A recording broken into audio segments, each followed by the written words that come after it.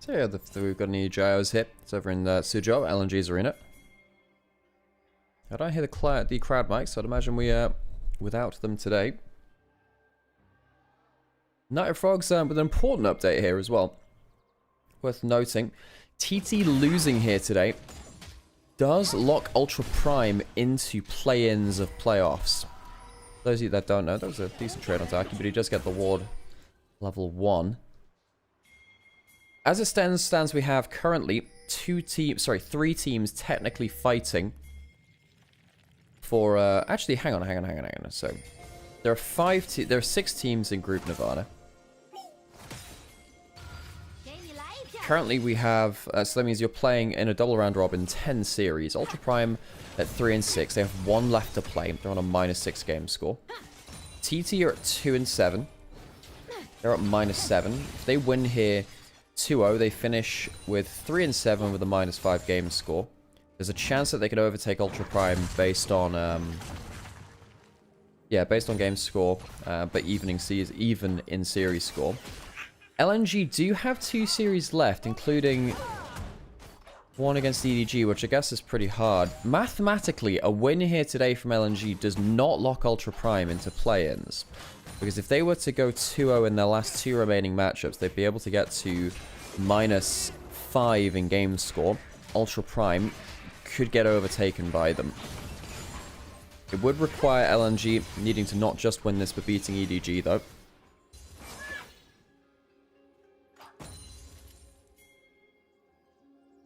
So those are the implications for today. Both of these teams still are technically in the running for a spot in playoffs, the play-ins to playoffs. All good, Frogs. All good. All good. So those are your stakes for today. Now the thing is, LNG have looked, I'm not gonna lie, they've looked pretty abysmal for this Nirvana. How far this team has fallen after being a Worlds representative many times since, what, 2020 was their first Worlds? Was it 21? I think it was 21 was their first Worlds appearance. I think that's when they had Arla on the roster. Might have been the D&D Arla. Yeah, that.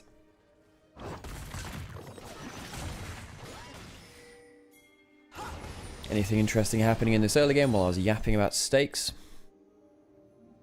Not even talking about Alistair. Incredible.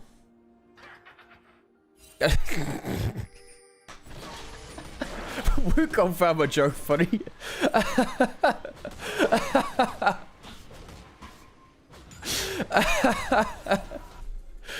I'm so sorry, that was just perfectly timed. God. Sorry, that's got me, that's got me. Oh, Wukong never change. Oh, it brings a tear to your eye. Nothing really interesting happening in terms of the actual early action. Very even across all lanes. Oh, that was a proper belly laugh. God. First backs of the game coming in for our junglers. Worth noting that Aki... Yeah, no, Aki's gone for the standard build. Typically, your first back of the game for an AD skirmisher has been Longsword, Ruby Crystal, and a Control Ward. Helps you get onto that pretty quickly with a pretty decent amount of threat. Pillar will force the flash after Feather managed to land the combo. Good wave control from bot lane by 1xN and Feather to make sure they could force the overextension. And Fish one. Force to blow both summoners. Although recalling on a ward as well, so we can't even hold the wave. Yeah, that's a problem. Because if you can hold the wave, that's alright. This is going to open up, well, more than a 10 CS lead already. God, this is awful for LNG's bot lane. They need Ornn to teleport for this wave ASAP. That could be a really, really huge amount of gold lost. Luckily, there's a wave crashing on top side, so Fish won't be able to get 4 CS out of this. But it's going to be 10 CS down. Thereabouts anyway. Okay, I'll even out to about 5. About 5, alright. Got a bit ahead of myself in terms of the maths. The maths counting that.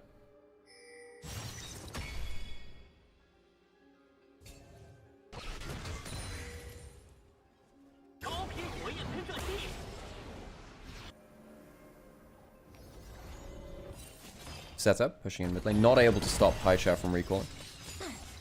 Setup's had an interesting start to LPL. He's occasionally had some very good games. particularly his Akali's been something that we note when it comes out. But also, he has also, in some cases, very much lost TT games. TT a strange team. I think they've, I don't feel as though TT have the soul of TT that they used to have when they had Yukal, when they had Beichuan. Aki's occasionally been playing well, but largely this team has been just more and more 1xN favored, centric across the split. Aki, speaking of him, will take that first dragon of the game. TT not contested on that one. Equalizer thrown in from Hoya. He gets a good trade here against... Hang on a second, the overheat is a little nasty, that, but he's turned around by the Ornn ultimate call. The Forge Guard comes in. Another Flame Splitter coming through. Aki and Xiaofeng on the bottom side of the map. You see that the Wukong can hop over that pillar. Junglers nullifying each other's presence there, meaning that neither top laner dies.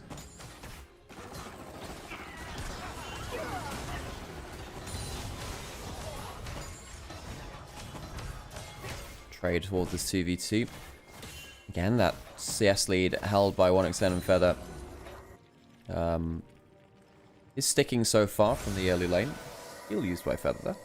Switches over towards Exhaust. Using it for sustain. 1xN actually overhealing a little bit, but gets himself the mana sustain from the fruit. Aki spotted on a ward here. Did you know there was a song called TT by Twice? Actually, let's be honest, if you like K-pop, you know Twice. You probably do know that if you know K-pop.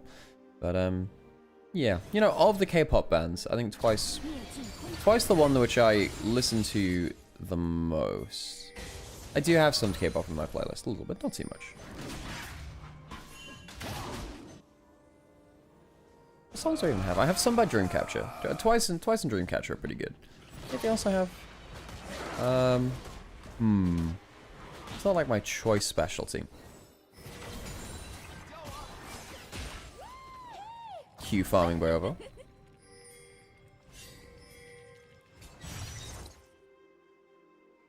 God, this has been such a slow early game. 10 CS lead in mid lane, worth noting. Hai Chao forced to back.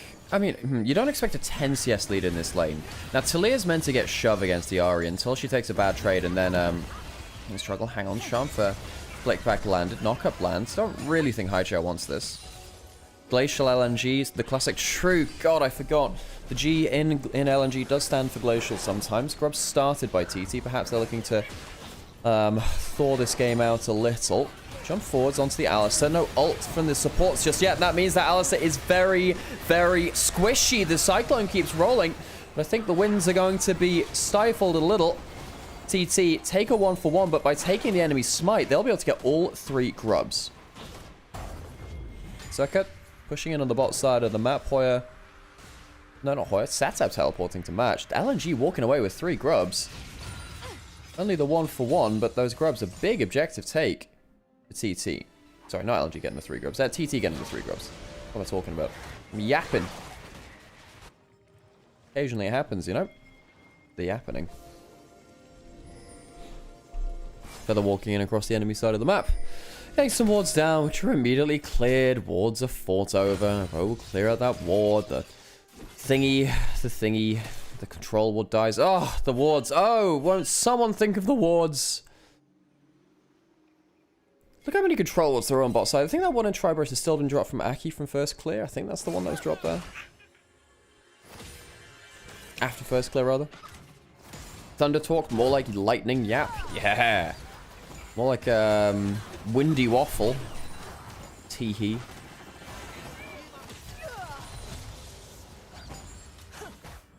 More like Charged Chatting. I can't think of anything more electric-related stuff right now. Actually, I probably could. Hang on a second. Oh, you've left your AD carry. It's got... Oh my god, he has to flash. The recall timing. Wanted to get back out on the map, but yeah, maybe Fish One should have backed off a little bit more. Do not Google that last one. Yeah. Yeah, what I do with the Windy Waffle is yeah. Some may deem it unnatural. Fish One, hang on a second, hasn't even managed to back off in terms of getting HP or anything. Oh my god, it's a good amount of damage from 1xN. We had a nickel for every time Fish One was stopped recalling by 1xn, well, I'll force into a bad reset rather. No, forget it. It's not even funny anymore. It's too early in the day. My words are failing me. Plate not taken there by 1xn, worth noting though. Still, getting himself a good recall timing. He wants to make sure he's out onto the map for this dragon, so he's okay to give up a little bit of gold to make sure that he's there in the right place. He is, you know, significantly ahead of Fish 1 from the early game.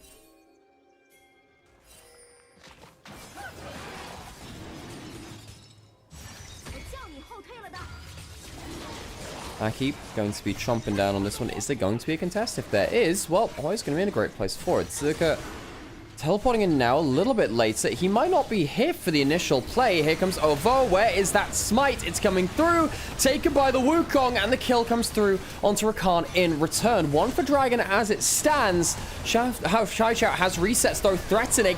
Gets another one. Haichao has another one to bring into the play if he wants to. He needs to not get through that minefield. Does he have another charge? Yes, he does. Where's the charm? Where's the charm? Fish 1 getting more damage down. Charm lands. Do they have another reset? Yes, they do. 3-man Ari ultimate. Another charge coming through. More resets on the board. Haichao has another one, and it's coming through. Oh my god, it's a pentakill in the early game on fake Azari skin. Haichao cleans up all 5. Haichao with the pentakill on Ari. More and more charges gained over time. And on the Demon Kill skin himself, comes away with a play worthy of him. Haichao with a full 5 cleanup. Just a random penta. I wasn't prepared for that at all.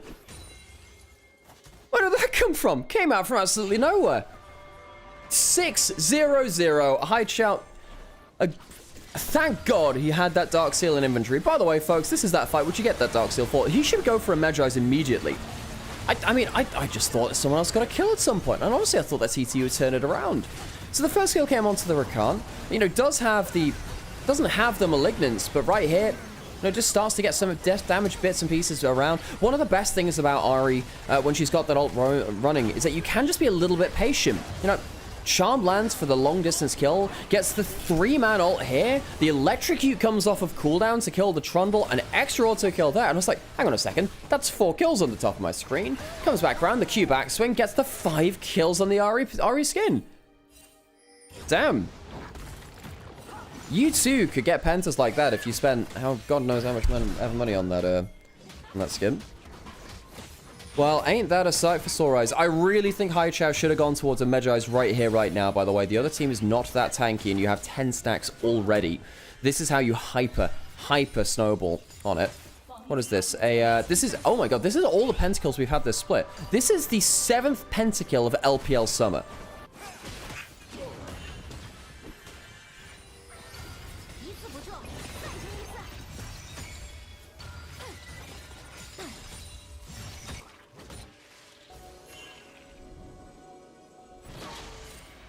Anyway, he does have a Malignance and that Haunting Guise built up. Has cooldown boots as well. Very strong item core. But again, if you are fed like this, folks, just get yourself a Magi's. Particularly in a game where you're not under like crazy amounts of threat as the Ari. Tell you what, the only games where I sometimes wouldn't go the Magi's on Ari are against some LeBlanc compositions and some like Diana mid compositions where they really do kill you very quickly and you are not as safe a champion as you think. Those are the only times maybe I wouldn't go Magi's, because it just feels like you die on cooldown and they actually can force onto you very well at that point.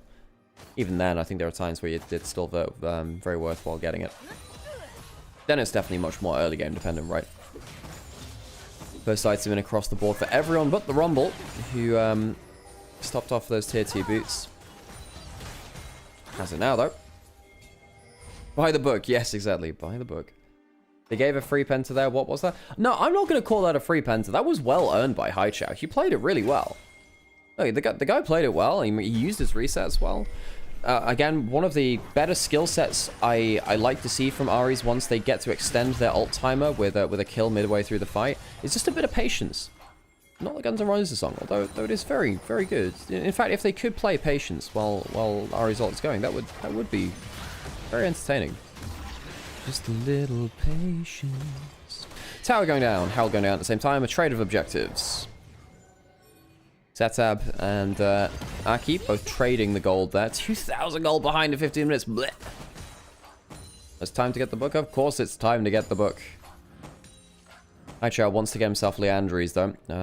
Wants to make sure he can cut through the Alistair and the Trundle more effectively. You do run out of damage a little bit against him sometimes.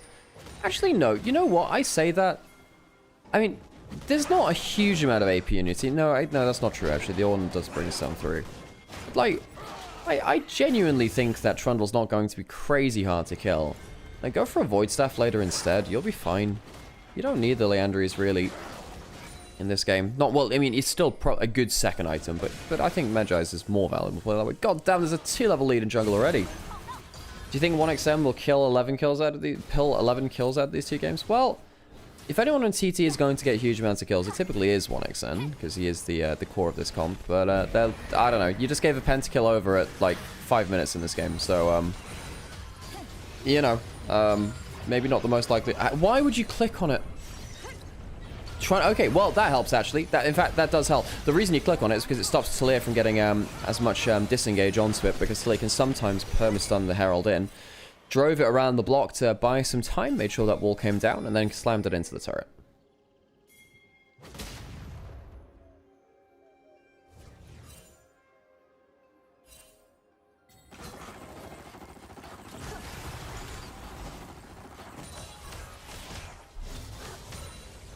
Corki's still doing fine in this matchup in mid lane, despite the fact that Kai'Sa got a bunch of assist gold earlier on. Big one lands. Single target Q was not a bad trade back, though, from Kai'Sa.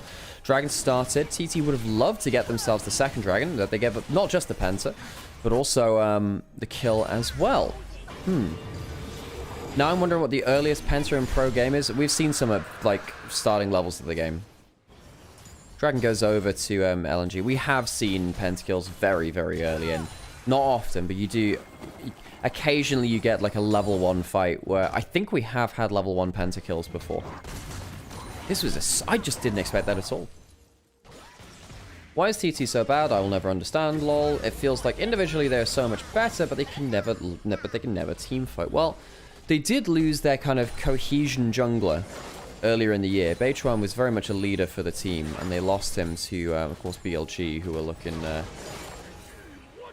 for junglers. And I think that's really hurt them. TT used to be a cohesion team, and in terms of like the whole, you know, better individually, but not in terms of team fights, blah, blah, blah. I mean, for group Nirvana, potentially, yes. I think that 1XN clearly is much better than many in the league. Feather's also pretty good too. Aki, I think he's mid-table, right? I don't think their solo laners are necessarily better than their opponents is. Okay, probably hang on, jumping forwards again. That's the equalizer, not bad there, but here comes the Penta killing. Ari gets a first kill already. That's a 7th for him. He can keep walking forwards. Remember, he still has that Leandries. Keeps ticking. If they get another kill, they get another reset. There you go. Another one there. Potentially even with the ult flash for a charm. Could go for it. Choosing not to. Another couple of kills over to LNG. Another kill over to Haichao. He's got... Folks, Haichao himself almost has a kill every 2 minutes. As a single champion. Teleport to mid lane now. Setup fails to get that flick out of the brush. Hang on, Setup might have just died here. What is it with teleporting away from someone who's in danger? If they get any kind of damage onto him, chance of kill afterwards. Q comes through, the burn starts to tick, and the W takes him down. And an 8th kill for the Ori. My man, get yourself a frickin' Magi's. Where is your Magi's? If he had a Magi's right now, he'd have himself, what? 18 stacks? 19 either with an extra assist? My dude, there is a book being waiting for you to check it out in your local library. Mid lane out of turret taken by LNG. I wonder who's getting MVP this game. I wonder who's getting MVP. Questions. Haichao wasting his W a little bit there by putting it onto the ground, but wanted it for the movement speed. Uses a couple of charges a little early. Honestly, that Trundle was very dead. You didn't need to use a second charge onto it. You could have ulted over the wall. Look, if that was, you know, Care or Knight or someone like that, you know, the real kind of like Ari specialists in the league, you would. Why has he got a Seekers? My dude, get a Magi's. Where is your book? Are you illiterate, my son? Where is your book? I see there's a Seekers there. You don't need that, my friend. Get yourself some light reading material. And yes, we do that mean that in the Death Note sense. Light reading material. It's funny, trust me. Seekers will make it a lot easier to make play around it. Ari roaming down the river now, but they won't need him this time. Setup taken way off, of course. Flash in for a not great ult, actually, from Zucker. There's an ult again. 2 ults charges used by Haichao. Starting to get that burn rolling. This time he ults a little bit early. More in there as well. So much damage between the carries and so much distance to do it from. There'll be another 2 kills going down. Feather lucky to make it out with his life. Oh, Vo taking a ton of damage, though, on the back end. Can't blame 1xN for the amount of damage he's putting out. Does Medjai's have pictures in it? Won't buy it if it doesn't have pictures. Yeah, it actually has, you know, it's like a sepia grayed out picture of all of your victims. Atscon started up now, and with a number of people dead from TT, there won't even be a contest. Won't even be a contest. Setup walking way too far up. They spot out Xiaofeng. He tries to ult out. Gets flash, quickness, knockup off of the wall. Pop-up children's book Medjai's. I would take that around to, like, you know, conventions. You know what I want to do? I want to get people to sign a Medjai's Soul Stealer as I walk around, like, Comic-Con. Objective bounty taken by Hoya.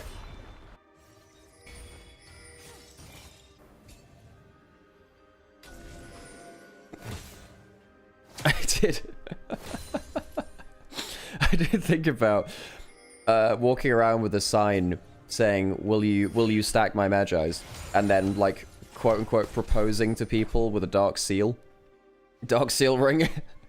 Although I think that was that was years ago when I thought about this, and I think perhaps maybe not something to do. Well, no, not something to do now. I'm very happily in a very long-term committed relationship. It would be very funny. Oh god. Ugh. Dragon now available. Goddamn, I'm honestly just looking down at Haichao's inventory thinking, you're throwing away snowballing potential. Ornn coming through with the ultimate now. 2-man knockup. Fed over once again on a great flank angle. Haichao will get himself another kill participation. Another couple. I'm not sure that ult was needed, actually. Again, Ari is going to absolutely destroy them. 1xN does not have flash. Another charm could potentially kill Haichao using that Seekers now. Feather goes down on the other side. Haichao making good use of that Seekers, and this fight will fund him through to his Zhonya's completion. Dragon, easy takedown from LNG. Credit to our LNG. We have talked about LNG being glacial, being poor at starting fights. They have been very, very proactive. I think that Zucker, Ovo, Xiaofeng have been a triple engage core, which have worked very, very well in this game. They'll take themselves a bot lane inner turret as well. Reminder, they gave up all grubs earlier this game, but don't really give a damn about that now. Look, if nothing else, LNG are playing proactive. And they, in fact, in this game, it is much more than just that. It's not just nothing else, not to go too much about them. Yeah, folks, I cannot believe it. Haichao has completed his Zhonya's, and the gold he could have spent, he has spent on that nearly large rod. Could have literally just gotten him a Medjai's right now. My dude, you are throwing away free gold. You're throwing away free gold. My dude. Look, I'm an Ari main of, what, several million points on the champion. If there's one thing I beg of thee, oh Ari players coming across this message thrown out into the universe like a message in a bottle, get yourself that goddamn Medjai's. It is by far Ari's best item. She's so damn good at using it. He doesn't need your free gold. He doesn't need those handouts. That's fair. That's fair. Maybe you should get like a Guardian Angel at the same time, you know, just really make sure he doesn't die. Although, his W is cancelled. He doesn't have flash. No one is around for his E. Great Capilla coming out. Quadruple knockup though from Zucker. Hang on a second. That's a subjugate onto the Ornn. You're not that tanky now. Haichao has jumped in with the Zhonya's and he has his ult running. Resets coming through again. That's a number of kills. Oh, it's popping off again. Haichao has been an assassin, well and truly. Setup has a flash. He won't need to use it. Well, I say won't need to. It wouldn't have made a difference. Goes down for his 4th death of the game. 12-0-5 on the Ari. Haichao, a masterclass on these fights. LNG opening up the door for this Ari to team fight so effectively. Wouldn't be effective without the engaged composition that LNG have drafted. We did say that both teams were quite aggressive with the way that they drafted in their comps, and we have seen that well and truly from LNG. TT have not had the ability to go defensive on the other side. They're going to wait for the respawn rather from Zucker. He'll be a 5-man Baron as it's taken down by Xiaofeng's smite. Zucker thanking his team there for allowing him to get that extra buff. Imagine not upgrading the 12-0 Ahri first. True, that's some... I don't know. That's just Haichao, like, I don't know, like slagging him off or something in the change rooms or something. There's some personal problems there. Oh, the infinite Zhonya's. Blech. Haichao jumping forwards onto the equalizer, but then immediately Zhonya's thing. Of course, that's the value of the thing that... What the heck happened with Fishwan? He jumped over the wall, and the wall ended up... I mean, the funny thing is, they actually didn't need his extra DPS in the fight, but I guess that's how he ended up going around the back for the kill. ×9 top. Is he upgrading someone else with the Ahri again? And maybe the logic is Ahri is so fed they don't need the extra stats. He's 5,000 gold individually ahead. Cyclone coming forwards. And Feather and Arky, yep, then also having this one. Haichao will jump into the brush. Damage coming through from the chomp onto in the subjugate. Don't think it's going to be that much of a subjugation. No, it's capitulation instead. Another kill for the Ahri. You know that one Patrick Star mode, just another kill for Ahri. 13-0-5! What the hell? What the hell? They might even look to end the game here, yet they could genuinely find a game-ending fight right now. You know, there's 2 dead from TT. They'll walk up and clear the inhibitor turret. Oh, okay, not quite. Of course, they do have the Baron buff. Ahri taking the inner turret on the top side. Hey, Mecha. Welcome back. 20 stream streak. You missed an Ahri pentakill. Yeah. You missed like a 7-minute Ahri pentakill around first dragon of the game. Ridiculous. Ridiculous stuff. 3-lane push from TT. Could be from LNG. Could be possible here. Could walk in towards that bot side. Sativ currently clearing it. Double inhibitors being threatened. TT, do you have an engage? No. Feather could flash combo, but he doesn't have an ultimate, so he'd probably die on the entry to it. LNG could end on this push. They're currently 5,000 power play up, ult onto the Ahri. Does he have Zhonya's? Does he need it? Taking some damage down. Doing quite low, but the reset's coming through. Give him a ton of HP from his passive. He'll recall, teleport back in. This will be the game. It'll be before 28 minutes. This should be the game. Haichao can teleport back in. Hell, he might even still have an ult charge left, but he comes in, and now he gets the Magi's! Now the game's over, my dude! Read the goddamn content manual. Another couple of kills coming through. Why not? Gets himself, I believe, a 14th kill at the end of...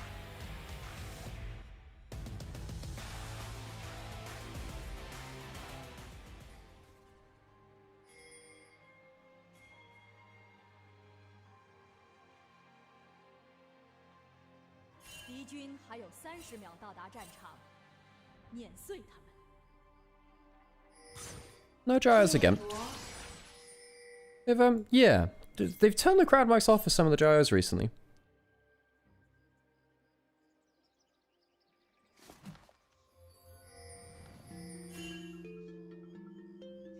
That reminds me a little bit of an Avatar song. A little bit of an Avatar song.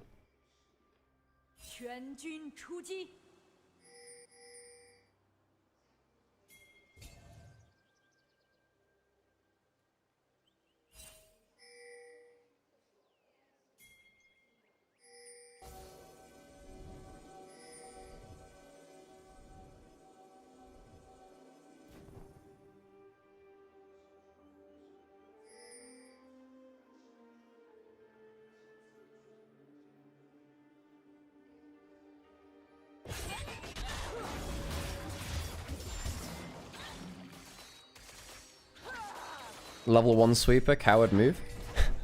Level 1 sweeper allows you to make aggressive plays, I'll have you know. You really do want it to stop the Smolder just randomly pinging you. Really helps the Leona kind of jump out of a brush at you. So if it kind of wins you your level 1 for you. You know, instantly pushes that wave. 1xn on the smalling pick, the scaling pick. Sure, we can call it the smalling pick, I suppose. Let's not do that. Another ward was put down there. LNG did spot that one being put down into that brush. Both junglers going from top side to bot side. I feel I could do this as a shipping forecast. Wait, what are the shipping forecasts called? Something coordinates 2.5 southeasterly. It's not the barometric forecast or something like that, is it? Nautical forecast? There's a radio station which constantly has that stuff. Xiaofeng potentially looking for a jump into mid lane. No passive for Xiaofeng just yet. Could potentially jump forwards and do something like this. Blows that flash, uses the flash himself. Not sure that's the best trade ever, but now it does mean that level 6 Haichao has real threat against the Annie. You can go for that shockwave onto the flashless target. Aki didn't stop his clear, so he's going to be a little bit ahead of the Pantheon now. He's going to be a little bit slower. Going towards his blue buff. Need to see whether he fights for this bot side scuttle, knowing that he's a little bit behind. He's going to be against level 4 Nocturne while he's level 3. Bot lane control, of course, over towards the Sivir Leona. That might just win it for him. Yeah, Aki will just go up towards his top scuttle instead. Yep. No point trying to fight around a small early game, right?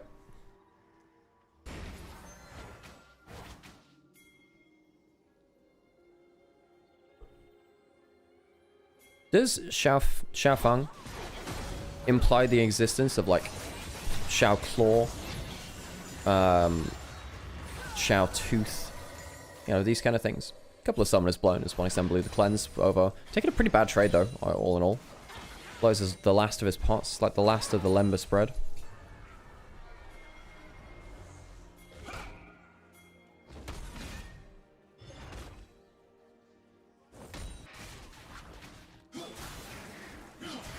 It's said that a bite of the turtle biscuit of rejuvenation can fill a grown support player's stomach for an entire day. Oh, both these mid laners running phase rush. I guess you kind of have to run phase rush against AD skirmishers and tank top laners and stuff like that. Like, it is a triple melee comp on either side, and typically if you're a mage who gets caught up in the middle of them, you do die. So you need that phase rush to keep yourself at a healthy distance away from them. Healthy arm's length away.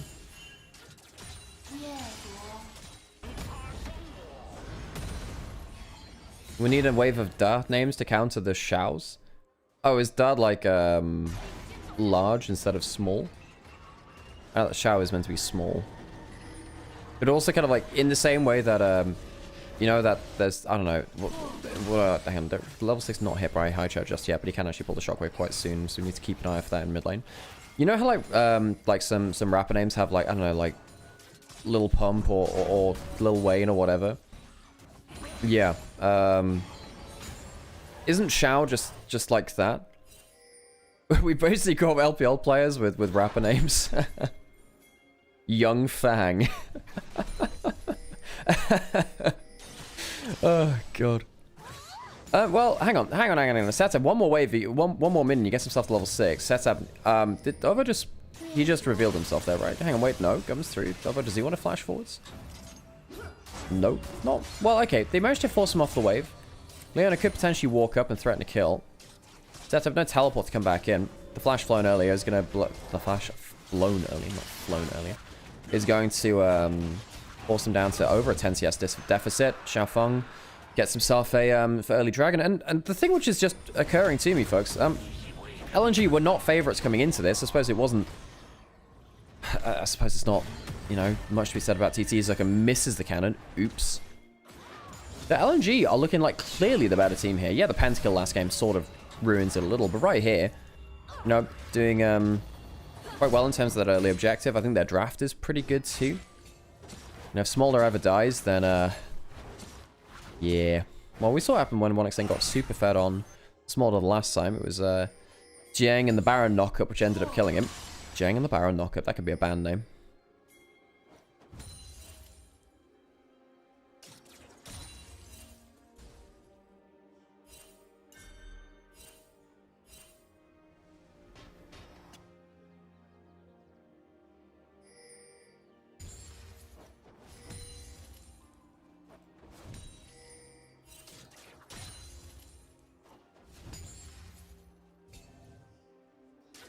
Oh, it's slowed down again though, hasn't it? Waiting till that level 6 from junglers to really make a mark. Got it coming in from Arky. Xiaofeng will have his level 6 now. Okay, alright, let's see some plays. We have globals. We have ability to turn up to areas of the map quickly. Panting can be quite good at ulting behind someone. And then kind of pinning them in place, surviving long enough for the shockwave to come in. It's kind of like, oh, was it Emil Heskey for... Hang on, there we go. Holding, that's the strike or whatever it is. Flashing forwards. There is still no flash for a couple of seconds on the Annie. Don't even need the shockwave. I think they were afraid that the flash was coming up now. It's coming up in like 2 seconds. It is up now. If it had been delayed a little longer, so that would have made the difference. God damn. Xiaofeng with the Emil Heskey play. the holding midfielder. Whatever it is. But you walk up and you, hang on a second. That's not from Scion. Not sure that's really what they wanted it to be. It's going to ping onto Leon. It's not bad damage, you know. That's actually not bad at all. And they have the Nocturne. No flash on the Pantheon.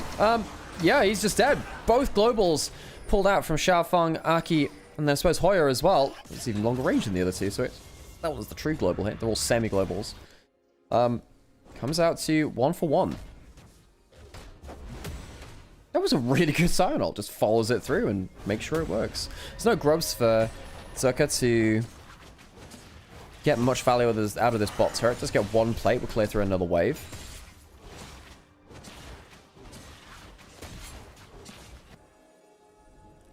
I warned you, Master Wave. Imagine if we had Batman in League of Legends, but instead of Bruce Wayne, it was like Bruce Wave, and he just needed one more minion. Just one more minion.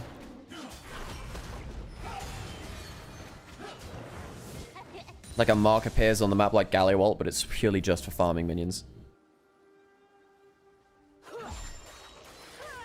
Of course, we already have Shaco, who can finally have his lore development becoming the Joker. It's not like he's got any lore to speak of anyway right now. Game slows down again, waiting for the big cooldowns to come back up. Dragon in a minute and a half. I'd imagine that'll be the next time we're actually fighting. That being said, you know, LNG, they're faster paced than they were. Morning, Captain. Good morning to you too, Power.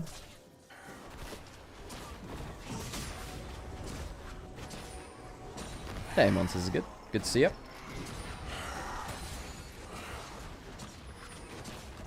Oh, God. Ultimate reliant compositions playing around their ult cooldowns. Oh, this is the LPL I grew up with. Q was cancelled out, so Manic went on a 1-second cooldown. Took as a slight CS lead over Hoya, but he got himself that assist in that last play, so it's not led to that much. Even the XP diff's not really there. We have hit 10 minutes, and here comes the random pentakill. You know what? If LNG played as glacially as they did, but got like a random penta per game, I would take that trade still. W actually did ping onto a fish one, though. But it didn't stop him from recalling. It happened too late into his recall animation.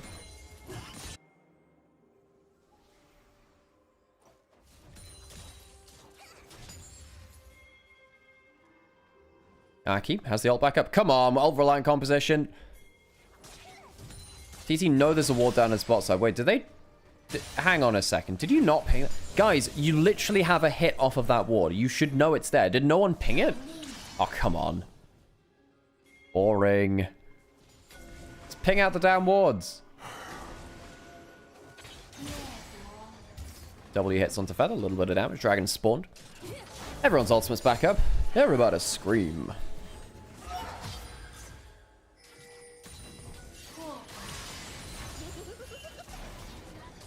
I don't have a tri-brush of all things. I guess it is the easy way into River.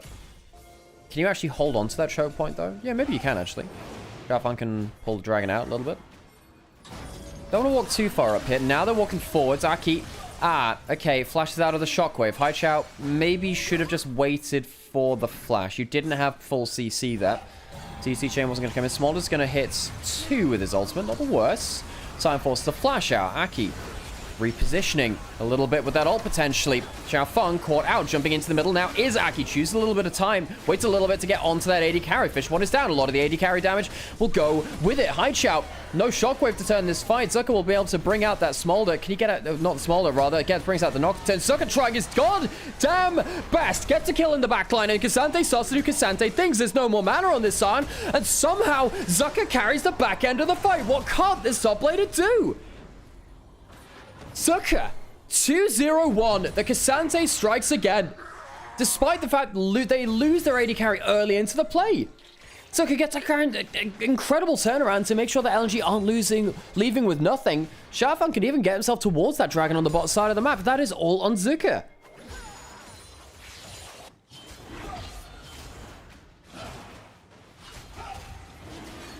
Dragon will be taken now, and I don't think TT have anything to contest with.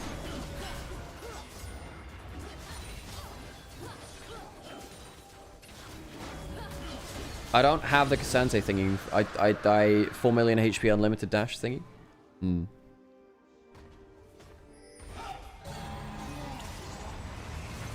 You know, the small drop was okay. The Cyanolt separated out the team. I thought that was really good at that point. I do think Xiaofeng kind of should have waited till the Cyanolt timed out. The Cyanolt is in crazy amount of damage early on. You have Flash. You didn't have to play it the way that you did. Ends up surviving through the play, though.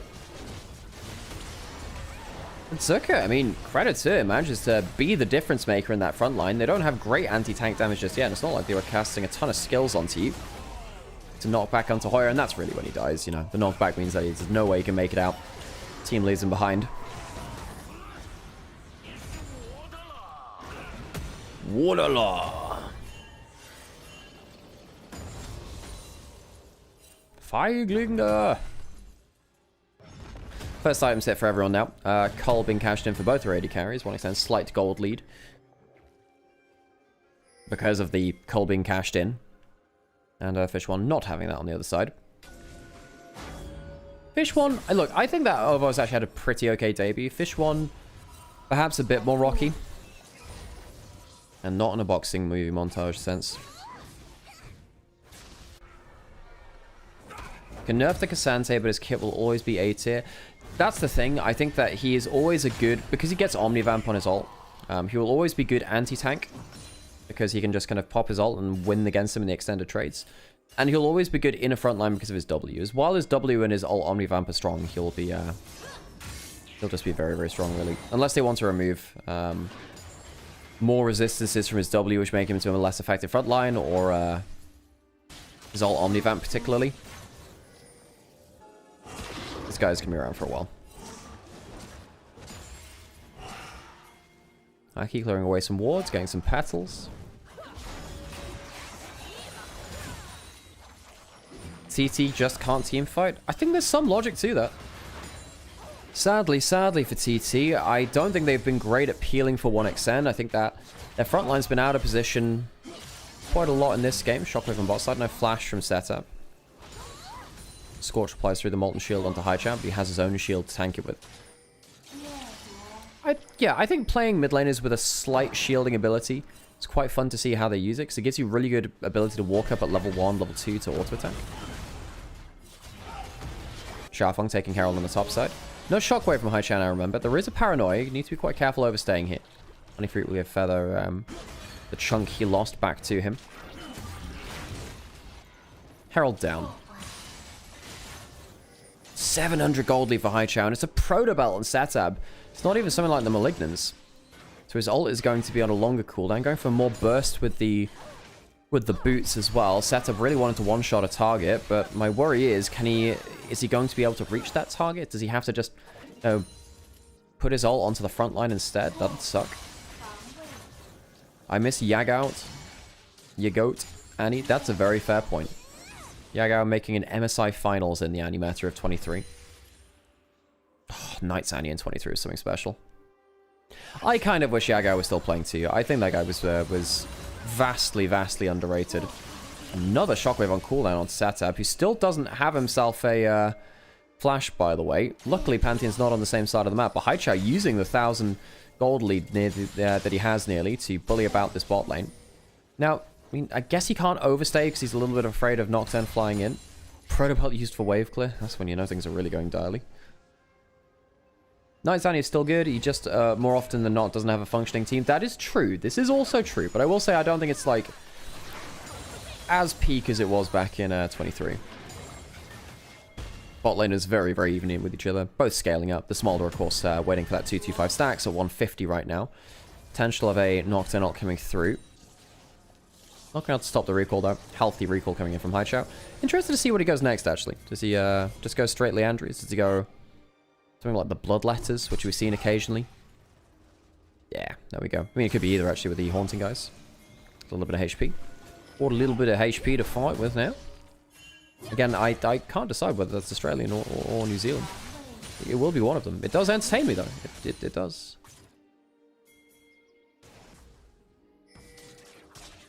I say that just knowing that Mabby's in chat, and, you know, can't let Sarah go a stream without hearing a botched accent, you know? Yeah, Sarah is both Aussie and Kiwi, so, you know, You get to be frustrated from both of those. Dragon started up now. LNG, can they get themselves a big fight? Sad to flash forwards, flash back from Xiaofeng. Not caught out this time. Civ is not in a great position. LNG, I don't like the way that they're positioning right now. Okay, that's a blast cone and a half. Where's the shockwave? Might need it to bail him out. That is not a great solar flare either. What the hell is happening with this? Rel into the backline. Xiaofeng in the front. Or rather, Zucker is as well. The shockwave is on to Tibbers. What is happening? LNG give up the dragon. They get one kill. Trying to look for the all-out. They'll manage to bring him back. Zucker trying to go man mode once more. Here comes the Pantheon. Where are they jumping onto with that? Getting the increased movement speed. Setup, no flash. That'll be 2 for 1. 2 for none, rather. 2 for Dragon. Can they get anything more off of it? No. I mean, the Herald are going to mid lane, but I don't think it does that much more. They don't have any grubs. Can they get the full turret? It's going to be a full channel Q onto this Herald. Okay, mid lane out of turret. That makes it better. That does genuinely make it better. Herald will be taken down with the sweet spot. Hit by 1xn's Q.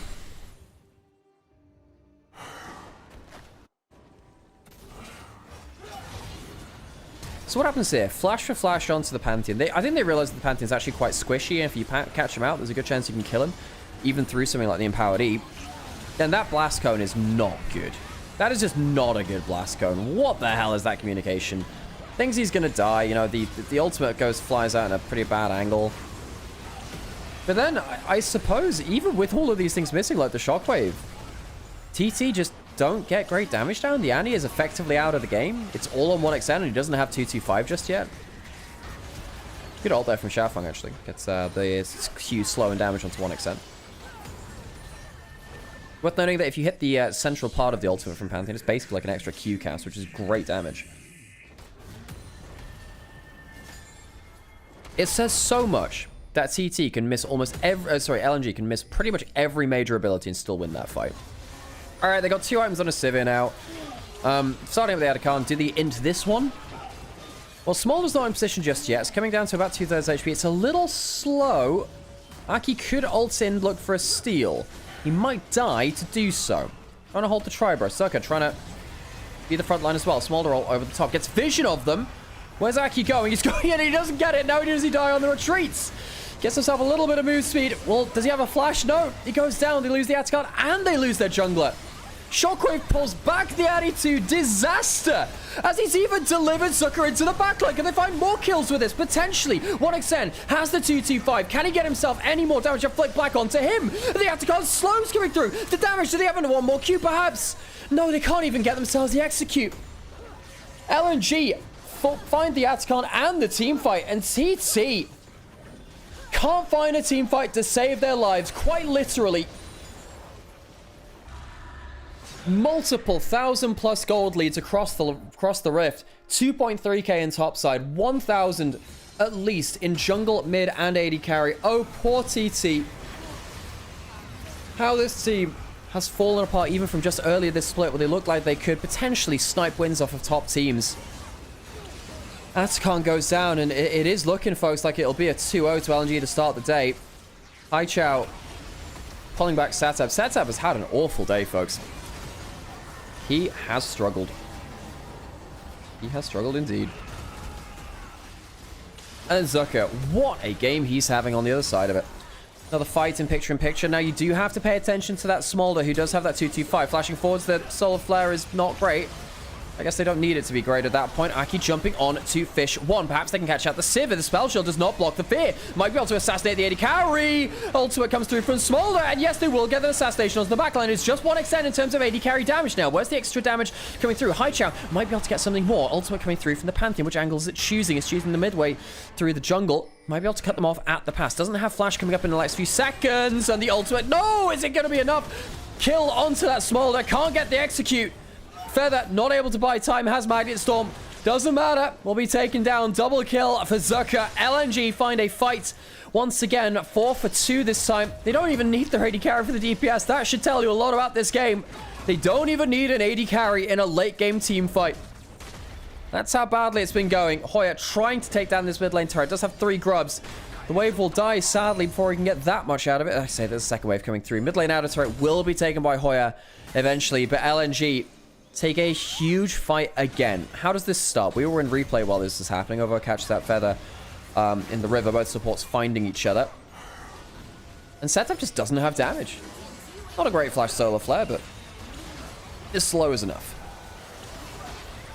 Did I tune in? Did just tune in for that? Sam, my dude, you missed it like a 10-minute Ari pentakill last game. Yeah, Haichao got a 10-minute Ari penta on Faker's Ari skin. This LNG, dare I say it, are looking proactive and looking like a genuinely proactive team. Crazy, I know. Call me mad. Perhaps the G in Glacial is thawed finally. Dragon taken by LNG, put them up onto soul points. Low-key Ovo is playing really badly right now. He's actively trying to feed, but TT can still not kill him. I don't disagree. Ovo is actually having a pretty shit game. He's parking himself in front of a Smolder with, you know, a crazy amount of stacks now at this point. Well, I say crazy amount, but he has his max stacks. He's got 2.5 items. If the Infinity Edge comes through from 1XM in time for the next fight, I mean, you win like that again. Free kill. Smolder starts to rack through with the burn again. Finally, Malignance comes through from Setab.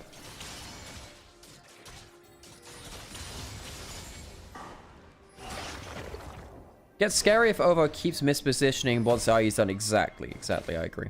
I really agree. 3 items for Zucker, 2,000 gold up on the Cassante. Now that's a problem, because I actually don't think the Smolder deals very well with this. Now you don't have any sort of lifesteal right now. The Thornmail will hurt you. And if you ever find yourself in melee range of the Cassante very much kills you. Hey, Giro, good to see you.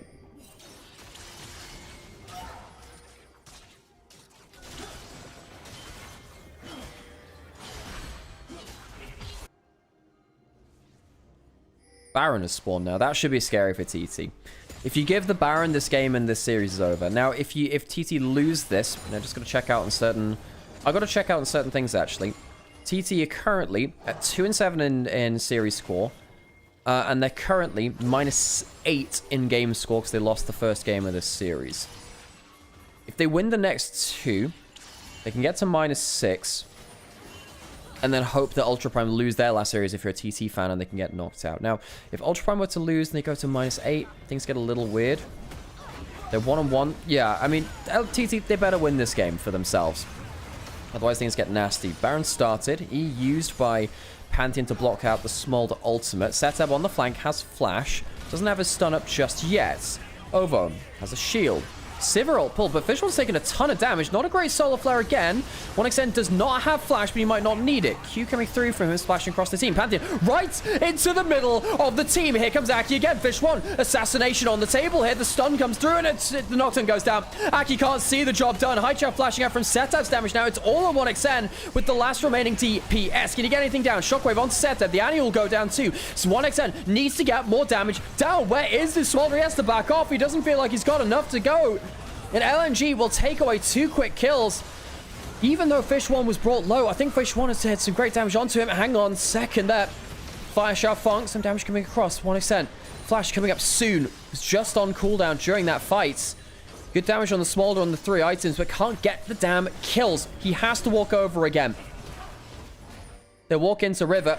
One more Q, a little bit of damage coming through. A little bit more damage will lead to the execute. Flash forward, but the stun misses from Feather. And it'll open up 1XN to get jumped on by the Pantheon. Oh, Feather. That's a misplay. 1XN not able to flash away to safety either. LNG do not lose anyone, despite the health bars blinking. And a little bit of fast and loose play. LNG should walk back towards the Baron now. Aki does have smite, does have ultimate. Does he walk in for the rest of the play? Quite low HP bars here. Ultimate coming back up from Annie again. Could be another Tibbers coming through. How long have they been leashing this goddamn Baron? His regen has gone back down to half HP. Aki, no paranoia, no flash. Can he get into the pit? I don't know now at this point. There is, however, Tibbers, and there is also the side ultimate. Zucker goes out of the pit, paying bodyguard. A stun onto Ovo, goes down, but he will trade his life to make sure that Annie cannot get a multi-stun into the pit. Baron taken. Setab goes down again, and LNG will find themselves 10,000 gold lead ahead. And with a dragon, which would give them soul in a minute, prime position to take both Uber buffs in this endgame and get themselves into a 2-0 scoreline for the game. God, you gotta feel bad for poor 1XM. There are 2 people meant to be doing damage in this game. One of them is the Annie. The Annie is 1-7 and has a fucking proto belt. I suppose it's not bad for some early game damage. Well, the early game's gone now. It's okay for target access. Well, it's not really helped him out too much with that one either. I'm not going to say 1xN has played this game out completely cleanly, but it's not been his fault is what I'll say. How do you play a Smolder, a scaling carry, when the rest of your team falls so far behind that you can't really ever scale into the game? 346 stacks. And look at the Lord Dominic's regards next. We can deal with Zucker later. How good has Zucker been in this game, by the way?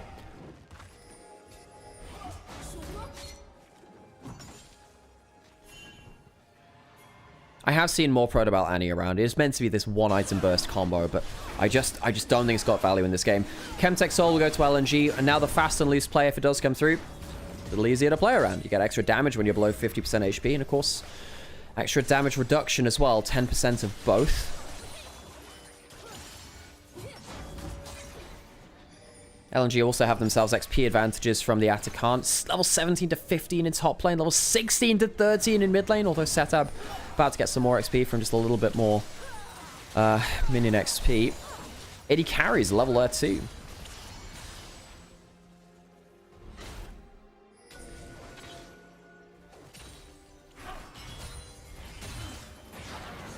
Well, this is one of our only first 3 series here today, folks. We have WE Top Esports coming up next, then Weibo IG for our last series of the day. Ultimate sounded by Sion and quickly turned away. An E from Xiaofeng rather, sorry. Will speed him up, get him out the way. W procs decent damage there actually, not bad damage from the Smolder.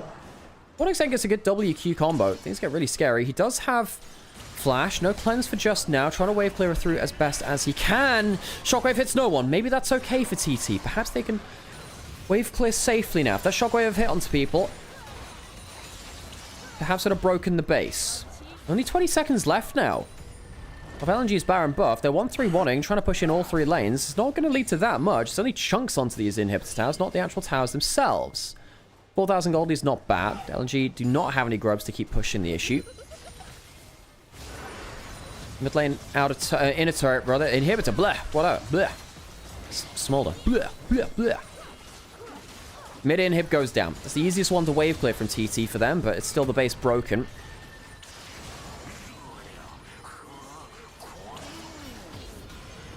Perhaps they can walk up for a little bit more damage on this bot one. They do have decent wave clear, though, with that Smolder stacking. Stun onto Cassante. Uses his W to go unstoppable. Smolder ult coming through. Not bad. Hits onto 2 people. Shield comes a little late there. 1xN doesn't have himself the Lord Dominic's regards just yet, though. Another inhibitor will fall. LNG actually pulling off a 1-3-1 fairly effectively right now, saying, look, you don't have the stats to engage onto us. Get some value. 1xN needs to back. Can he get himself Last Whisper, at least? Yes, he does. Close towards his Lord Dominic's regards. Sion ult towards top side. Goes unstoppable. Nothing really achieved there from the Sion ultimate, sadly. LNG will back off. They don't end the game here, but it's good as broken. Jesus, such huge. There's a 1.6k gold lead in support now. Sadly, Kremlin Door, I agree. Sadly, I agree. TT feels like a sinking ship right now. They don't have a real leader. Feels like every game just is 1xN, do some magic, please, God, please. And while he does pull that out a decent amount of the time, the platform he's playing on is so uneven. It's very, very hard for him to get value in most of these fights. Can he finally get himself a Lord Dominic's regards, get to 4 items, perhaps for an Elder fight? That could be the game changer. He's been fed a wave or 2. Has himself a Mortal Reminder instead. That makes sense to remove some of the healing value from Sundered Sky, from from the Cassante. They're hovering that build over there. Overlord's Bloodmail for Zucker. Now, the reason that's important is that it turns your HP into AD, which is really scary. He has 5,000 HP. That's going to be like a 70 AD item. Now, typically, you know, Cassandra doesn't use it that much, but won't turn it down, will he? Stun onto the teleporting Sion. Not bad damage from 1xN on the backline. Solifest not fantastic. Civet having to contend with the Tibbers, and the Tibbers user has gone down. Xiaofeng goes into the backline, and 1xN chunked out so heavily and killed by a Comet Spear. Like a bolt out of the heavens, Xiaofeng Kills down the last remaining hope of TT. LNG will mount themselves a late comeback in the split, finding only their second series win. They are not technically eliminated from Group Nirvana just yet. They will keep themselves alive for another day in the race for play-ins.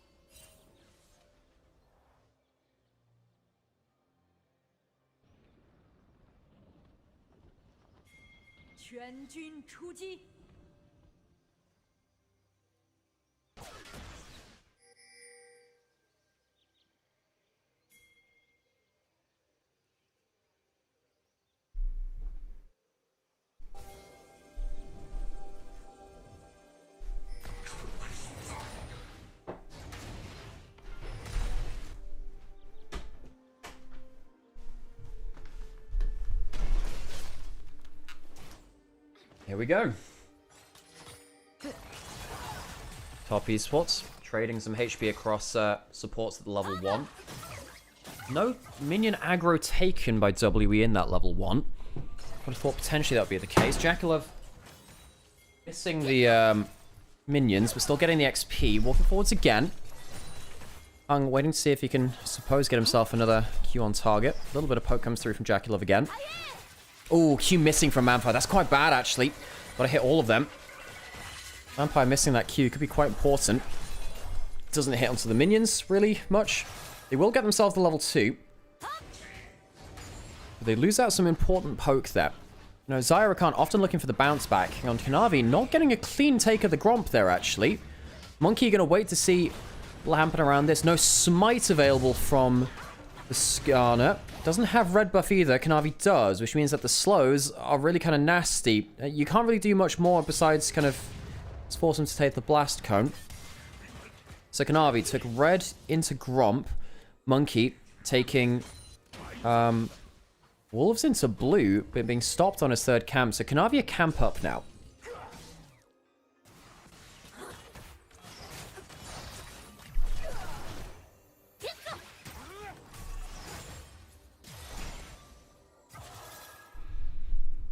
Vampire hiding out in this brush again. Like, they get control of the level 1. That's not the question about this lane. It's just more a question about how much value the Zyra can't get on the bounce back, how much health they can conserve as well. They hit level 3, and they're fine. They can actually fight back now. Good Q there from Hung. We'll top him up just a little bit. Monkey on his own crux. Kanavi a little bit behind in the clear, but he is still technically a camp ahead in terms of respawns. Now we're hoping. Now top esports are hoping to get a little bit of bounce back to help with this bot scuttle. I think Skarner knows can't really stick around the bot side of the map. The Rakan being able to roam on that HP would be enough to flip a bot side fight. Monkey will take top side scuttle. Did he get himself up towards Krugs? Perhaps. Might just recall afterwards because he'll have. But if he recalls, he'll be a little bit behind. Doesn't get. Hang on a second. Hung. Doesn't have that much HP. God, he doesn't have that much HP at all. Tayin flashes. Can't finish the kill. Hung caught out, but not killed. Importantly, Monkey now walking around the back of this bot side. No wall stun coming through. Green will take a chunk, but nothing more than that.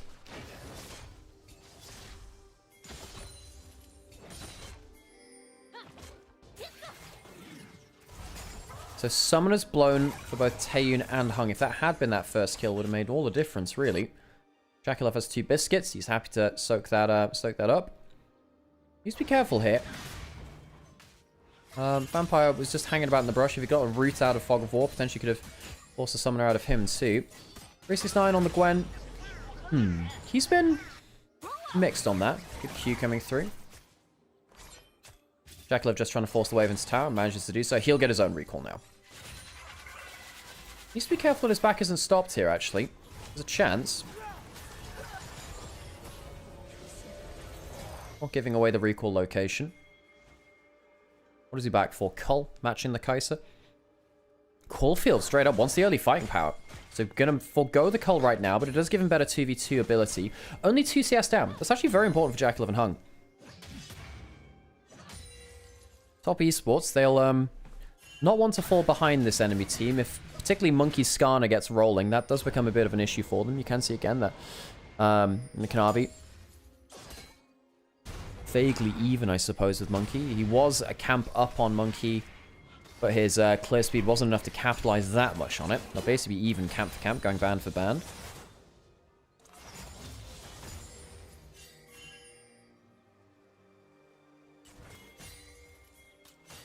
Fight around bot side potentially. Ooh, catch on the Vampire. Root hits though onto Jackulov. And gets a shield on the way back. All coming through from Cream. Early level 6. Remember, there's no flash on Taeyun. Cream calls off the play. Not great from Cream there, actually. Using that ultimate, not finding the great angle. They blow the heal off of Vampire, but top piece was not a clean macro play. That being said, W now forced away from their bot lane a little bit. Cream goes back towards mid lane. Lost a minion or two for this. Exhaust put onto Cube. Needlework in top side. Was okay in terms of the damage.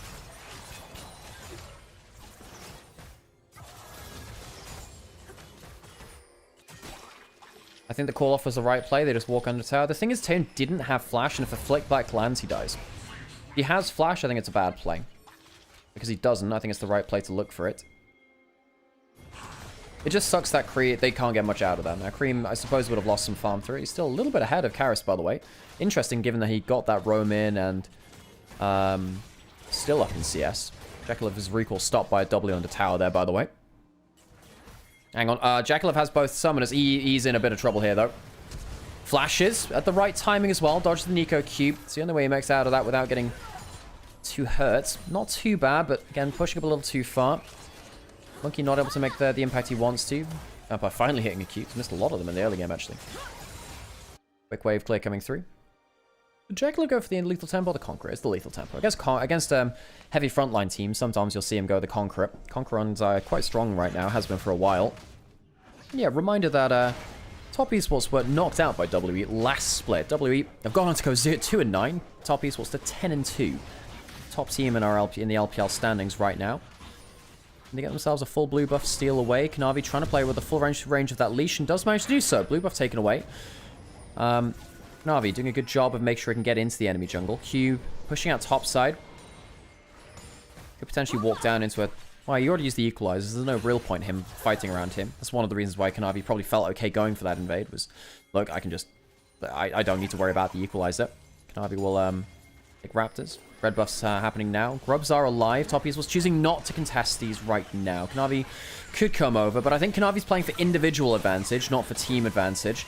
3 grubs to the side of W. It's not a small thing to give over, but then again, Monkey falling behind a little bit in terms of his individual clear. A little bit, not too much. I mean, grubs are not as valuable as actual camps for you as jungle at the time. Good double flick back there from Cream, actually. Nice. Some damage down. Kanavi really trying to get himself an individual advantage.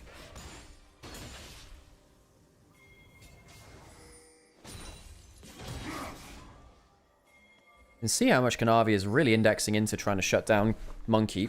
Monkey's got a pretty good record against Kanavi there on an individual level.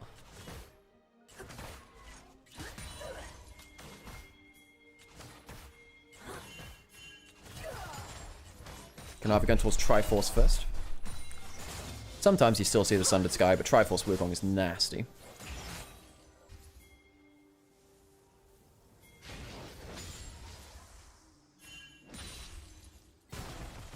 Alex probably glancing at chat going, what the heck is going on? I see your Meowdies. I see your blasts. I see your chat spam. I see it.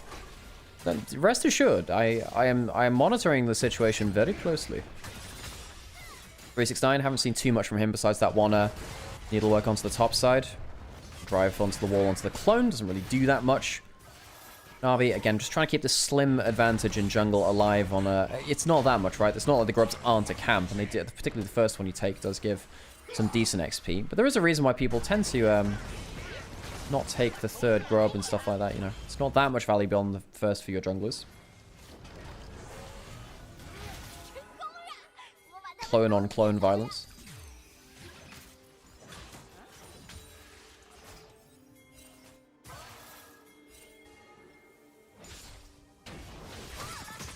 This is done great damage onto Karis. That could get flicked back though. Needs to be careful. Rix is starting to see no that he's just jumped it. Well, he's just jumped into a Skarner. He's going to die. Gets a little bit of healing from the passive. He'll die fairly quickly. There's a teleport coming in from Talia. Okay. Dragon's been started up, which is why they want to do too much here. Good flick back onto Vampire. Hung catching out Vampire. Flying in is Taeyun. Here comes the equalizer. Dragon is stolen by Monkey. And 369 getting caught out might just lead Top Esports into an uneven numbered fight. Vampire will die. Kanavi still strong on the backline here. Taeyun does have flash. Will he need to use it? No, he won't. He will just at the end. Cream will die. WE get themselves a huge fight in the bottom side after 369 gets blasted in a 1v2. Throwing his team under the bus. 369 leading them into their uneven numbered fight, and WE walk away with not just the fight, but the dragon as well. Awesome play. 4 for 1 in the early game for them. And Top Esports on the ropes already. Need we remind you that WE in game 1 often come in with a huge advantage. I think perhaps Top Esports thought that Monkey would be in position for a steal already. Not to be the case. Dies very, very quickly, does 369. Now, at that point, this is okay, because it's just damage onto the Rakan, sure, whatever. But then Hung ends up, you know, allowing Taeyun into a split fight, the equalizer into a choke point. That's very intelligent from Taeyun, realizing, actually, got the equalizer for backup, that should be fine. Yes, the Cyclone is fine. Kanavi doesn't have damage to carry everything by himself. It is still a 4v5 at the end of the day. Not bad in terms of the actual damage puts out, but Top Esports now 2,000 gold behind. A lot of it, not gonna lie, is off of 369 getting blasted. And now Cube is now how far ahead? 1,000 gold ahead.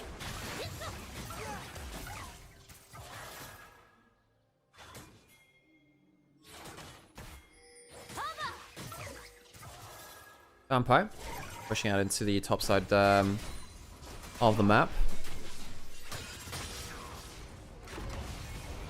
Monkey not at that, sorry, Kanavi not at that level, that one item just yet. Needs to back to get himself that Triforce. Quite an expensive first time, of course. 369, just misreading the fight before that last dragon. I've not been a big fan of his Gwen. I know he had one MVP game on it, but his early game Gwen has not been fantastic. This time it's not going to be the cleanse getting that much value through one man Impale. Spawns the Rakan. Will be an easy kill. Double ults invested. And 369 has his ult too. That feels like a lot of ultimates used. Now, if they hadn't used those ultimates, they might have been able to kill 369 under turret. I don't think they can now. 369 clears through another wave. I'm getting a little bit support diff here, not gonna lie. A little bit. Well, no, I wouldn't say support diff, because I don't think Vampire's having the best game either, but it's more about just a little bit of macro diff from Top Esports. From WE, rather, onto Top Esports. Top Esports, their first play of the game, and that's Talia going towards the bot side. Failed. Cream not getting anything out of that bot lane. The 2v2 was going fine from Jack11 Hung. That is a worry which W will have to contend with. Jackalove's still very much in this game. Now, he didn't go for the cold. That could be important. Hung jump forwards onto Monkey. Okay, rooted down. Charm comes through. Monkey doesn't have flash. He has a blast cone. Can't hit it right now. Flicked up into the air. Hung will die to Karis. He goes on the other side. But Karis, you've just jumped in for a 0 HP Rakan. Flick back in. Cream getting some damage down. Taeyun repositioning. And the wall means there's no extra follow-up. 369. Can the needlework land onto anyone? Double slow. They have a blast cone. Is that going to be enough to flick over the wall? Vampire, extra damage going onto him. Kanavi should get one kill here. He will do. What's the full kill count? 3 for 1? No, 3 for 2. Hung died as well. WE pulling something back. That might give them access to... Well, no, the Herald's only spawning in a minute. It doesn't give them access to that much at all. It's just a fight for the sake of a fight. 3 grubs for Cube will give him push on this bot side. On Top Esports, by losing that tower, I think they lose in the overall play on the whole. And Top Esports not able to push him for a tower. Feats of Strength will go over to WE with this. Good early game from them. They'll go up to, what, a 3,000 gold lead almost? 2,000 right now. My mistake. Hung goes very, very far looking for a play in this top side. He's been struggling this game 1 so far. Largely had a very good split. Karis slides over the wall. Now, I think Karis does make a mistake here. He then walks up for a shuffle. I do think maybe they could have positioned in a way to not both get double shuffle and give the damage over. The teleport from 369 also very slow. If you're going to teleport, you know, do it early. Or not at all, really.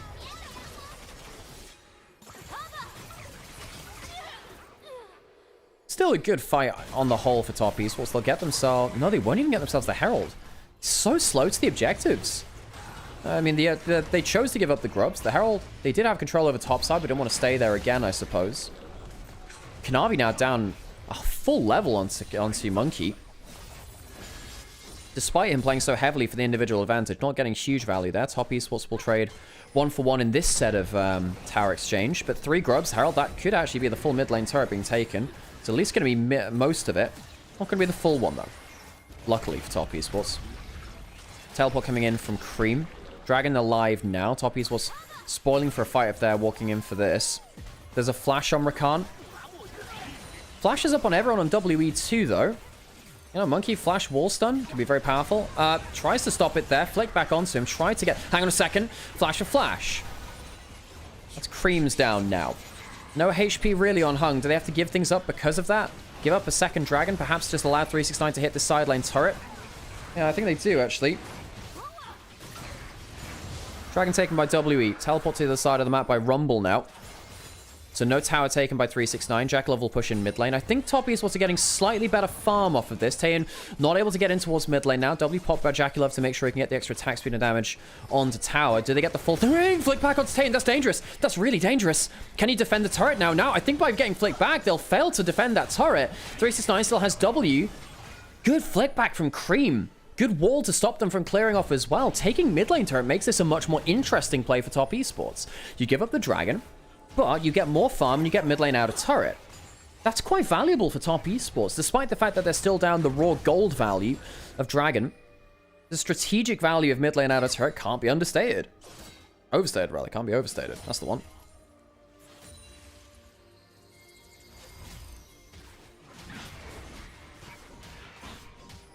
Navi taking away Raptor camp. Again, still almost a full level down on Monkey.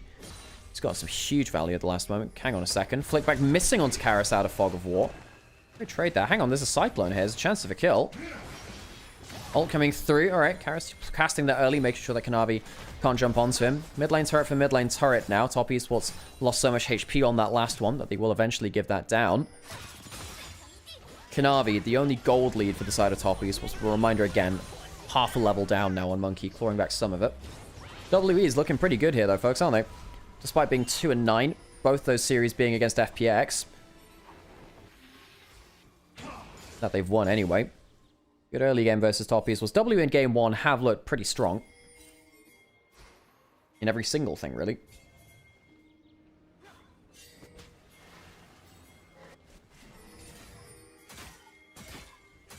.369 getting access to this top turret. Hang on, engage onto the top side and Hung completely whiffs it. Completely whiffs it! That Ricard is going nowhere. It's, I don't know. Forgotten to have a shower in a week or so. Not as charming as he once was. Hung, we were saying he's had a pretty good split so far. This has not been a good game. That's important, because now that allows, you know, WE to reset. Cream ulting towards bot side. Tower coming through from Karis. Doesn't have ult, does have flash. Would have been safe, I think. Well, it's an extended lane, gets caught out. Nowhere really to run back to. Hung, my dude. Dying 3 times in the early game. Not really landing the plays which he wants to. Jackalev still has both his summoners. Even if they drive through the wall, I don't think it makes that much difference. This could be a problem for WE. Despite the fact that, yes, their Kai'Sa is strong, Jackalev is still pretty fine in this game. There's a 10 CS lead. The reason Taeyin has the gold lead is because of towers and kills. It's not like Jackalev doesn't have good farm for this point in the game. You know, 19 minutes, 198 farm. Farming's been over 10 a minute. Hung, I have bad news. Glue. Oh, God. Yeah. Let's run Hung in the Arima Keenan. I'm sure it'll go fine, folks. Oh, God.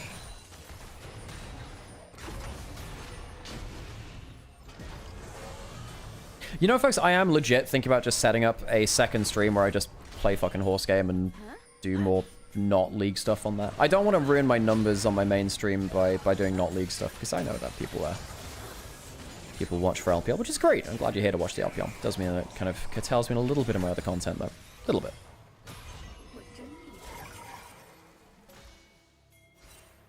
Atkan alive. WE. Well, do they start it? Do they throw themselves into the fires of Atkan fights? Atkan is where games go to die. Flash away from Vampire, because that was Vampire, not Monkey, of course. Good thing taking that flash away. Jaculov ulting early. That's a problem. Flash in, and he gets the flash predict. Oh, Monkey Skada strikes again. Jaculov flashes early, makes a huge mistake, and AD carried down for this fight.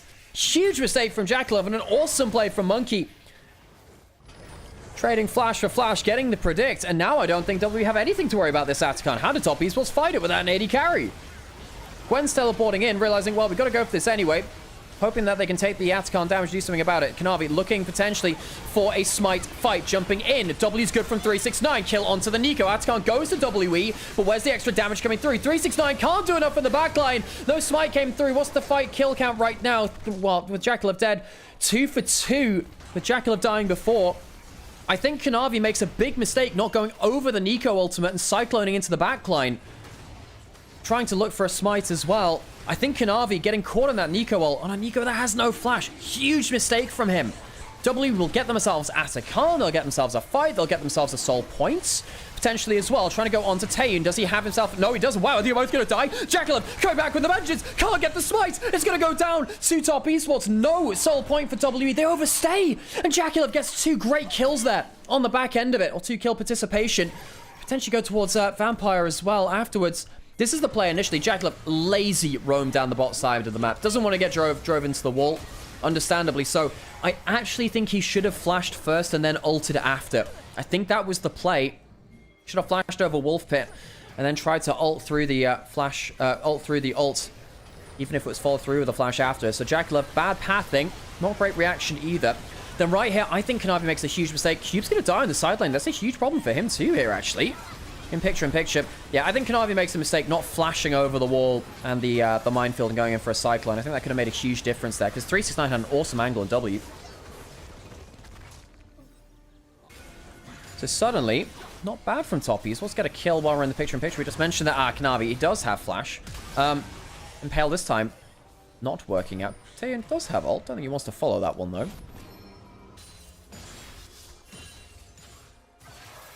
Are those wins on Top Esports really legit? They're playing terribly. Well, I mean, they are 10-2, having beaten BLG, having beaten anyone's legend, having, you know, a couple of wins here and there, you know.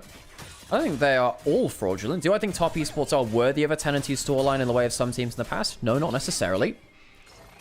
I think they've definitely shown some flaws, but they're still definitely a top team. And you look at WE, who are definitely a bottom team, right? Monkey makes one mistake and the game is gone. This team is so depressing. I mean, the gold is in Top Esports' favor now. Yeah, it is. I mean, Atacon being given over. Some decent gold value outside of that. Hang on, it's Hung. My dude. Hung throwing himself to the wolves again. Top Esports is the fanatic of LPL. To an extent, yeah. Always give you hope. Deliver on precious little of it. They did win their split for the first time in forever in winter, though. Top Esports are the least fraudulent in our top 4, unfortunately. I think you've got a good point there. I think you got a good point. Top Esports, you compare them to BLG, who are bad late game. Anyone's Legend, who started so poorly. And then, of course, Invictus Gaming, who are coin flip central. Yeah, I think you can make an argument that Top Esports are still the best of our top 4 teams. They could actually still be our best team at the moment. Hang on, driving through the wall here. Impale is up again from Monkey, puts it on to 2 of them. There's the Nico ult, they get 3 there. 369 not here in time. Cyclone not getting great value on Takaris. And Taeun going into the backline. Jaculov, where's he in all of this mess? He's dead. He's dead. He's not even there. Where's the extra damage? Top Esports, they were at a gold lead. They do have the solo laners alive. Taeun does have flash, does have cleanse. Monkey going through the wall. 369. That dash wasn't great, mate. That dash wasn't great. Monkey dies on the other side. 369 is just not delivered on the Gwen promise this game. Yet again, is Gwen failing to deliver for yet another game. 1 and 3. WE find themselves a care fight, which get them back into the gold advantage. Karis been playing very well on this Azir so far this game. 1,000 gold ahead. 2 items. Got a great disengage play to stop Top Esports from getting on top of him. And Jaculov dying with Flash and Cleanse Up is unforgivable from the AD carry.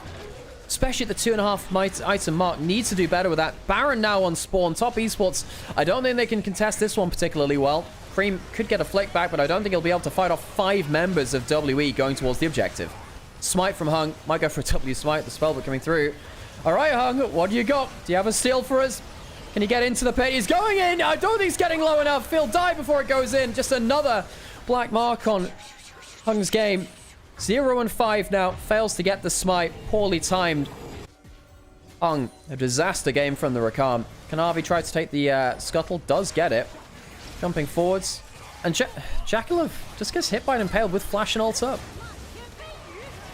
Gets blasted by Tayin. But Jaculov, what is happening, my dude?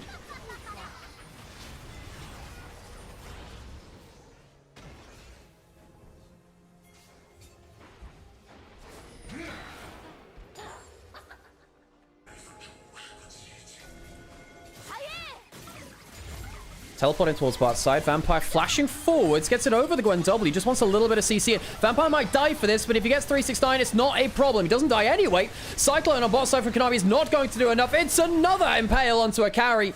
Monkey's Skarner has been such a good champion to watch from him over his career. WE in game 1. A biblical force of nature. Top Esports not able to stand and fight. Some huge misplays from Hung, from Jaculov. See them into the abyss. They will be losing this game 1 fairly shortly after this point. Can they bounce back in the rest of the series, though, is the question. WE, how many game 1s have they won to just tragically fall out of series? There's a reason they're 2 and 9. The game's not best of 1 anymore, folks. It's best of 3s has been for a very long time here. Hung going into the bot side of the map. And criminal number 1 here, I think, from Top Esports. Dying in multiple areas of the map in multiple bad scenarios. 0 and 5. Been a bit support diffed here. Has actually genuinely been done this. Huge draft gap? I disagree with that. I think that there's not a huge draft gap. I think that WE have a lot of advantages to play through. Top Esports quite a fragile team, but you could see that they could win these fights. But that is because of their draft. Going towards the Dragon now, trying to delay Assault Point. Comes through. Flash out from Hung. They do get themselves the Dragon. Top Esports delay the game potentially a little longer. Remember, Baron is still ticking for WE. Going, that's a great equalizer. Great damage onto Cream, onto Jaculov. Redemption comes through. Not a bad delaying. Hung's going to die for this. Hung's going to die.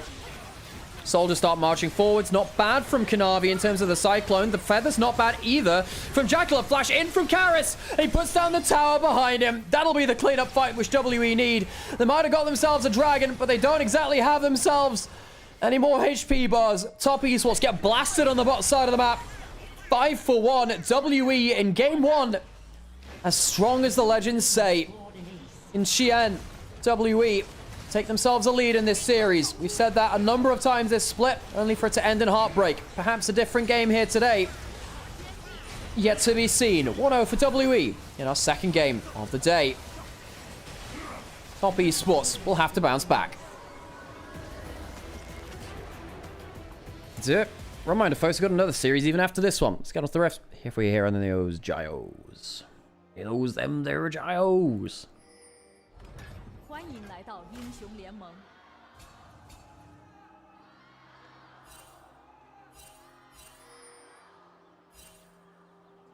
敌军还有30秒到达战场，碾碎他们。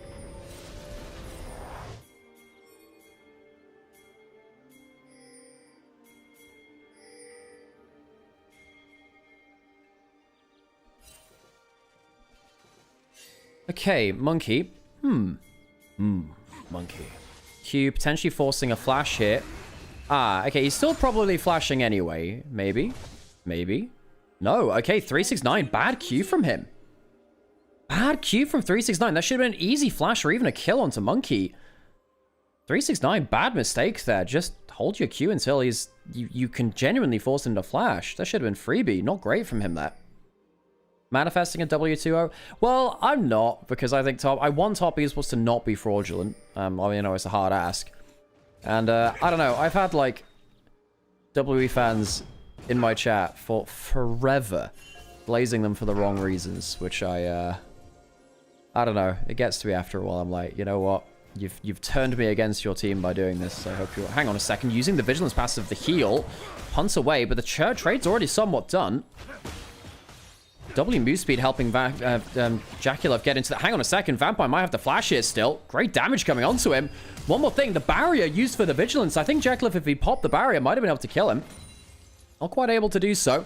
Barrier taken down now. Hung sticking around the back of the lane. Q lands. That's a problem. Flash away from him now.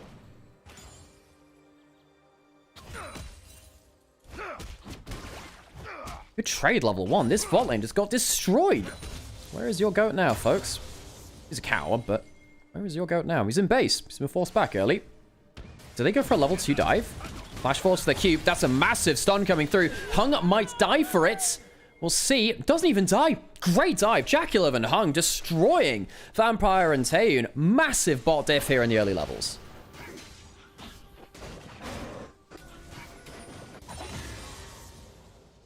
Jeez, man. Jaculov, the only remaining summoner in bot lane as well.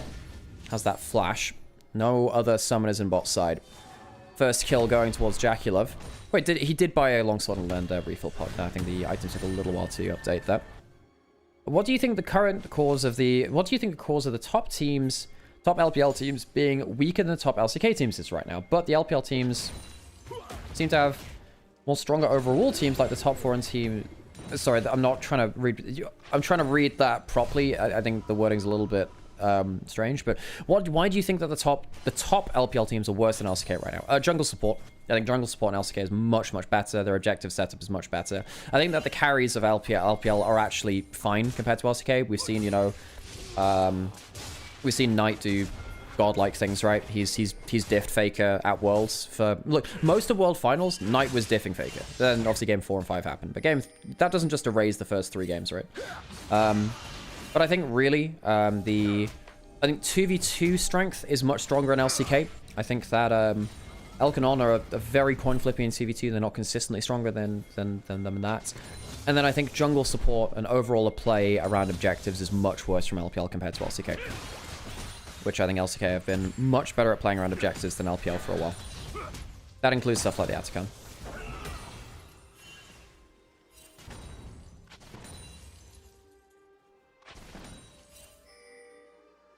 Even in game 5, it was basically one mistake from Knight.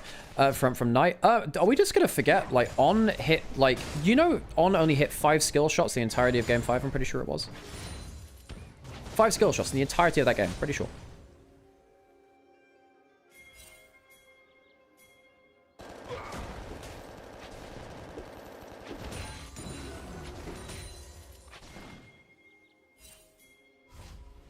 And also, I mean, we forget stuff like the game 4, Elk walking up and getting solo killed by Faker by overstaying on Ziggs, completely throwing the game. I think Elk was actually quite poor in those World Finals, sadly.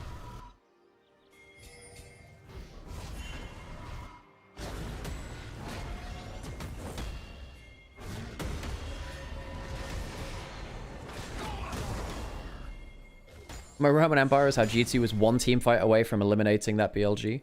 True, and weirdly enough, Elk's Ezreal, he missed like 5 Qs in that fight, despite people glazing that fight. It was actually not fantastic on it.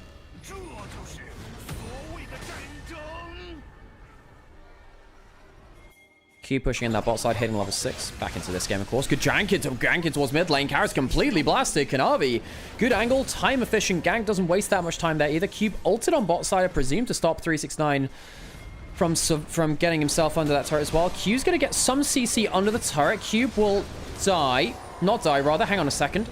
What's going to happen here? Kanavi doesn't have level 6. Can't follow forward that much. Wave will be cleared up by 369. I was wondering... Sorry, Cube will tank turret is what I meant. 369 will die. My words failed me there a little bit. Cube...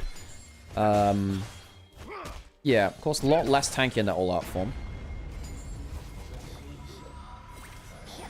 Ult from Sion towards bot side. So WE don't... The thing is, WE don't even get to deny a wave from 369.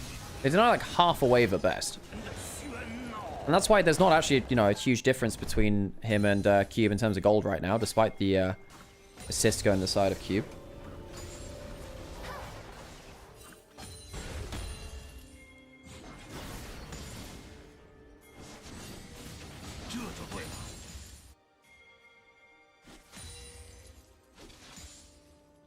Yeah, I think Zeref's actually right there. Like, I know that obviously T1 walks away with the finals win. They were, you know, they won the tournament.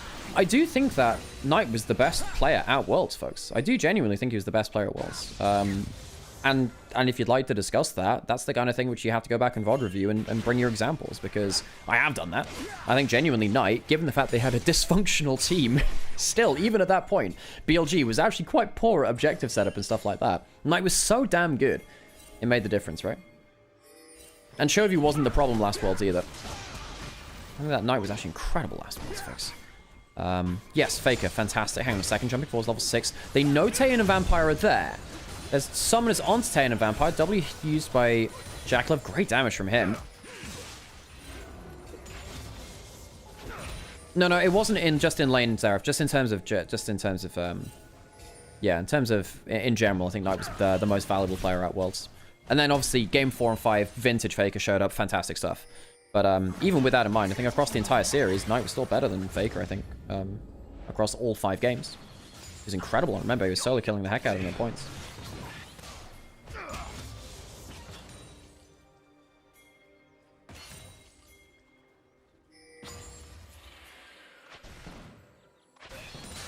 This bot, oh my god, look at the CS difference between Taeyan and Jackulove. 30 CS lead at 8 minutes. Oh my god, Jackulove. Taeyan and Vampire have been destroyed by this. The last pick of the Alistair not helping them in laning phase at all. First grub taken by top esports. Level 6 hit by Jackulove. Monkey does have knockup. And Jackulove was afraid of the flash dash in there for the knockup into a combo. 1-for-1 in terms of grubs. Sound coming into the play. There are a couple of flashes to use. Great curving the bullet there from 369. Ends up getting a great CC combo in, and the dunk comes after. Karras trying to get himself onto Jacklove. Jacklove going low, but he's not dead yet. Vampire not dead yet either. Cream has a little bit more damage to bring in, and Jacklove is taking so long to die. He will go down eventually. I think the fight goes the favor of WE, actually. Flash forward, the shotgun double kill for Karras. Ends up being a 3-for-2. Top esports losing the play that they start.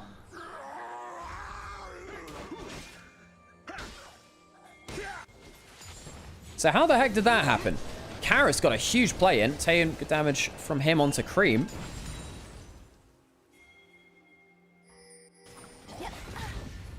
Not sure how Top Esports ended up losing that one. It was a good combo onto Cube. Thought the front line would disintegrate. Vampire didn't have level 6. He was down XP. How did Top Esports lose that play? Guess we'll see in this. So,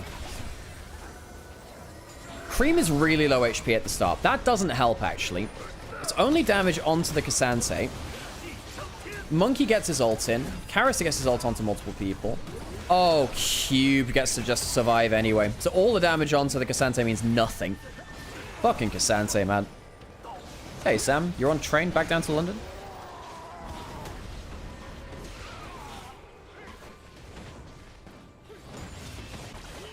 Eugh.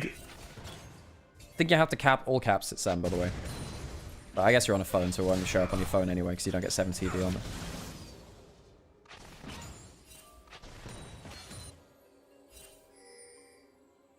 Even-ish in terms of gold now. Jacklove did walk away with a kill from that. Taeyan didn't, so the bot diff still remains. Now, Taeyan and Vampire might have just solo lost WE the game off of their laning performance, sadly.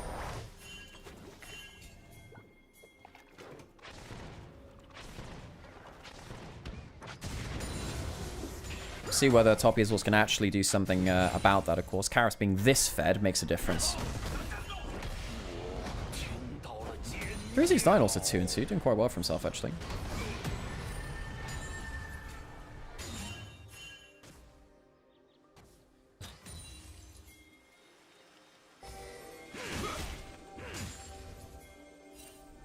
Dragon has spawned. No one's taken the first dragon, so we've still been there all this time. Good CC chain. Flash away from 369. Doesn't want to get queued back into the turret. Cube actually playing quite well here. And again, a lot of people like to blame Cube for all of WE's issues. I don't think that's actually particularly fair. Teleport coming in from Karras. They have to peel off this dragon. Now, it's not going to fully reset either. Sion could ult into the play, but he's only half HP, can't do so. WE get themselves a good teleport in there. Great offensive teleport from Karras. Now, it does end up leaving the 2 grub rise to take turret plates. Is that... That might be a mistake from WE. Top esports, I mean, bad vision control. Briggs and I can get a Q out of here. Nice. How much damage? Ooh, good ult coming through as well. Could force the ult out of Karis. Damage onto him. Hang on, the dunk can kill him. Wow, they just slaughter him. He did not expect the damage coming out of the Jarvan. Great combo out of Fog of War from 369 and Kanavi. Karis gets dunked. Can't play the game.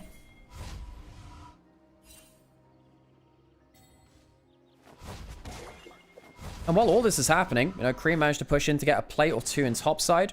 He's still 1,000 gold behind on Karis, but he gets himself slightly back into the game.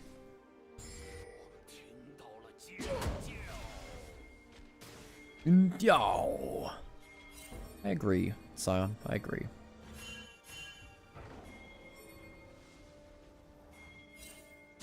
Vampire holding the wave for Karis.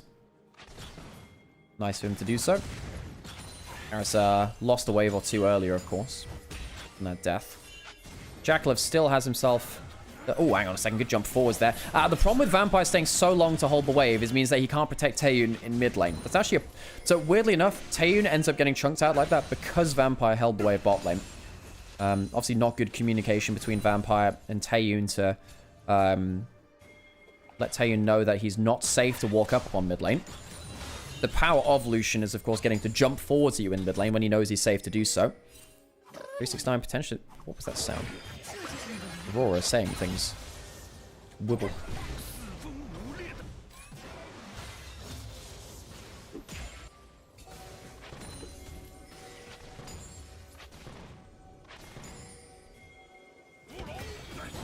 Shield box out the fast bomb. God, Tane's so far behind comparatively.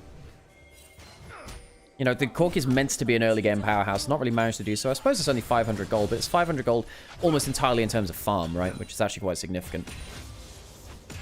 Level 9 hit them. Taeyeon at least keeping up in terms of XP. 1,000 gold lead to 369 despite Cube's good earlier team fight, by the way. Got that kill onto Karis. No, he didn't get that kill. The kill actually went to Jarvan. He got the assist, though. Wait, Jeje just joined FPX? Are you kidding me? What? Wait. Jeje has joined FPX. What? I mean, okay. All right, I guess. Well, Jeje at least gets himself a team to play with, but... Damn, Jeje's been bounced around a couple of different rosters now, hasn't he? Sucks for him. Hasn't made things work on IG for himself, sadly. Went from EDG to IG, now to FPX. So Jeje has officially joined Fun Plus Phoenix. Well, that's some news for you. You heard it here first. Thank you there, Moon Knight by Night. Ooh, good culling again. Taeyun not being supported very well. Now, this is interesting, because I actually had previously criticized WE for not playing side lanes very well, and instead giving too many resources to Taeyun in mid lane. This is the opposite. They're trying to play through side lanes, also, once again, might I add, unsuccessfully. But now they're leaving Taeyun out to dry because he's not individually strong and Vampire's not continually in his lane. I actually think Vampire has chosen the wrong times to go to side lanes because he's not there while the wave is crashing in. Taeyun does need a little bit of help when that wave's crashing in. Obviously he does against that Lucian. I think that Vampire and Monkey... this is the thing, right? I know there are a load of WE fans in my chat and whatever. This is what you don't... When you're glazing them for the great plays, awesome, you should do. That's great. It's very fun to watch. This is the stuff you need to criticize. The fact that Vampire and Monkey are not protecting mid lane, and now Taeyeon's lost how many waves mid lane? You know, he's down 30 CS again to Jackalev after recovering some of that. That's actually due to Vampire and Monkey. Teleport in. This is from the Cassante. Herald's being started. Silence coming in. Can they win the fight? This is where the flash comes through from them. Can they get that big team fight they need? Where is that big team fight? They said they've been focusing on it. Good combo over the wall from Vampire. Stolen by Kanavi. Vampire gets a combo into the backline. He'll live, but I don't think it's going to be the engage which they needed. Jackalev jumping forwards, and Monkey goes down. A trip over the wall. Nothing beats a Cassante holiday, apparently. 369 will teleport back over. Cube flashing forwards. Didn't they see an angle here? Karis is very, very strong. Misses the Q3. 369 should die here. Toppy is also, I think you just have to back off. Don't take this too far. Cullen comes back off a cooldown, though perhaps that's the play which they need. Vampire gets himself under headbutt, but no pulverize. The Q's not bad, but the Herald saves Jarvan. Kanavi uses that, and a double tap from Jackalev might be able to kill Taeyun. Needs one last bit of damage, goes down to the Corki. Karis a little bit more damage. Karis cleaning up the killer body rabbits. But the sharp pointy teeth will make it into, what, a 3 for 3 all in all. WE Lose the Herald, though. Was used midway through that fight as an escape tool. Not going to be used to take down a turret. Messy team fight. Herald will get some value in top lane. How does this start? It starts with WE taking the Herald. Rather, tanking the Herald and then trying to go for a combo over the wall. It's not bad from Vampire in terms of getting himself into frontline position. The steal is good. Takes a ton of damage off a Monkey. The dunk is bad, I will say. It's only onto a Cassandra. Gets very little value. This is our problem with the Jarvan. We thought it wouldn't get that much value.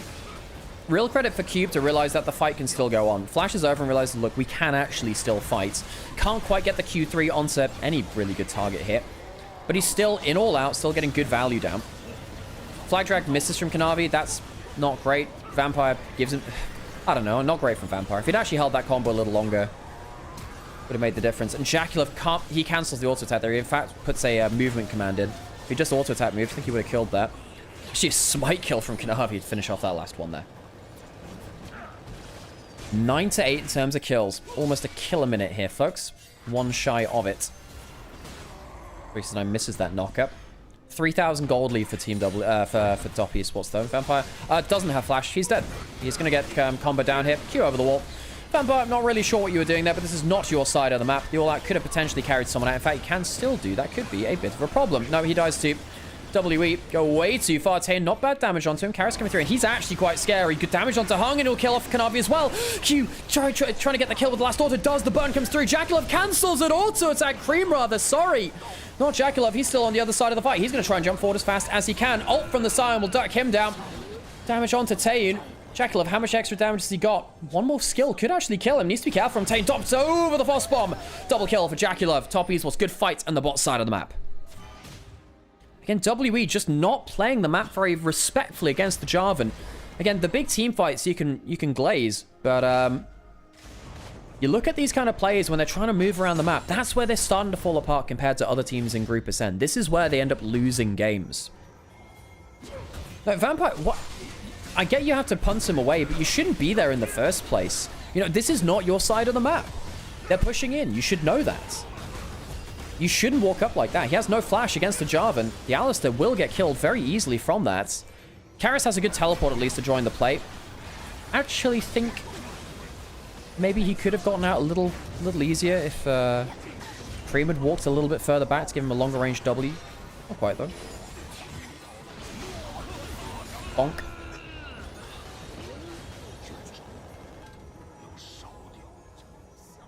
Milky Way was removed from the official LPL website today. Oh, how interesting. But there's no announcement about it. Well, there's a lot of legal proceedings going on around that, so that doesn't surprise me at all. There's a Shadow Flame from Karras, interestingly, not going towards the either the Bloodletters or the Rift Maker. Vampire still has no flash. He's actually in quite a lot of trouble here. We'll get out with a heal. Colt comes through from the side. But this all starts because Vampire is in the wrong place. He combos forwards now. But he shouldn't have been there. His team trying to bail him out. Jaculov will dash out of the damage from Karras. Hung will die again. But Karras is in trouble this time. Can't hop and Bunny's help his way out of this one. 369, another slow. Realm Warp under the turret, potentially. Used to reposition, not able to do so this time. Vampire actually able to escape just for a little while longer. But not long enough to escape the supermarket shelves. Bream will live with the Seraph Shield. Top Esports skirmishing their way through so effectively with the Jarvan, Braum, Lucian. Who said that Top Esports had no damage? Who said that they needed to get towards late game? I would like to introduce you to Lucian, Braum, and a Jarvan. Yeah, they'll do the early game damage for you. WE have fallen apart in this game too. Their macro, their movements around the map have been very disrespectful of Jarvan, of Braum, of the Realm Warp being able to collapse as well. Yeah, Scion, throw him on there too. 2,000 gold advantage. Early game Scion damage can actually be very, very impactful. WE should have just let Vampire die the last 2 times. He was out of position. Let the cow die. He's gone for the redemption first. It's been a more common thing for our supports. But again, if you are a Vampire Glazer, if you're a WE Glazer, and again, you absolutely should support your teams. I full-heartedly agree with that. That's a cool thing to see as the things spotted that. You do also need to criticize them for overextending like this. Their jungle support, when a game gets a little bit behind, when the game gets a little bit out of their control, fall apart like this. Vampire will die, get slammed into the dirt by the Scion. WE, they have not been able to match their game 1 fortunes. Destroyed in laning phase through bot lane. Destroyed through jungle support macro across the map after. It has not been pretty from Team WE.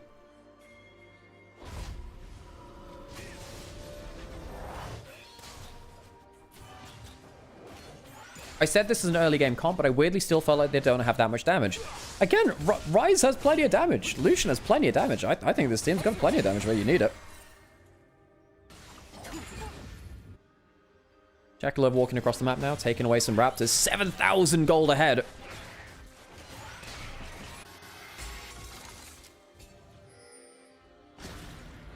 WE, you know, real credit to Karis and Cube actually having a pretty decent game for themselves. I know that now, Cube is now down a ton of gold and whatever, but Cube has actually been fighting very effectively. I actually think Cube's had a decent game on the K'Sante, trying to be that front line. You know, the fight around the Herald, the fight around the, there was one fight before that, just there too.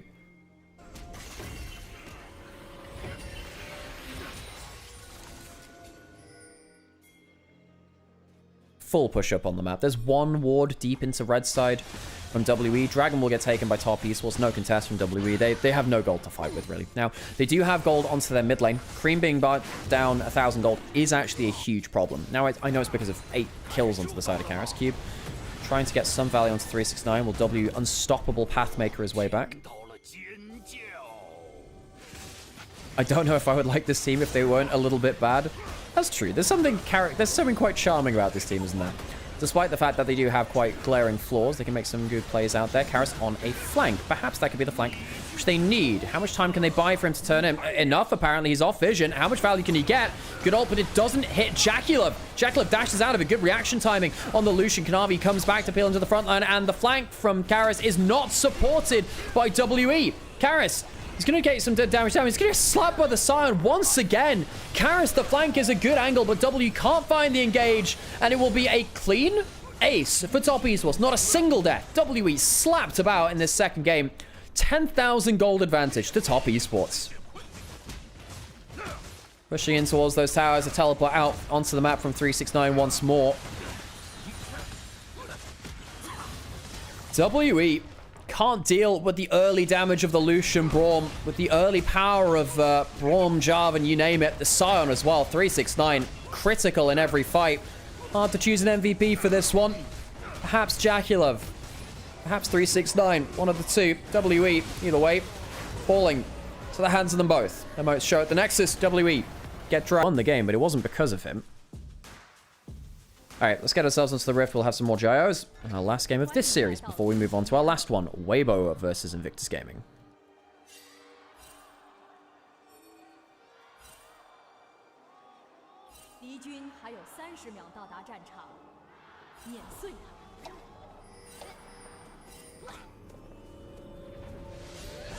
Nah had walked down to that bot side, placed his own ward in the brush, because I guess seeing that he doesn't need his own one there. W walked towards top side instead to get brush advantage. The Cube. It is poke Varus worth noting, folks, and I think that's quite important. I actually think if Varus went on a hit, he'd never be able to auto-attack Shen through the field anyway. And realistically, if he's melee range of an Olaf, it doesn't matter how much damage he's doing, is on hit, he dies.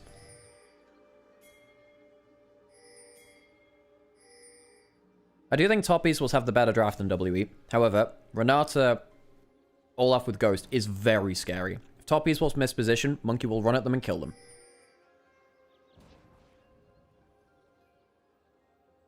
I don't think you want to trade at auto range against Nymaera either. Yeah, most champions don't. However, Varus can beat her in DPS. Varus is very strong low range DPS. Hang on a second. We've got something weird going on. Nymaera is laning top side, and instead there's a two-man in bot side instead. Very different from WE. Nara's going to have to lane 1v1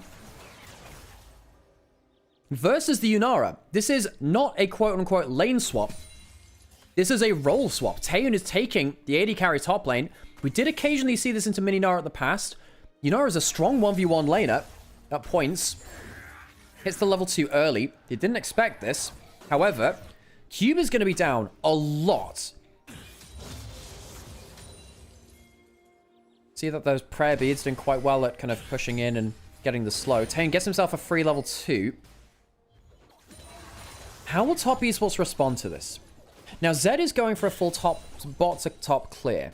There is a chance that Zed gets an early gank onto the Nymaera, who has cleanse, not a barrier or anything like that. And if he dies, doesn't have teleport to get back to lane. Zed's first clear is a little quicker than Olaf's too. This is really important, folks. I think Kanavi has an option to go top lane very early, potentially. On the first Mega Gnar timing, if you can... Oh, 369's maybe getting it a little too early, actually. No, he's recalling. He wants to recall, get double longswords, fight for first scuttle. That's the typical Zed thing. But there was an angle there, I think. Being said, the 369's missed a little bit of CS. Misses that house, too, which means that he won't get the lower cooldown on that. Might end up losing a... he's going just into mini again now. Monkey's going topside. Renata's coming up now, too. Lane swap debuffs have come off, and they don't have good enough vision. 369's just gone mini. This is the problem with Kanavi not sticking around topside. He's going to have his rat back cancelled. Monkey will stop this. This is going to be a dead Gnar. Great early game play from WE. 369 needs to somehow get away from this. Cube flashing away on bot side. Teleport coming in from Gnar. Gnar teleporting away from top lane. I think that's actually not a bad decision. Can he get that much done with it? Phase rush from Cream puts him under tower. Not great from him, actually. Full wave zoned off by it from Cube. Cube can teleport onto the other side of the map if he wants to. I think teleporting under turret will get him killed. Not going to lie. Kanavi going mid lane. Misses the shurikens. Cream very, very unlucky to not get more damage down there. But also, can't quite get the kill himself. Q onto that bot side. Arrow not doing that much there. 369 soaking some XP from this bot side. We are into full lane swap territory now. With, this is more like a very start of the year. End of the last one. Kanavi failed to make that play on mid lane as well. Mrs. Shurikens did have the passive, but didn't want to take aggro. You take those Krugs very quick at taking camps, of course. Olaf now down towards bot side. We'll see as Krugs go down. This is a strange old game, folks. What's happening in terms of overall CS? Well, Taeyeon's getting a lot of bonus here. Gnar's been given some extra advantage on the other side of the map. Shen can now lane effectively here. Top esports, are they going to be able to recoup the farm they lost? 10 CS down on the Varus. Not fantastic for them. That being said, no, 369's doing quite well in terms of his own XP. Varus will be spotted coming up here now. However, now we get the hop swap. The hot swaps coming in again. Nymaera and Renata heading towards the bot side of the map. Top esports sending their Varus towards the top side, hoping to maybe catch Taeyeon and Vampire overstaying there. Force them into the 2v2 matchup, which they should win. Jungle is ahead from Kanavi. That is important to note as well. Look, Zed farms very, very quickly, and Kanavi's not missed any camps. He's ended up taking a good Krug camp away. Good stun there from Cream. Again, we has gone for that phase rush. We did note that before. Gnar's not bad versus Olaf either, actually. Quite good ability to get away from him. Yeah, and you can see that Jackalev really wants to lane up against this Nymaera. I think more likely it's 369 wants to lane up against this Shen. Shen is already down a ton of gold. Stun comes through, but no ult from Cream. Didn't want to spend it there. So Rod of Ages Ari coming in. Well, I suppose he does need to... I don't know if I like that from Karis. Maybe I would have preferred as like a Zhonya's build later on. Maybe he feels like he needs to... Hang on, does he spot that? There was the ward that just died there. Not sure if they spotted that. Jackalev now down about 20 CS. They spot the Olaf coming down here. Dragon is alive. W would love to get this one early. Is it going to be an early fight for it? I'd imagine not. Kanavi getting top Scuttle Crab. He's playing for individual advantage. Again, he's going to be 3 camps ahead or so, which is really dangerous to give. He's going to hit 6 early, actually. Can he get... Oh, yeah, he gets level 6 just now. Gonna walk down. Blue buff spawning right now. He is so ready to fight. Monkey not at the level 6 just yet. In fact, he could look for a level 6 play on the bot side of the map. Can be spotted out by control ward left in bot river. Really important to watch where he's going right now. Just casting that shadow onto the blue buff. Won't have that for another 20 seconds or so. Diminishes his ganking potential. Does really need that. So, intricate plan coming through from WE. Pulling it out here in game 3. Kanavi going towards the Gromp as it respawns as well. So yeah, actually, Cream's doing quite well in this laning matchup mid. W not getting the full damage. Bad Q there as well. Carries, oof.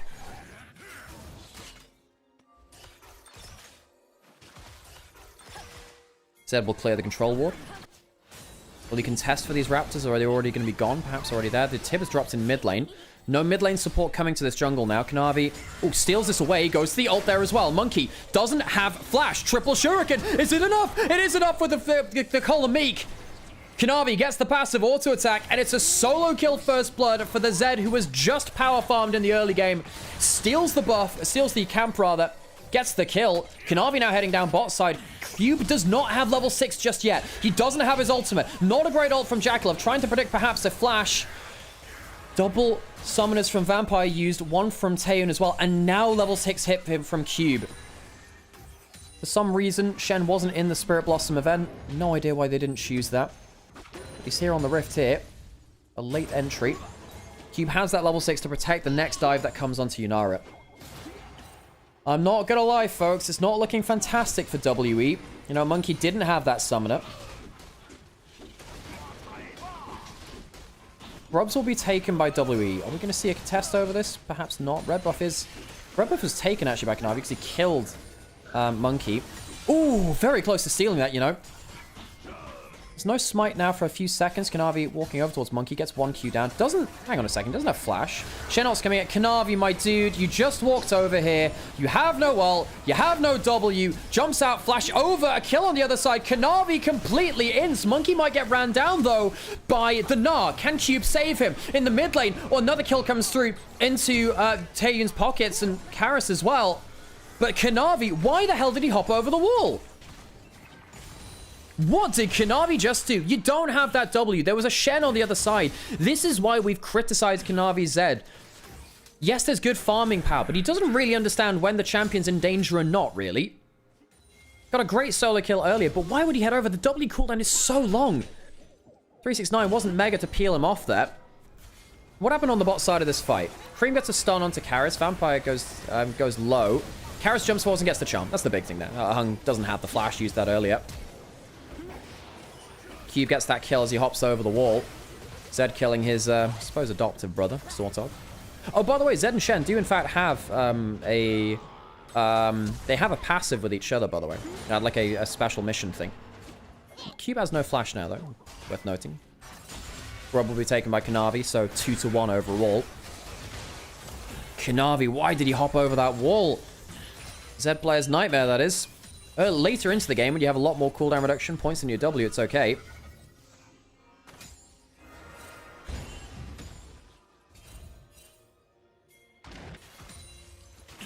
Gold lead, yeah, not that much anywhere really right now. In terms of overall. The overall gold lead's not really going that many places. Yeah, they actually have a side quest, yeah, they do. I want to say... I can't remember what it actually gives. But it does give some extra stats. It's not as powerful as, say, the most powerful one in the game is probably Aurelion Sol Smolder. So if it happens at the right time, you can get like 60 stacks out of it. Shen's passive cooldown reduction. Right, okay. I think it only happens later into the game. I don't know whether if it's happened just yet.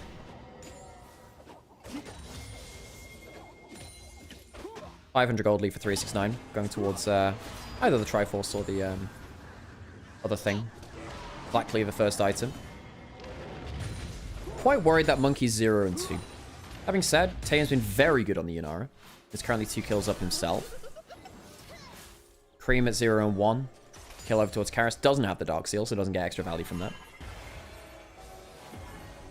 I thought Kar Rengar was the strongest. It is very strong, but basically Smolder and Aurelion Sol can give each other loads of stacks. You can get like 60 stacks on Smolder or Aurelion Sol at the right kind of point, which is insane.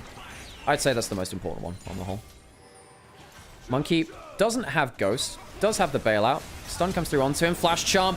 Creep, you just shouldn't have been there. You just shouldn't have been there. Kanavi could still jump forwards, though.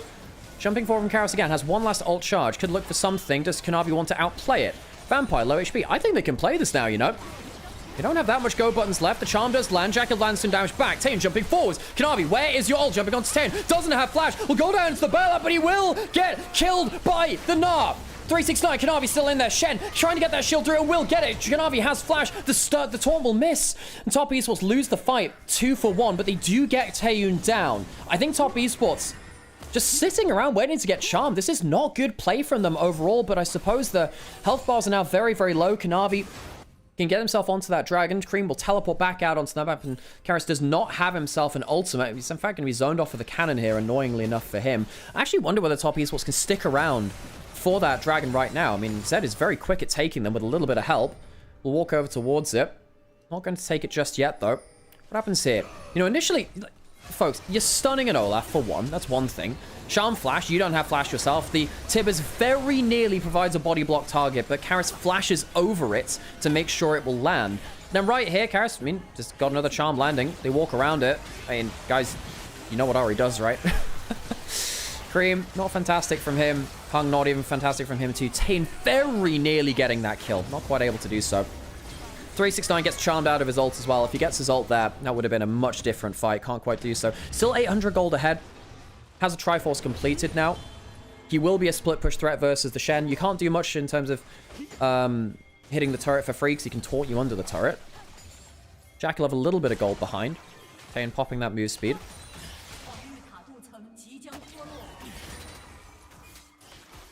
Now, what Kanavi will really want to do is, at some point, use his shadow to the side or backwards. And at that point... Hang on a second. Kanavi does have his shadow up. Flash for the handshake. Okay, good damage onto him. Getting away from the redemption. Vampire may go down to the mark. Bailed out comes through. Vampire's burning out, and Kanavi will get himself the kill. Taeyun jumps forwards, gets himself a 1v2 solo kill onto the bot side of the map. Cream will trade the Tibbers back. Monkey quite low. Not going to be able to do that much. Taeyun, the 1v2 onto Jaculov and Hung. Really showcasing the power of the Yunara here. It's a full Ionian Derby hit. Shen, Ari, Yunara, and the Zed on the other side as well. Throw in Varus and Karma. Ton of Ionian champions about the place. Dragon finally goes down to WE. Only 1,000 gold ahead, but I suppose at 14 minutes in, it's pretty good. So what happens here? I mean, Kanavi tries to use his shadow. Doesn't use it that effectively. Crazy damage, though. Avoids the redemption. He doesn't avoid the redemption damage. That's actually a mistake there from Kanavi. You can avoid the redemption damage. Right here. See that Karras jumps forwards, gets himself a kill on the board. Vampire still dies, and this is the 1v2 on the other side of the fight. Hung's had a bad game, folks. Honestly, he's not had a great series on the whole. Goes forward for the root, does get it down to Taeyun, but then for some reason, walks too far forwards again, and provides a Q scatter target. What happens here? I mean, yeah, he just ends up giving a Q scatter target. The bot lane gets baited in. I think top esports maybe should have just left Kanavi to his own devices. Does have a 700 gold lead, but I think there is a problem now where Olaf does have a Renata and a Shen shield on top of him. He's going to be quite hard to take down. Kanavi, I do wonder whether he should go for something like a Death Stance. I do wonder. Did Hung really miss all of the Qs he threw out? That's kind of bad. 1.5 gold lead to 1.5k gold lead to Karras now as well. 4 kills on this Ari. We did say we wanted a good game out of him. He has been a good initiator. It's been a big part of that. Top esports, no flash on Jaculov and Hung or Kanavi as well. It's kind of important. Hung, rather, I suppose. Karras has that level 11. Is that Rod of Ages taking over? I guess it is. Hang on a second. Ult into that one. Might be able to force the ult here, actually, if he's lucky enough. Will do. Redemption coming up. 369 has flash. Will flash away. So ult for flash, all things said and done. No ult now. Cream, maybe should have flashed yourself. Does he have phase rush? Well, we might need it. Taeyun starting to rip through the damage. Monkey goes down. 1 for 1 so far. Taeyun gets himself one in there too. It's only the support gone down to the Karma. Double kill towards that Karma now as well. Top esports. They're not fighting well. Cream not flashing in that play, giving a triple kill to Taeyun. Top esports are fighting worse than WE. The team which knocked them out of playoffs last split, perhaps returning as kryptonite. Kanavi, bad shadow from it too. The potential of a a taunt flash under turret. What is Cream doing? 0-3. Awful game on the Annie.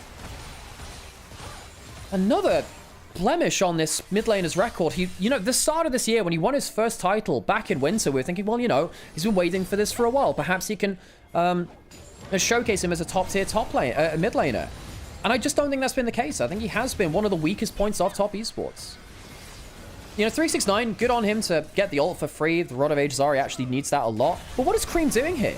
What does Cream realistically think is going to happen? Now, the Charm isn't flashed into. Loses most of his HP. And Taeyun gets the free fight because Cream is not able to slap the CC back onto him.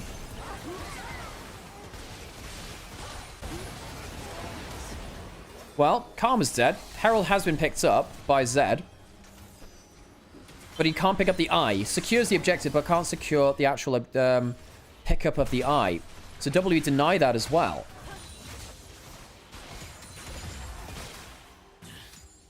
So what happened here? I mean, did Hung just get charmed again? He waits for... Okay, so he tries to get the root, gets the flash out of Karis. Right, okay, gets the flash out of him. I guess they're trying to use the fact that Ahri had used the ult earlier. Hadn't got that much defensiveness. Monkey has ult, has Ghost. There is no Shen ult right now. Vampire's behind him. We're going to red buff. They could kill him here. They spot him out. Do they know that Renata's behind them? Great damage coming through if Kanavi. Bailout comes through. How much damage have they got? Not enough. Kill onto the Olaf. Shen ult not up just yet. They're not killing the... Oh, hang on a second. That's the Tibbers coming through. Wow, that's a lot of damage coming through. Taeyeon, can he get himself the kills he needs? I'm not sure. A lot of damage onto the Charm, giving him some time to rip, roll, and fire. Kanavi gets the kill back onto him, and that'll be a shutdown almost certainly. Kanavi gets a lot of damage down, and that's some good damage onto them. Closing a ton of the gold lead, and while all this is happening, 369 is on top side, threatening Cube. If Cube had stopped to defend the turret, he wouldn't have been in a position necessarily to teleport back in. Tower goes down. The feats of strength already over to WE, but Top East was close the gold gap. So this is the play where Hung died. Herald is being taken. Hung doesn't have flash, chooses to position himself next to a wall and dies. Not a great series from Hung. Not really. Gets blasted out. I think the Karma is very good for the comp later on. Right here, Eclipse goes in. Great damage from the Tibbers. Yeah, I mean, you do get the ult coming through from Vampire, but there's only one champion nearby which you can hit, which is the Olaf. So he doesn't hit his teammates, he just hits the Olaf faster. Taeyeon flashes over, gets one kill. Wait, does he? Hang on a second. Does he get anything there? I mean, he only gets the kill because of the charm. Karis is the only person who's really hitting skill shots here, man. Dragon is available. W trying to get themselves to Soul Point. If they get Soul Point, that's huge for them. Charm out of Fog of War. Misses. Cream's here on the flank. There is a Shen ultimate. Teleport in. I think it's a little bit late on the teleport. We're looking for a teleport now. Oh, that's very deep from Monkey. Do they have the Shen ultimate enough? Ult's coming through. I think Kanavi's gone too deep. Good damage. Has the bailout got enough? No, it hasn't. They don't manage to save their jungler. They don't manage to save anything. Top Esports take the dragon. They take the kills. Cube rooted on the bot side, and it's not a very strong Shen. WE fumble the team fight. Top Esports take the lead. What a throw from WE. Monkey goes in, and he is not tanky at all. Smoke, mirrors, and shadows. Kanavi outplays, somehow survives the fight. Top Esports, huge team fight from them. Stop the Drake stacking. Monkey goes in well too deep. Atakan goes down as well. No throw around that. I'm sorry, folks, that's the game. You needed to get an early lead. 3,000 gold lead now to the Zed. This Olaf is not tanky, and I don't care if you have a bailout and a Shen. You're not doing enough. That is the game. So they tanked the dragon. I thought that maybe Top Esports were approaching a little too soon. Monkey tries to run through the CC, and he does. But he does not get invulnerable to anything. All goes on to Vampire, which I'm a little surprised about. But, you know, damage comes through. Kill Vampire very, very quickly. Can't bail out two targets. Meganar comes in, and WE, they don't get themselves the pick. Monkey is not immune to damage. He is immune to CC. Nothing beyond that. Not nearly enough to see things through. Last kill goes towards Gnar. Double kill to him in the fight. 4,000 gold lead to Top Esports now. 2.5 items on Kanavi, who's going towards likely to be Edge of Night coming up next. Actually, we'll see. We'll see. I'll go towards Ghostblade, actually, for the move speed. We'll see. Wait, hang on. No. I'll tell you what it is. It's the Serpent's Fang. He wants to get through the Shen shield, which makes sense. I keep forgetting that item exists, and it's actually very good here. 369 will spot Cube coming over. 369, 2,000 gold lead himself, by the way. This is the risk of running something like a Shen blind pick. You can get split pushed into the dirt. Gnar is very, very good against this champion.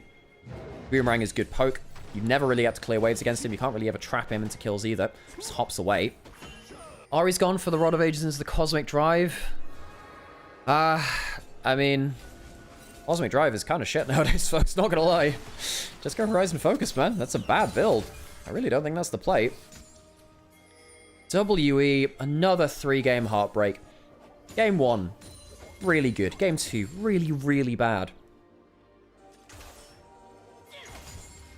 In Game 3, the start of it was okay. I think the draft is overcooking.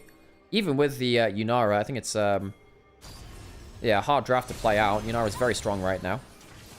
Not even enough here. I really don't like the second item from Ahri. Also, no Dark Seal. This is the kind of game where You can build tankier. Just go for your Liandry's, not Liandry's, your Medjai's as your kind of damaging item, I suppose. And the rest of it is kind of more about utility. Didn't do that. Bad mistake there from Karis. He's actually mechanically played out the Ahri well. But I think the build path hasn't helped.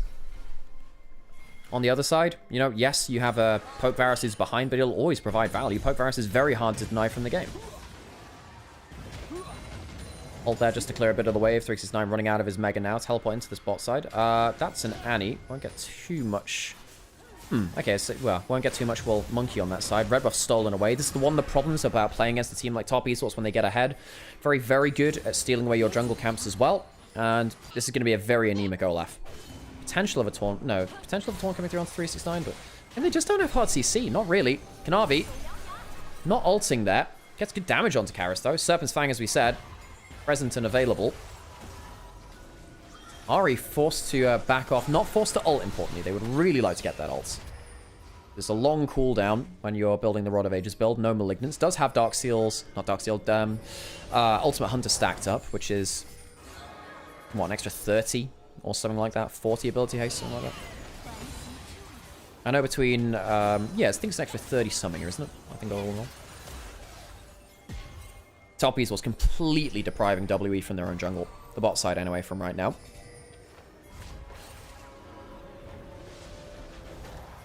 If Nara's a common pick, it needs to be killed with a hammer immediately as a disaster of design. I don't mind Nara as much nowadays. I think there were points where I just thought Nara was just really boring. Had no weaknesses. Had all of the jack-of-all-trades stuff. I think Nara right now is an abusable champion. This was quite clearly a counter pick. Nara's a good split pusher that provides team fight value. I think this is fine. You know, there are plenty of champions which deal with Nara. You can't Nara blind pick. If Nara can be blind pick, that's a problem. Dragon's up in 20 seconds. W will try again. Top Esports need to be careful about the way that they approach Poke. There is a chance that they can just get flash engaged onto by Vampire or Cube Taunt, potentially. Worst case, Jumping Force trying to force out some damage on to the Olaf. It's the Ahri has died. Olaf's going to go into the backline. He doesn't survive either. 2 down already. And WE, it has happened again. The 2-1 defeats will continue until gameplay improves. Another kill to finish it off. 5 for 1. Jaculov dies. Cube went in to try and secure that.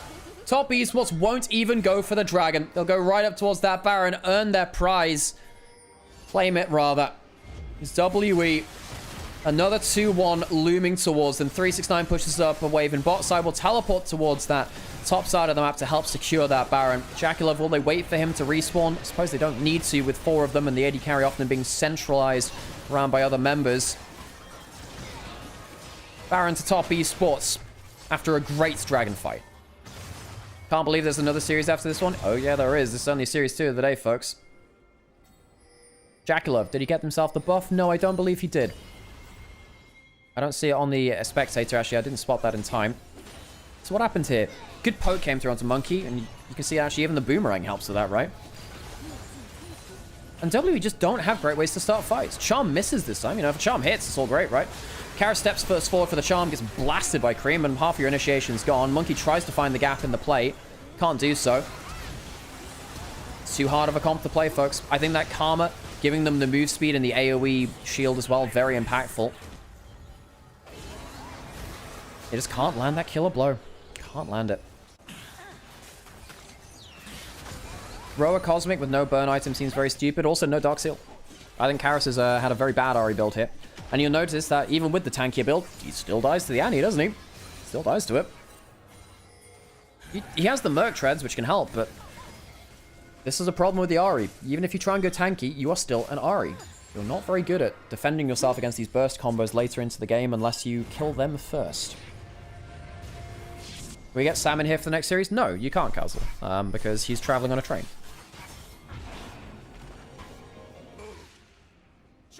He's currently back in the UK, traveling back to Berlin, leaving me to do the 3-series day all on my own. Thank you, Sam. Oh, whatever, we enjoyed anyway. Just me and you, folks. Hope you enjoy it. Dragon goes to Top Esports. 2 Mountain Dragons for them. That'll make the dives onto the backline even harder. Cream has a Medjai's now, by the way. He's got 10 stacks on him. He went from being very far behind to now being 300 gold ahead. 10 Medjai stacks will definitely make him sting a little bit more too.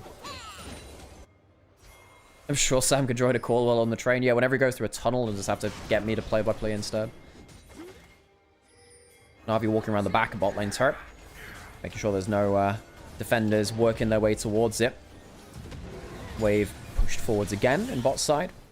W trying to wave clear. They're down 3,000 gold from the Baron buff, not to mention the fights which happened before it. The redemption will come in to keep them topped up from some of this poke. Well, I mean, they're trying the Shen bomb. I think it's just been a dud. It has just been a dud. The Olaf goes down. 5,000 gold down. I think other members are going to die very quickly afterwards. Double kill to Jackie. Can they get anything more? They do get a turnaround kill.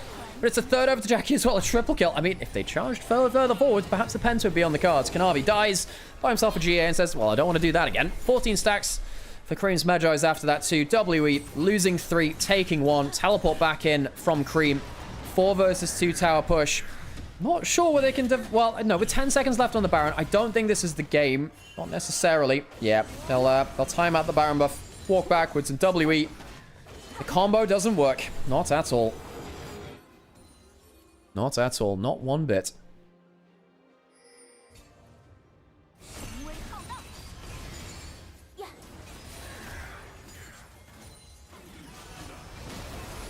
So, Monkey gets jumped on by...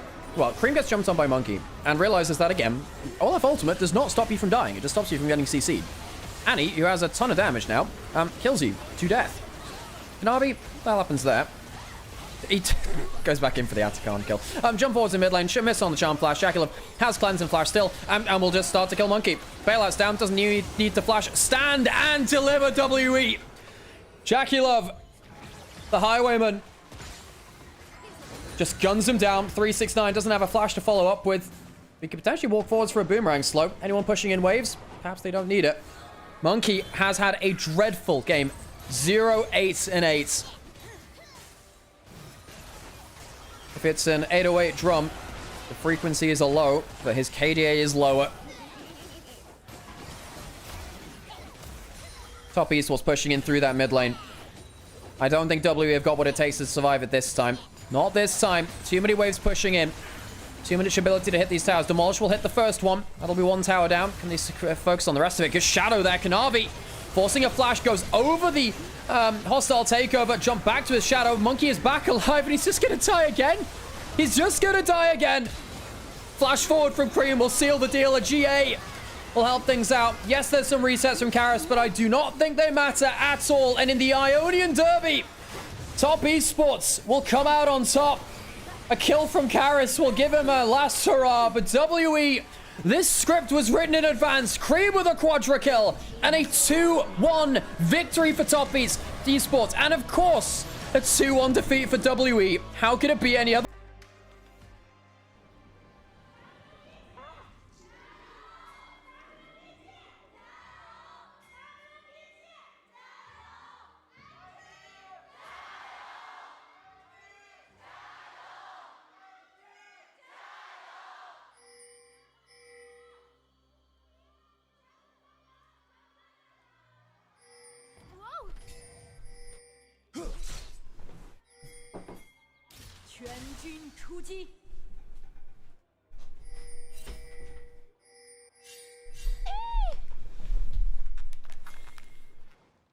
Okay, Jay, thank you so much for the stream streak. I hear those, how are the gyros, folks? I was getting my coffee.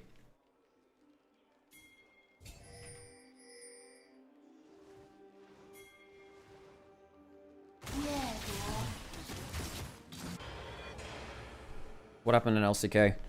Did bro get slapped a little bit? Do I get a gyro for my 30 watch streak? Of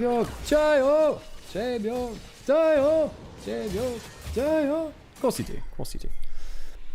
You too can get... Well, I'm not going to promise that for everything. Level 1, very powerful from the Severe Karma. It's pretty good for the Jhin Bard too. This is the fan vote saying that... Oh god, that is a lot towards IG. IG have, you know, the most popular player in the LPL in the Shy. The Shy is the most popular player in the LPL. In fact, he's been voted that in the end of year LPL awards 5 times, I want to say. The only time he lost it while he was eligible to compete, of course, the year which he was taking off in 2022 was that year. JJ won it when he won Worlds in 2021. It was Q, folks.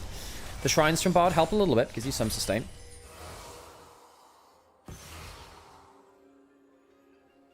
As an average gold player, I don't see what makes Karma viable in Pro but not Morgana. Better CC lockdown and greatly valuable spell shield. Karma's Q level 1 is ridiculous damage. Gives you instant wave priority. And yeah, the slow is also insane for the level 1 auto attacks as well. Whereas Morgana, her Q is actually quite easy to dodge. It's quite slow. It's not AoE. It only affects one target. You can't... yeah, you can't use it that effectively. People hiding behind minions too. Karma you sometimes can. And yeah, Karma's actually a very good enabler once she gets a couple of items too. The move speed on Karma E is very valuable in pro play.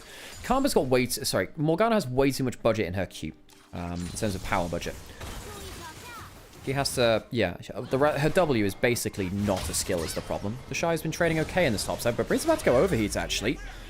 Level 4 Rumble, one of the most powerful points in the game. He tends to get the bounce back very effectively there, and his level 2 of Flame Spitter hurts a hell of a lot. Level 1, less so. Fight over topside Scuttle. We don't actually see that many fights over Scuttle anymore. I think, yeah, Tien's got to back off. Rookie's got Prio in mid lane. Xiaohu is teleporting back in. Can they stop the back? They can. Ah, Tien. That's a dead the Shy. I think that's a dead the Shy. He can flash for the wall stun. He won't even need to, I don't think. He uses the W. Doesn't even need the wall stun. The Shy has an exhaust, no flash, so he can't exactly get away from that one.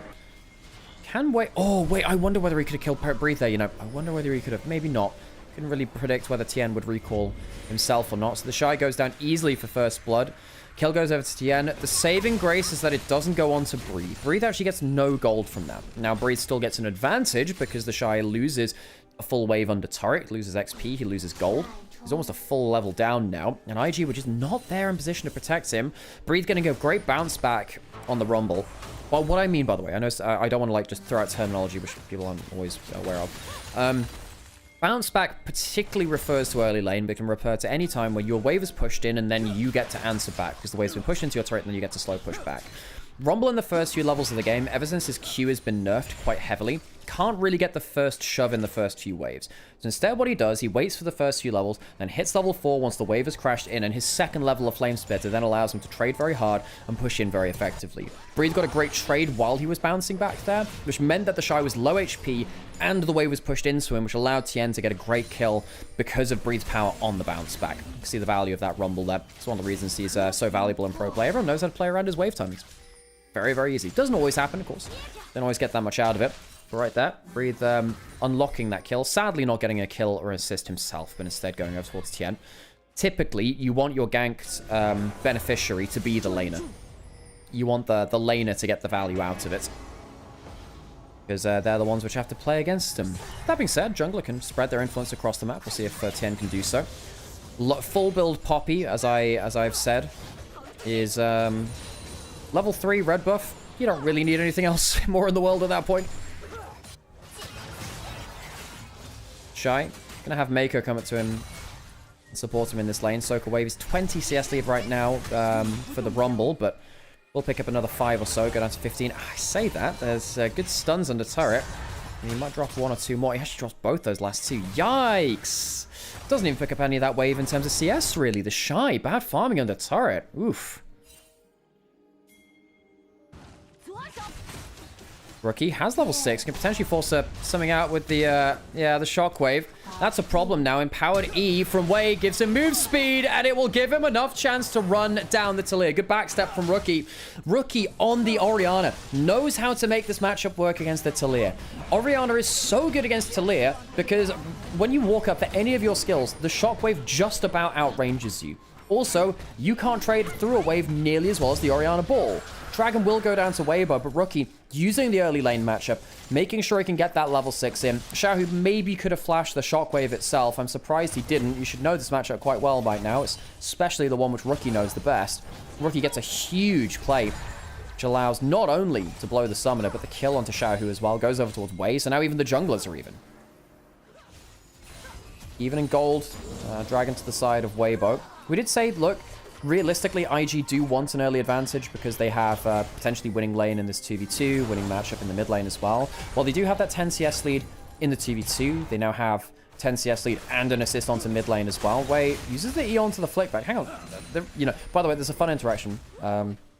if you've already been affected by Talia Minefield once, you can't be affected by it twice.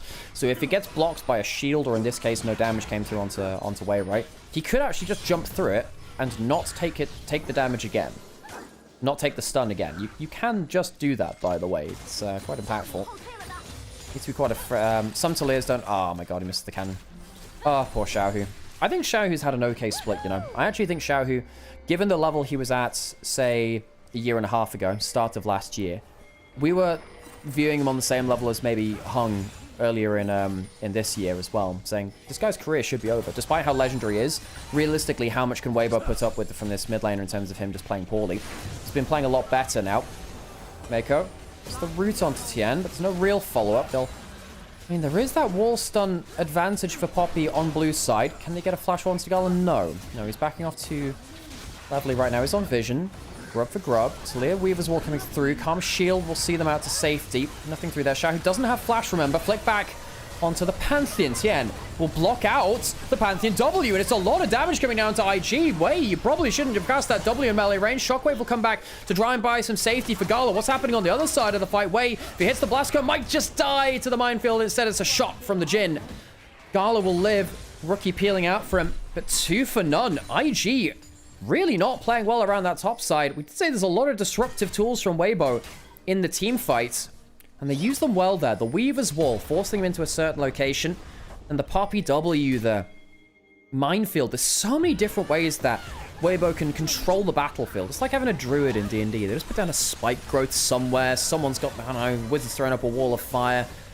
You know, the minefield's part of it, the W's another part of it, great knockup, and the damage comes through. They've used a lot of their basic abilities at this point of IG's jungle and support. They don't have that many summoners to throw through either. Weibo cleanly pick up the first 2 kills. And, you know, Weibo, they're a team that can surprise you. They can do. IG have locked themselves into top 4. But Weibo, just a team which has that extra little bit of oomph when they sometimes need it. One of our most inconsistent teams in the LPL. Weibo Gaming, consistently inconsistent. I coined them that 2 years ago.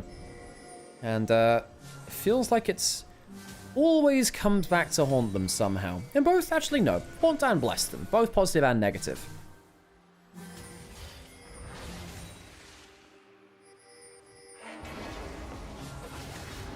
Chris tunneling through into mid lane. His bard's been okay at tunneling around the map so far. Not huge early plays, but is what it is.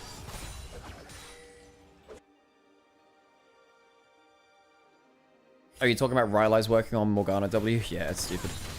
It's really annoying.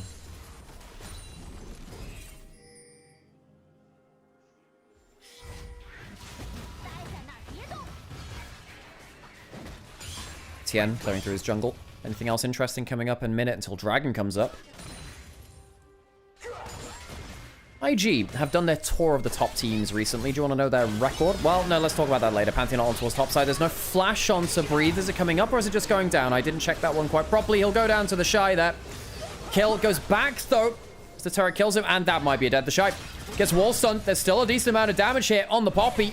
And that's going to be a 2 for 1. Ill fortune dive. For IG. Well, fated dive, I suppose, instead.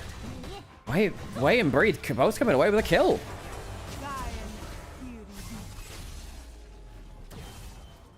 Invictus Gaming, you know, they're a team which have, you know, had a pretty okay time of things in this split, actually. 1-on-1 versus Annual's Legend, 1-0 versus BLG, yet to play them a second time. 1-on-1 versus FPX, that one's a little bit of the stinker. But 2-0 JDG, beat WE, suppose they're one of the weaker teams. They did take a series win off of Top Esports, and they did win the VRAT against Weibo the first time around as well. The good thing for Invictus Gaming is that they will end up being at least even in head-to-head with every other team in Group Ascend. They jump out of the pit. Chris will walk over. Is there another Q? Yes, there is. Let's get the stun there. Flash ult. Chris will see himself out to safety. Then potentially get himself a wall stun. There's an empowered Pantheon ability coming through soon. Xiaohu coming back through. And the Avengers assemble. The Pantheon not able to get the clean kill. Chris, quick getaway there. They'll get back towards that dragon. IG not cleanly getting the kills, but they will even up the dragon score. Some decent damage back on towards Tien. 2 kills on Light Jhin. That's actually quite scary. The Collector is powerful early. Does fall off later, but it's powerful enough for now. If he gets himself towards, you know, the Infinity Edge. and what have you. He will start to really slap late game. Light is a player which apparently, by the way, looked at... Despite Silhouette, and you arsehole! Potentially looking to be replaced on Weibo. Apparently we're trying people out, so he's somewhat fighting for his starting spot now, if rumors are to be believed. Tunnel under the tower, the Shy. Does he have needlework? Yes, he does. Gets 2 of them in there. Punted out from under tower. The flick back won't matter, but the Q lands from the Bard. Easy as you like, the Shy. Put to 1 and 3. Not a great game from the venerable top laner in Victus Gaming. Q will land onto Breathe. Can they channel this into a kill? Well, there is a Pantheon ult. If Mako can walk up and get himself in time for the W, perhaps they can make that difference. There is a Hex Flash being, the Hex Gate being used. By the way, I wonder whether that should have been a flash forward from Mako to get himself the root there. Would have been nice to get that kill, but I suppose he would have got zoned off the tower either way. Rookie will go towards this top lane outer turret himself to get 2 plates on him. Rumble will teleport back because, you know, he hasn't died. By the way, he's gone for Proto, but what is this Rumble build? Protobal and cooldown boots? Well, I knew that Rumble has had some different builds coming about, but I didn't realize cooldown boots and that were going to be the thing. Mako's going to channel the W. Supportal combat, as God intended. It's not quite the same as having... Wait, what's the thing in Soul Calibur? I know it's a completely different game. In a second, Tien. Oh, Nightmare was the guy which had Soul Edge, wasn't it? Not going to be able to get a clean wall stun onto the Shy this time. Teleport down from Rookie. Xiao, who does have Flash. Does he look to get this away from him? Using the move speed from the distance. Not enough to outstep that, though. So teleport for ult. Rookie will take up the duties of clearing out bot side. Xiao, who's down here. Mako... Well, hang on. There's a Pantheon ult to be used as well. Do they want to use the global? Flick back onto Mako, missing. Mako is here, but he's quite low HP, and I think he's quite afraid of walking into a Pantheon in that brush. The show is getting fanboyed again. Perhaps a little. Perhaps a little. Pantheon, that's going in mid lane now. Light does have Flash. Does hit the center of that there. Flash away. Light not going to be able to land that root under turret. IG, you can see they were really itching to use that Pantheon in the last minute or two, but they couldn't quite get themselves to clean play. Thank you so much for the 2 community gift subs, by the random good guy. You're definitely a good guy, I can confirm that, and you're no longer a random. You are very much welcome here. Appreciate you. Thank you, thank you. Had a ton of support recently. Mecha Fanboy. There was an anonymous 100 gift bomb. And there was the Mecha Fanboy 100 gift bomb as well. A couple of other gift subs out there. Does help us keep us in business. The Shy getting some Qs through there. Does he have a W? No. But what he does have is a ton of people in his lane, and they've killed him again. 1 and 4. The Shy getting blasted. Nowhere is safe for this guy.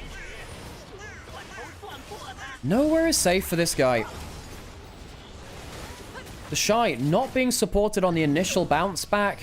Things have fallen apart. The dive went poorly afterwards, and the Shy, who I think has been actually on a very good streak of form in this split, has been very exposed here. That was the problem with him on Weibo when the Shy reached World Finals on that team. You know, a lot of people were surprised in finals when the Shy was inting his ass off in finals. We were saying, look, if this guy is unsupported and left behind, he will just keep dying on cooldown. That is one of the worst things about this guy when he starts falling behind. He will always take the coin flip if he can. Well, thank you very much, random good guy. I really appreciate you. And again, thank you for the support. And I hope you enjoy the show. Yeah, this is the worry about the Shy. Like, half of it's a team problem, half of it's a him problem. It will forever be a discussion as to who is more at fault than the other. But you remember when the Shy was getting dunked down on by Zeus because he was given counter pick and no one was coming to support him. You can't help but imagine it's not all his fault. Root lands onto the Karma, has flash and heal. Can he survive through all of it? No. The answer is no. Great long-range pick from Weibo. Crisp helping tunnel out to get some extra vision down. Weibo are landing these pick attempts with great success here. Now, IG, what they're really going to have to look for is a team fight back into the game. Well, I think Weibo have been skirmishing better. IG, on the whole, have been a much better team fighting team than Weibo. Top lane turret will go to IG, taking the turret score to 2-1. The Shy will claim some extra gold himself, but Breathe will claim one on the other side of the map. So the individual matchup stays about even at that 900 to 1,000 gold mark. And by the way, folks, in this game, I don't think that this game started with the Shy being at fault. I thought that the bounce back trade from Breathe was really good, and that really helped him. And I think that the Shy should have avoided that trade. But I do think that, realistically, he needed some help on some of those more vulnerable moments. You can't expect a Gwen to safely just drop farm and not impact the game. Gwen needs to be getting gold. Now, he's now down 40 CS to this Rumble. He's gone for, again, a bit of a strange build. Protobelt going into the cooldown boots. Wants to go towards a Shadow Flame. Doesn't have flat pen right now. IG getting good damage onto Crisp. He does have his ult. Does have Flash's barrier too, by the way. And he catches two. Little bit of anti-synergy, but if they get the CC over the top of it, they won't matter too much. It's not great though from Weibo. They'll summon the Herald into mid lane. Claimed that a little earlier. Dragons to the side of IG and Weibo somewhat missed their chance to take this dragon. Herald into mid lane. Will take that turret as Weibo chooses to let go of that dragon. Ult in towards that mid lane. Wei, can he get on towards Light? He's flashed. No. Doesn't want to commit that flash. The Shy going forwards with the Needlework. Breathe has flash. They force it. Well, he's not even going to use it. Breathe doesn't even flash. Goes down easily. Mistake there you have to feel. Perhaps not feeling he can flash out of the Shockwave. Xiaohu over the wall. No Shockwave to threaten him now. IG get themselves Dragon. They get themselves a kill. But they do defend their mid lane out of turrets. Low HP. Still need to keep an eye on that later on. Not let it go over for free if they can help it. Not easily anyway. IG coming away a little better from the 5v5, where we said perhaps they were better than Weibo, just as a group of players on form.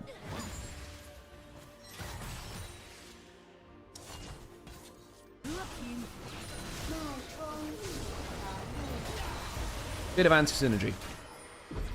Says choose a bad time to talk to just ate a square of chocolate. Rookie gets out pretty safe. The equalizer was good.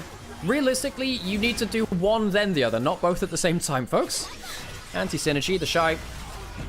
Credit to him. Exhaust. Needlework. I think he could have flashed that. Realistically, he could have flashed that. He chose to die there, save the summoner. Not really sure that was worth it. Rumble doesn't always need that flash. Don't want to really give that gold over to the other side. Gold lead shrank a little bit between the top laners because of that last series of plays. Down towards the bot side. Wei flashing away from the flick back. Xiaohu using his global presence. Xiaohu, the one person who's behind a little bit in individual gold. Only 300 gold. It's not the biggest thing. Going towards the Rylai second with that Giant's Belt in inventory. I will say a lot of people have been complaining about Talia's going Rylai second. I think it's actually a very good item. It means that you can stick people into your queue very effectively. Liandry's has lost a lot of AP over time. The stats on Rylai's are just generically pretty good. Gala ulting away from mid lane. Keeping himself safe. That on the hunt, down now.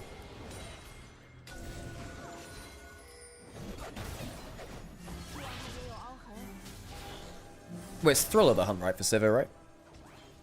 What happened here? He just popped the ultimate to make sure that there was no chance to get randomly slowed into death. I think that's fair.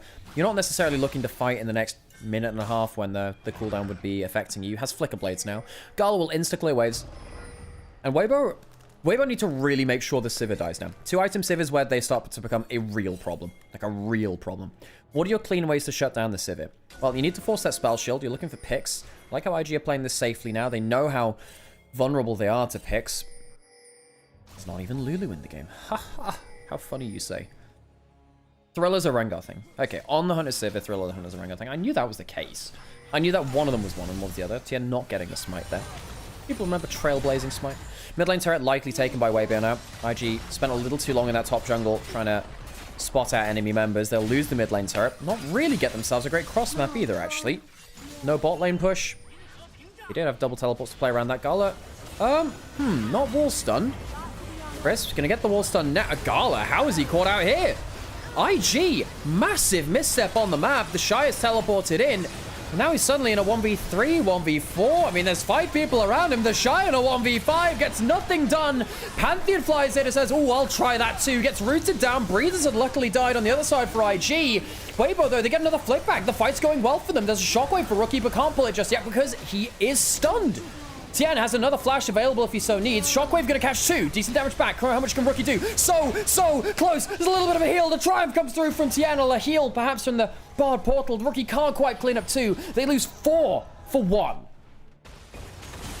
What is IG doing there? Gala had flash, had barrier. Uses the barrier. Dies without using the flash. Can't help but think that was a big mistake from Gala. Flash over the wall to safety, perhaps? Milord? Just full combo by Tien. Gets hit by the Bard combo afterwards. I think you either flash early or not at all. It was the wrong place to be. You didn't have wave pushes anywhere. You knew you were likely unsafe here. Yes, there's a Pantheon to arrive as reinforcements, but Gala, big mistake. We just said, hey, you know, Sivir, 2 items. That's the point of the game where you need to really start being afraid of them as a threat. Well, took care of that themselves there, right? At least they stopped Atacon. Yeah, giving up 4 kills for it is not as fun, though. Good shockwave. It's good W afterwards. Oh, so close. So close. Oh my god, so close. IG now starting the Atacon. Hang on a second. Redemption's coming in. That's the enemy one, by the way, so we'll do some damage. Going low. Tien's coming through it. Bardol stops it. He still goes golden. Draw stun again. Tien goes into the backline as Mako. Force low. Atacon taken by IG. Going to be 2 kills to the side of Weibo there. How much damage have IG got left to offer? Rookie will shield up Gala just a little bit. I just don't know if he's got enough. And indeed he won't. They get taken down by Jin and Poppy's combined might of arms as Rookie. Shockwave's not bad. It'll find 3 of them, but it won't find them all. Trying to get the last kill onto Chris. Not able to do so. 5 for 1. 4 for 1 before, 5 for 1 now. A combined 9 for 2 to take the Atacon themselves. Dragon is available. But Weibo, real credit to them. We thought they might get out of team fort based on level of player form right now and cohesion in the team. Weibo have been team fighting well. Bard to stop the Atacon, easy take. Talia wall to cut off one side of the exit. Tien getting an easy kill onto the other. Making sure that the Karma doesn't really get to do that much on the Redemption. I actually think he should have died and used the Redemption onto his surviving members. Maybe that would have made a difference. A bit of a mistake there. Great stun by Chris. I think Chris Bard's been good. Chris Bard's been pretty good, you know. I think both Mako and Chris have been putting time into this recently. And yeah, the shockwave's not bad. It's just not at the time where everyone's alive to follow up on it. Oof. Huge value. Once again from Weibo. So disruptive. The early game from IG was not good enough. Weibo cleanly found themselves into a mid-game, and now their team fights where they're grouping up have been much better. Now, the disruption from Tien, from Chris, Xiaohu. Reed's Equalizer's not really been part of the equation, actually, weirdly. Not massively. You're more about the Poppy Talia, the build your own wall stun, and of course the Bard ult as well. The Rumble sound effects always get me, folks. They always do. Ugh. They've been so disruptive, and IG, they've not really had map control to determine where and when the fights are happening. They've been caught out, not really able to form back into a 5v5. The Shy's not been powerful enough to 1v1, or even, you know, of course, the Gwen dream of doing 1v2s and 1v3s. Not really been strong enough to do that. Gala, I think he reached a point of power, then made two or three crucial missteps. 0 and 2 now. Does have both his summoners available again, but he's now 2,000 gold behind Lights Jin. 705 Infinity Edge completed with a rapid fire cannon. In a game like this, not slowing down his build that much at all, because it's not like there's a huge amount of armor on the other side. In fact, are there any armor items? No. No, there aren't. Jin is having a field day of it.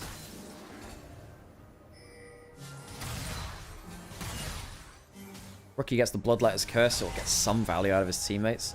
Mako 0 and 5, by the way, on the Karma. Oh, hang on a second. He might be put to 0 and 6. He is. The build your own wall stun combo comes up tops again. The Alt W comes through. I'm not going to lie, folks. I don't think it's changing much. A bit of a frustration redemption. I guess he's looking for redemption in the game, but he'll have to wait another 30 seconds until he can try his hands at that one. The Shy was pushing up bot side. Well, he's going to be found out on bot side. It has an exhaust coming up in a few seconds. Yeah, and this guy has monstered the Rift. 6-0-11. Has the Audacious Charge, procs that phase rush, pops him up again, and allows the Talia to do... Hang on a second, that's not bad from the Shy. Takes most of Xiaohu's health. Reminder that Gwen does damage, by the way, but they'll cleanly take down that kill onto Gwen. Xiaohu will push out that wave, nothing really threatening them now. You can see the Rylai is really cutting off any hope of escape. Roots. Oh, God. That redemption is not coming in this life either. Take another 30 seconds to think about what you've done, Mako. 0 and 7. Hex gets back out on the map and quickly booted back to base. Baron now started. Two minutes after spawn. What happened here? Wei popped in the portal and had to flash. Well, he doesn't have flash now to contest anything else later with. Baron goes down to the side of Weibo. onto all 5 members.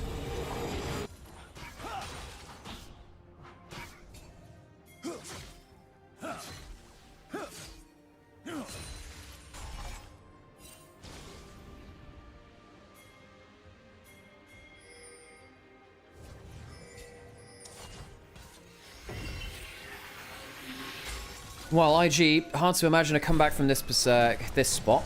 That being said, we've now just cursed it into existence. Feats of strength. Baron buff ticking for another couple of minutes. They don't have soul point. And they did give over Atakan, so it's not like IG have got nothing this game. Weaver's Wall helps push things a little further, though. Xiaohu may be a little soon to do that. There is a Shockwave on Rookie. Ooh, oh, missing that. Maybe just take the L. You could get Shockwave back. Yeah, this is actually a problem. Well, okay, Tian taken low. They have a redemption. Equalizer coming through. Gala damaged pretty heavily there. Not clean from Weibo. Not clean. But even then, IG don't get themselves much. Poppycopter being span up. Who does it hit? It hits the clump. 2 members sent back to base. Doesn't really mean that much. The Shy will spot them heading towards mid lane.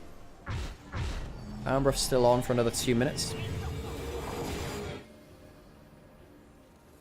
Well, that was actually not great from Weibo. If you were going to throw a game randomly, full sending it under tower as a solo Poppy, not the best decision ever, not going to lie. What's deciding which team has blue side first? So there's a double round robin. Each team will get game 1 of a series as their side choice. And then loser decides after that point. So in this one, I believe it's Weibo who have side choice in game 1, and then loser picks after that.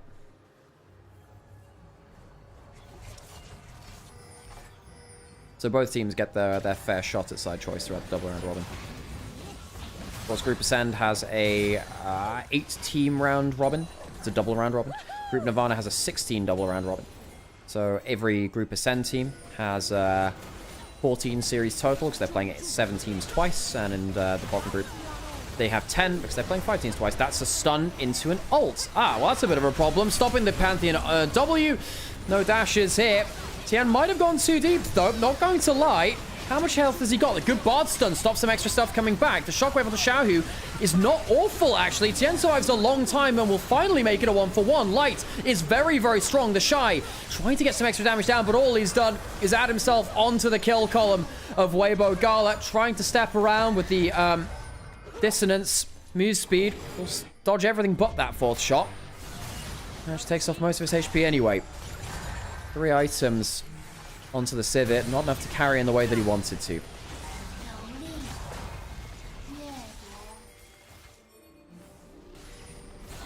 Okay, well, IG, they won't lose the game here, but they will lose themselves an inhibitor turret. The inhibitor very low itself. Breathe, hang on a second. He might get rooted up here. Rookie.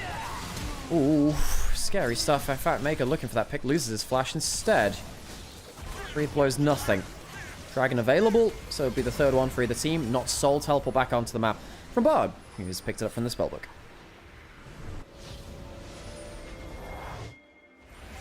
There are only 14 teams, blah, blah, blah. Well, yeah, hang on a second. Ult into mid lane from Way wants to be around for the Dragon. If they can get themselves... flick back. E, good frontlining there from Way. Chris, hang on a second. That's a problem. Stop from using the Heskett. Oh, Chris, that could be a problem. It has the tunnel. It has his ult. Can he use that for disengage? Maybe a little bit. Gets 1 onto it. Chris might die quite quickly here. Oh, he's gone down. Okay, the bounties come over on the other side too. 1 for none. They use the Sivir ult for it. But no Bard now. That disruption's that. Weibo, you are 10,000 gold ahead near about. Surely. You can't be throwing dragon fights like this. Light, good damage from the W. Hex gates being used to bring Braid into position. The Pop Ult doesn't land anything either. Where's the spike comes through to the Pantheon? Only 68 HP between it. Breathe. Low HP now as well. Equalizers coming through. Damage coming through from the Jhin. The Shy into the backline. You do not want to let that Jhin hit you, though. You won't be able to take down that kill on the backside, and the damage is still in favor of Weibo. Wait. Taken down by Weibo. IG take the dragon, but Light is full HP. Where's the damage from Rookie? It's not really there. Xiaohu is very low HP, but he's just enough to stick around. Ricochet's coming through. 4 members alive from Weibo, but with Bard coming out of base. Slash forward from Light. Is that enough? The Q coming back from the Sivir. Is that enough to take anything down with him? Karma is trying to get the assassination. Where is the kill? Double onto the Jhin as he goes down. Gala will die for the last play. Mako not quite cleanly enough able to take it down. And suddenly, all IG members find themselves looking at Gray's screens. It's not a bad attempt in the late game from IG. Weibo damn near through it, but they will end up with extra members alive. Baron available in 50 seconds. IG do walk away with the dragon, and, well, you know what? Weibo don't exactly break the base, do they? Gwen alive again. We'll be able to recall him. 65 HP is all that was in it. Light on the Jhin doing some monstrous work. The Shy hops over the wall to threaten him. I think maybe he could have taken a back step, repositioned the W. Oh, I guess he didn't have any repositions left on that, did he? Perhaps making a mistake of using his first reposition. Gwen W positioning could have been a little better for him. And then Rookie, too low HP to do that much of a fight back. And Gala, he's been a threat for a while. Does have those 3 items, but no Lord Dominates Regards makes it a little harder to play things out. Flash forward from Light, and that Q afterwards gets that kill. Didn't want to chance another QW coming out. Oh, God, the 4th shot. Maybe wait until that came off, but not quite. Not quite this time. Baron's set up in picture-in-picture. All 10 members participating in this game alive again. There's a Banshees on Rookie. Low damage option. Shy, 3 items. He's gone for a Leandri's, by the way. Surprised at that one, but I suppose Leandri's Riftmaker both give you the percent damage up. And the Bloodletter's been built by Rookie already. It has a Seekers. It's actually almost even in gold to breathe. Credit to the Shy. He's really climbed his way back in this game. He's 2 and 9 and he's even in gold. That's really impressive. Some shutdowns and some objective bounties probably part of that. I mean, AD carries are pretty similar in gold too. It's actually jungle where a lot of the gold lead is. And you know what? I don't think Poppy can do that much in this late game, right? 4 items for Sivir. IG, don't look at the scoreboard. Don't look at the gold lead. I think they actually have a genuine win condition here. This is an IG that can fight. The gold is on the Poppy. The Poppy is not going to be game ending. I'll spot the ward being put into the brush there. Tien trying to make a difference of it. Oh, they've caught out Gala. Shockwave comes out and they get onto Light. He has a GA. The Shy's in it alone. Where is the support? The Shy needs some help here. They will catch out the Sivir, but it's not doing that much. The Shy manages to get an extended fight, and that's a problem. Pantheon has died off screen somehow, somewhere. Couldn't ult back into the play, and the Shy is going. Again, the wall stun is not valuable. Doesn't get that much for them. Can they get anything? The W's back up from the Shy. 2 and 9, but still carrying. Only the Shy can play like this. IG find a way into the late game. Gala gets caught, but they can't capitalize in the way that they want to. How has the Shy from 2 and 9 made the difference in the late game? Never before has League of Legends seen a player like this. He was the original. And I'm sorry, Baus, you'll have to take 2nd place to the Shy. This guy somehow does it again. Wade does end up dying, though. It means there's no smite to secure the Baron. But as we were saying, that's what he died for. He died to make sure that Taliyah couldn't make their way into the play. You know what? That's a worthy death. He flew through the halls of Valhalla after taking that one down. He can get himself back out onto the map now. Is there any contest coming through? Well, if Tien walks up, it wouldn't have been a smite. There is that. IG, they kept themselves Baron. There's 40 seconds until the dragon comes up. Now, Wade did just use his ultimate. Maybe that was a mistake with that in mind. Perhaps a mistake with that in mind. This is very winnable for IG now. What happens here? I mean, just doesn't spell shield the right stuff. Gets rooted. Uses the barrier. But then the Shy just goes absolute mammo. We need to actually get out of this replay. We need to see the dragon set up. Look, the Shy does some great work here. We need to get back into live. What's happening in live? Push over the mid lane. Anyone on the dragon itself? No. Walking down towards the bot side. Jungle. We've seen all this before. Let's get back into live. We need to get back into live. There we go. QSS for Gala now. It's QSS and the Baron. Now, they can give up a dragon if they want. They have the Baron buff as well. No Q hitting over the wall. Very quick tower killing. Elixir of Sorcery picked up for the Shy. Means he's even quicker killing towers. Wait, they need to get back into wave clear. They might be able to threaten to flick back from the Taliyah. That'll be the case there. But now Weibo have given up their dragon setup. IG using the Baron. Tien off of vision. But again, the Poppy gold lead doesn't matter that much. The Shy has cleanse. Will get themselves a shell shield this time. A little bit better from him. The Shy pops the W. The ult coming through. Oh, it's caught Gala again. Didn't flash it. That's a mistake. Shockwave coming through. Breathe. Caught out a little bit. He has his own flash if he wants to respond. But Gala, my dude, you cannot afford to get caught like that again. He's been caught all late game. He's 700 gold ahead. He's a late game civet. Has so much power. The shockwave now used. Dragon now started by IG. But Gala getting caught so many times has given away a win condition. Tien on the flank. Crisp also on the flank, looking for some stuns here where he can. He gets taken by Wei. Hex Soul for IG. What a bonus that is. Tien can't flash out to safety. Slowed to his doom. Wei trying to get out of that minefield just a little bit more. We'll see him to the plate. The Shy cutting off light from the past. Where's the W? Does he need it? I don't think he does. The Hex Soul will force the flash out of light. Does he have enough to chase him down again? He's actually quite dangerous. Is like even from this HP, getting himself the move speed and danger no more. Will not see himself out to safety. Weibo will not protect their AD carry. They have to scramble for the base defense. And despite the gold lead from Weibo, IG find it in the late game to find themselves a comeback. With all the picks onto Gala not mattering, this is the most useful 2-9 Gwen I have ever seen in my life. You are, without a doubt, the lowest KDA top laner I've ever heard of. But you have heard of him.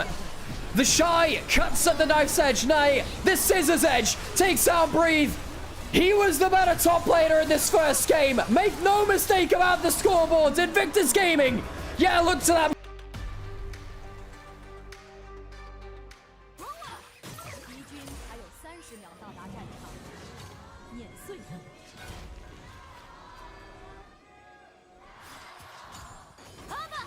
Oh, Q at the level 1.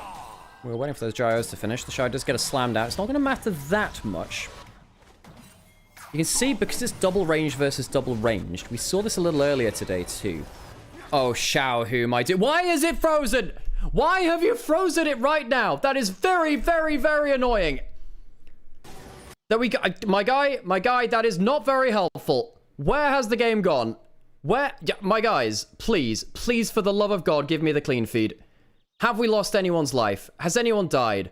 Please, clean feed, please. It didn't lead to anything.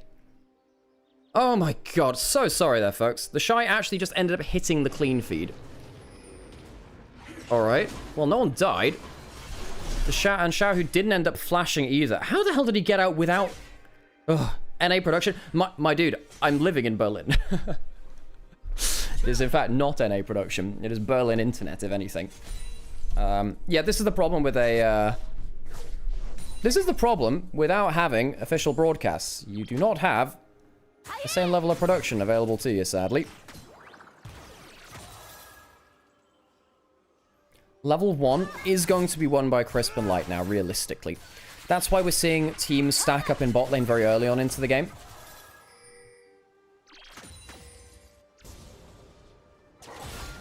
I was imagining... Yeah, I do think Xiao probably did E-start. He's very low HP now in mid lane, by the way. Rookie's taking a great trade against him. The Xiao misses that Q. Owie. Oh, now he gets the W. Yeah. No, he did Q-start. No, he did. He did Q-start, not even the E. Berlin internet? Yeah. Now that we mention it, German streams I watched lately have gone down a bit. Yeah, German internet is pretty poor because basically in the early 2000s, the government at the time, which was... Look, there's a lot of corruption... There was a lot of corruption at points within German, like, politics within, like, the 90s and the 2000s. Basically, they were lobbied by the internet service providers to not go from copper to fiber, basically. And they were late on the fiber optic boom because basically the internet service providers didn't want to update their, their hardware and stuff because they had a market share and they didn't want to spend more money. But it meant that their whole internet development was set behind basically a decade, or half a decade, I'd say. Which is very sad for people who rely on internet who live in Germany, like myself. Haha. Way clearing it towards the bot side of the map. Tien as well. Similar timing. We're going to see a fight over the bot scuttle. I don't know if Wei wants this smoke. Well, maybe he does. Bot lane's not winning, but Annie is. So if Annie comes over, then there would be a one fight for them. Wei will get himself to scuttle. Tien will see it. Can't do anything about it. Wei will push it in mid lane. Rookie's... I mean, do you fight for double scuttle? No, surely not. Let Rookie recall. Let him recall in peace. Get a good... let him get a good thingy in. Good reset. Ahead 10 CS from the first back of the game. So now, until Xiaohu gets to reset again, he's down basically 10 CS in terms of fighting gold. Wei's gone behind bot lane. Phosbomb will land onto Gala. He's gone to... Oh, jump forwards doesn't land anything. Wait, doesn't have red... Oh, that's a mistake there, Chris. Chris, why did you step up? Questions among questions. We'll jump forwards. Chris will die. First blood. It's away. Not tracking the jungler particularly well. I suppose they thought that Wei was going to recall, get his first back of the game in. He didn't. He went bot side instead. Now he'll get to recall with an extra 400 gold. Is that a full tunneler on first back with plus a control ward? Yep. Tunneler control ward. That's disgusting value. Wei is very, very happy jungler now. Now, typically you walk out of base with the longsword, ruby crystal, and the control ward. Getting the kill means you can get the full tunneler completion, and it's more valuable than the components, of course, just a little bit. Tunneler is one of the best components in the game. One of the reasons why fighter champions have been strong for a while is because Tunneler's a really good component for the early game. Aatrox is really good with it. Of course, you got champions like Yorick, who's happy with that too, but though he doesn't get that until a little bit later, of course. But if you're a Shojin builder or Sundered Sky, you love this stuff.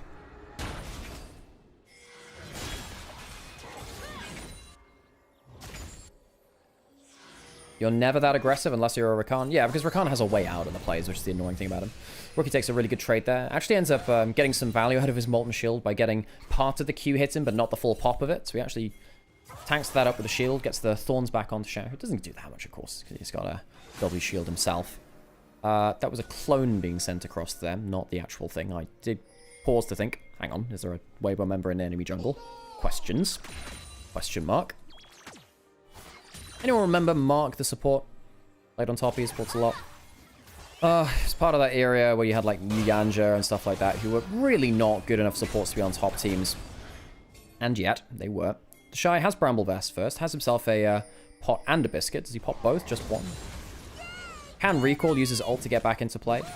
Rookie used that ult in mid lane to get a trade, push out the wave as well. We see this a lot from Annie's. Victor can sometimes do this too, where you just use that ult to get half a trade and then the wave control, and that's fine. You know, back in the early days of League, you'd only trade if you thought you had a full kill, and it was really bad if you didn't have your ultimate besides that. Tien, I don't think you want that smoke, actually. Well, maybe you do. You do have the Galio ult. Annie doing decent work here. Rookie, I think, makes a mistake by using that there. Is there a smite to come through? It's so close. It's taken by Light. Weirdly, not taken by a jungler. Mako using the E to get...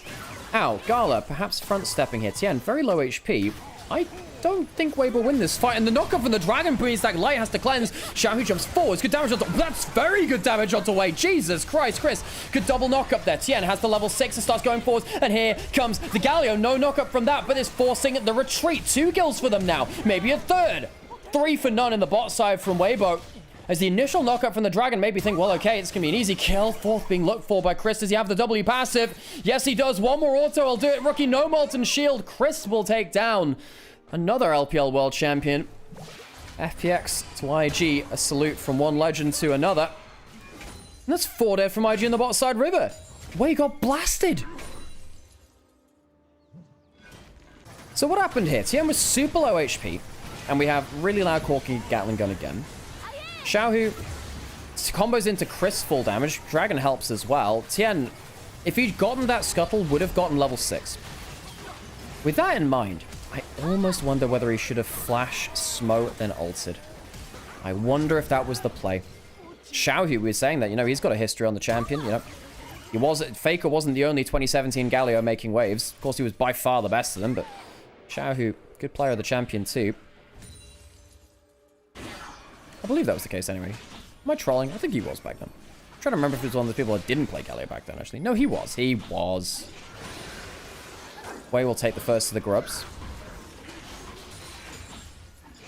Any contest? Doesn't look like it. 2 will go over easily. No smite use from Wei just yet. IG had a good early lead. Now, hang on a second. Tibbers drop.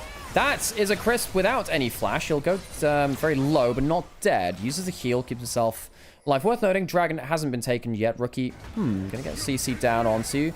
No Cyclone available just yet. Good double taunt there from Xiaohu. Good damage onto Mako on the whole. Light, potentially looking for a full-on kill. Xiaohu might have gone too far now. Does he have another E to get out to safety? He's just about safe enough. Nah, not until the root comes through. Might have another E. Nope. Goes down. Xayah picks up the kill. A little too far from Xiaohu that time. After the initial pick looked good, couldn't follow through on it. Xiaohu in 2017 had a 55% win around Galio. Right, okay. Good to know. Good to know. I wouldn't mind game 3. You know what? Me neither. Normally I'm not an enjoyer of long days on the Saturday when we have 3 series, but you know, today I'm vibing with it, folks. I'm enjoying it. I am. Wei taking that blue buff. Wukong on the dragon. It's going to be a contest over this at all. Getting pretty low. They will have... Guys, they will have vision on this. Anyone coming over? Wei, does he want to contest? Maybe he does. He's charging up his Q. Pretty low there. There's no smite on Tian either. I was wondering. I guess he had the Cyclone, Sheen and Phage. Good items. Components, I suppose. No contest from IG. Don't want to throw another bot side fight there. Last one went badly enough for them.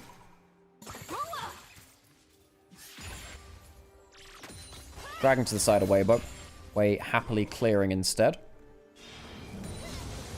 Rookie down gold to Xiaohu on the Galio. Of course, Rookie versus Xiaohu.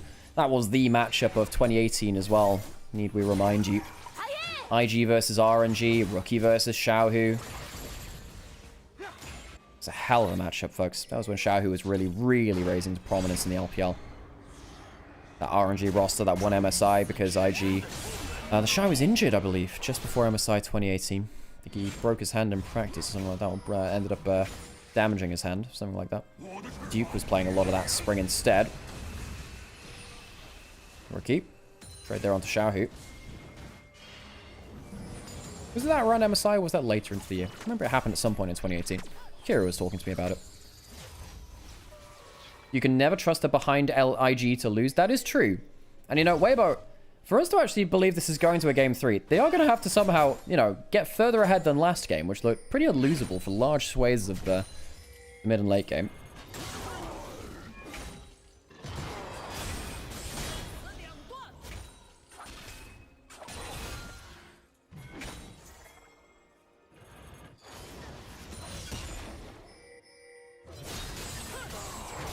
Shy, taking hard trades, but whatever, he's a Scion. It's not really like either of these two champions kill each other. Just before Spring Playoffs of 2018, Duke played all of playoffs. The Shy came back for summer. Yeah, I think it's because the Shy had a broken finger or something like that. Oh, Ghost, you did redeem the compliment, by the way. Let me have a think about that. Chris getting caught out by Mako. Chris does have flash. Does have ult as well. I don't really want to tangle with that unless you know you can finish that kill off. Of course, the threat of a Galio ult on top of any CC is kind of scary. The base damage of the Galio ult is actually pretty nice, and the CC is obviously pretty big too. Impact with a W. Cyclone not used. No real point using a Cyclone onto Rakan, even if you cancel the... This is the annoying thing about the Rakan. Even if you cancel the W, he's got an E. And if you cancel one E, he's got a second E charge for reasons which I don't really get. Oh, that's a problem. You know what I think should happen? I think that if you cancel Rakan E, it should put... I think if you cancel Rakan E, he shouldn't get his second one. I think that he should only get a reset on his E if he manages to reach his target. Because I think that champion is way too survivable. It means that actually at that point, cancelling Rakan E feels valuable. Remember when Insect broke his leg or something because he was jumping up the stairs for some promo bit? I do remember that, actually. Smite from Wei on the top side of the map is a little bit behind in terms of XP to Tian, about half a level, actually. Not a little bit at all. Punts him back. Mako gets the charm. Plans onto that. The Ambassador pins him in place, though, and yep, Rakan dies if you CC him for long enough. Goes down pretty easily there. The Shy good damage back, but Breathe gets it. Oh, hang on, flash forwards. Gala ults back in return, though. Good reaction speed from Gala. Bit of damage onto him. Full channel Q. Chris just uses flash. That's a problem. The Shy looking for that last kill. Will get something onto him. Clone Gaming. Gala can't quite get himself the final kill. Does after that last auto attack. Tien now stuck in the Thunderdome with the Shy, who does have a flash. The Galio is coming through now. Not sure that was needed. Q coming through. The Shy just think he can get the kill. So close. Yes, he can. Flashes forwards. And that Rookie's into the play. The IG solo lane is chasing down. Weibo will walk away losing, what, 3 kills in that fight? I believe it was a 3-for-3. Rakan died at the start of it. The Shy dunks down on the back end of the play. 2-0-1 for the Scion now. Another kill was claimed by Gala in that play too, as IG make it an even trade. Jesus Christ. And the only thing I appreciate more than a good LPL skirmish ending in a 3-for-3 is, of course, Deadly Ghost in chat. Welcome and hope you're enjoying your time here, Ghost. see you again. Looking forward to seeing what you're going to do with Riftbound, the new League card game. I think Ghost is looking to get into casting that. Myself too, actually, if that's a good enough option. Ambassador just dunked down on Mako, and yeah, turns out doesn't get to use his second E or even his first one if you kill him. My man can carry even when playing a tank? Yes. Yes, he can. In fact, I think the show is even better on tanks than carries a lot of the time. Walks forwards, realizes, well, they don't exactly have any cooldowns left. Thinks maybe he can kill with the Sunfire Cape. Thinks about, well, maybe I should turn back for the peel. No, let's just get the kill. Zones off and gets a flash out of light too? What the hell?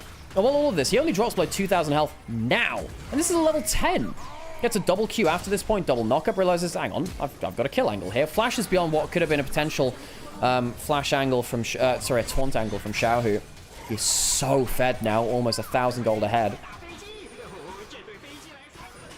Casting card games sounds interesting, actually. How about card games on motorcycles? Is that Zexal Yu-Gi-Oh? Anyway. Dragon taken by Weibo. Do you have 2 early ones now? Xiaohu teleporting towards that top side. I don't think the Shy gives a damn about him. He's 2 levels up on him, by the way. Shy doesn't really want to get taunted under turret, so he won't walk up and do too much. Oh, 5Ds. Right, okay. Right. I didn't watch Beyond GX. I did hear it still ended up being okay, though.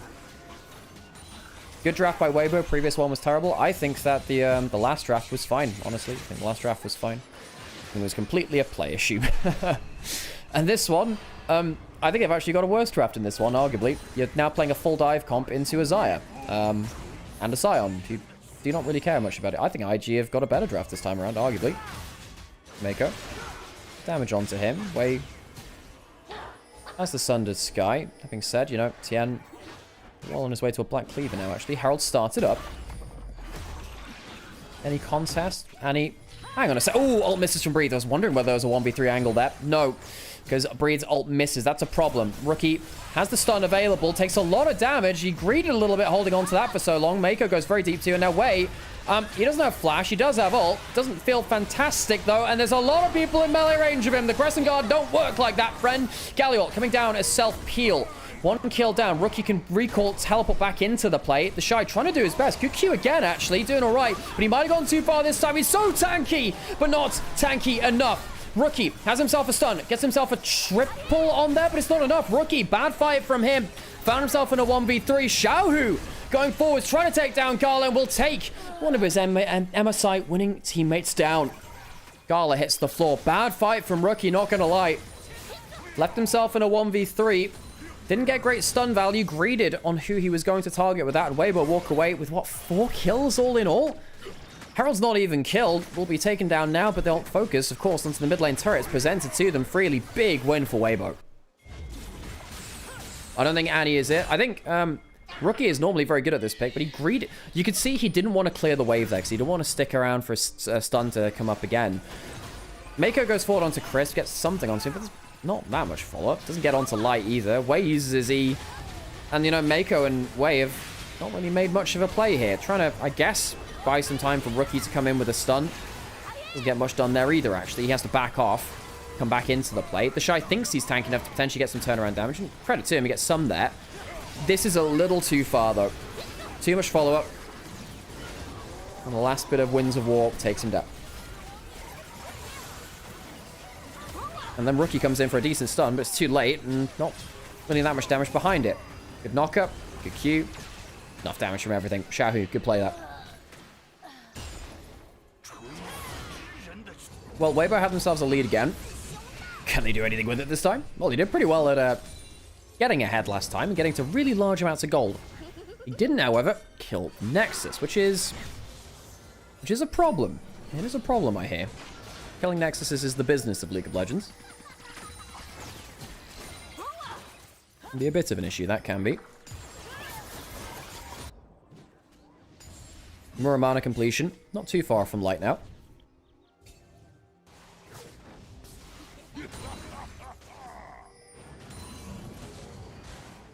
Oh, Black Cleaver in for Tien. That's a problem for the Shy.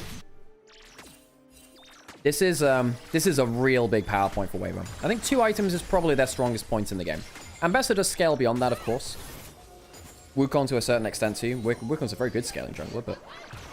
Oh, hang on. Trying to catch Light. Can't quite do so. Good damage back. Triforce Black Cleaver, Muramana about to be completed. I don't think IG should look at any fights like this, which is a shame because they do have an Annie who's not on a bad point right now. He's going to find a Wukong. He did spot him out with the sweeper. Not quick enough reactions though. Rookie. Not a great series from him, honestly. Well, not a great game from him, at least. Perhaps game 1 and game 2 was a little bit more of a passenger than we like. It wasn't his fault that they fell behind in... sorry, game 1, rather. Perhaps not their fault that they fell behind in that one. But Rookie not playing well here on the Annie. 2,000 gold behind, 0 and 3. Jumping out. Oh, that's a good taunt by Xiaohu. Good Galio game from him. Rakan goes down easily. Light does have the power to definitely out-duel Gala. Wait, trying to get some damage under this turret, but he's only but a Shinzao. Jumps in again. Not bad there. San coming round. Perhaps there's an angle for IG. San comes in like a freight train. Yep, that's a specialty. Teleport coming in from the Annie. How much can they get with that Blasco? Good combo onto the Wukong. We'll take him down as well. Can he follow up for anything? The phase rushes weren't running.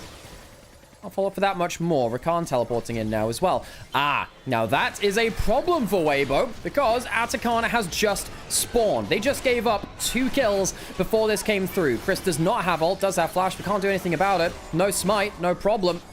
IG, well, no smite, very much a problem actually. Let's rephrase that for Weibo. IG take the Atakan, and Weibo, they overstay in top lane.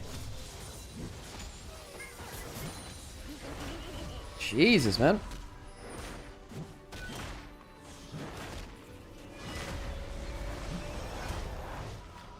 Shy sticking around for that turret in top side. Of course, first turret was already taken in mid lane and top lane before by Weibo. Great ult angle from the Shy, though. Goes around the outside of top lane, curves in on a harsher angle. Slams into that target there. Oh, wait, no, that's not actually the kill. But it's a good angle to bring him into the plate. Rookie gets himself a good combo onto the Wukong. He should have just been on the Blasco. Just get on the Blasco. Do you think IG is planning this, or are they winging it as they go along? A healthy amount of both, I'd imagine. Can't imagine the misplays are ones that they planned out particularly well. Dragon started up by Weibo would be their sole point. The Shy takes a lot of damage from the Black Cleaver of Breathe now. Wei's taken low. Dragon's not that low itself, though. Wei's walking away, though. They won't be able to get much there. Instead, they'll use their 3 grubs to take mid lane out of turret. Realize that the Dragon fight is a little bit futile. Rakan will heal them up a little. Rookie's caught.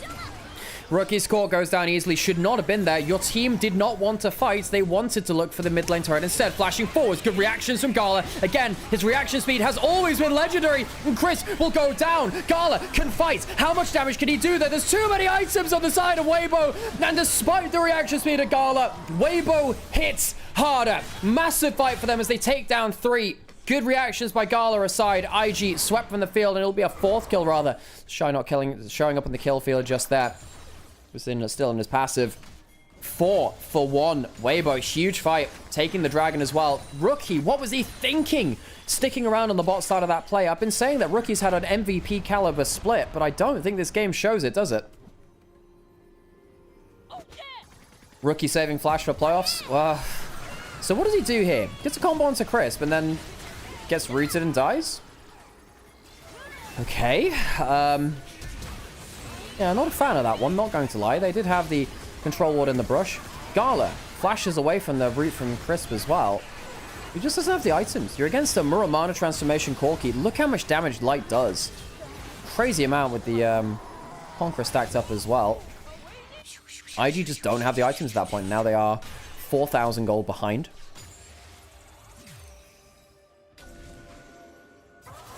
$1,000 gold ahead in mid lane and jungle. Weibo, a little more than that, of course, in jungle. GA coming in for Tien as next items. He's so far ahead.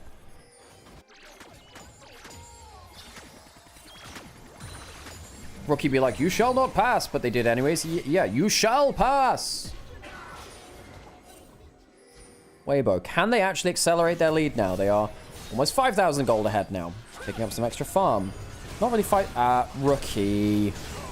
Well, he loses his flash, breathe into the backline. Perhaps that's a little too far from him this time. Mako, can he get himself a fire back? Crisp has just been blasted, and so has Breathe. That's a little too far. That's the clone they're hitting right now. IG, can they find any extra engage? Tien doesn't have flash.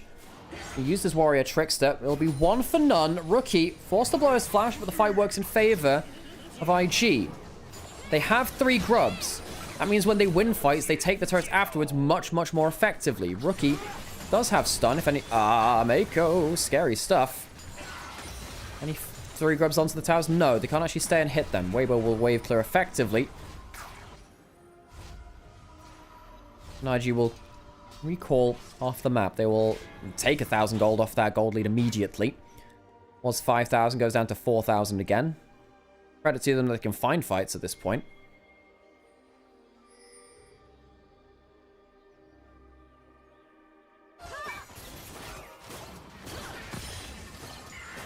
Gala clearing through the topside farm. Really wants his Infinity Edge, obviously. We'll wait until Wei's coming over. Was spotted by... Hang on, what's he spotted by? Why are you spotted by something? Hang on a second. Why is that the case? He's waiting for Wei to come over, but why is he spotted? Is that a graphic error? I think that's a graphic error. Because if he's just randomly spotted, that's a bit of a huge issue, no? Surely that's just a spectator error. Vision plan? Oh, it was the vision plan. Right, my bad. Yep, that was the thing. I didn't see the plant getting blown near him, though, so I didn't think that was the case, and unless it happened just before we came on screen. It does last a little while, of course. And he has himself the Infinity Edge now. He was communicating with Wei there, basically saying, look, I need this item. Infinity Edge can win us the game, I think. And now, once we get to 3 items, despite the fact that IG are behind the game as a whole, their carries are even again. Remember this happened with the Sivir last game. I don't think Gala had a very good Sivir game last time. I think he was caught out an awful lot. He's been playing a lot better with the reaction commands. Reaction commands? Reaction commands. Kingdom Hearts. I was thinking about Kingdom Hearts the other day. No local gold for Weibo from that turret, by the way. No one was close enough for it. Yeah, Gala, that's got to be a graphical error because he's currently got that vision over him. That's strange.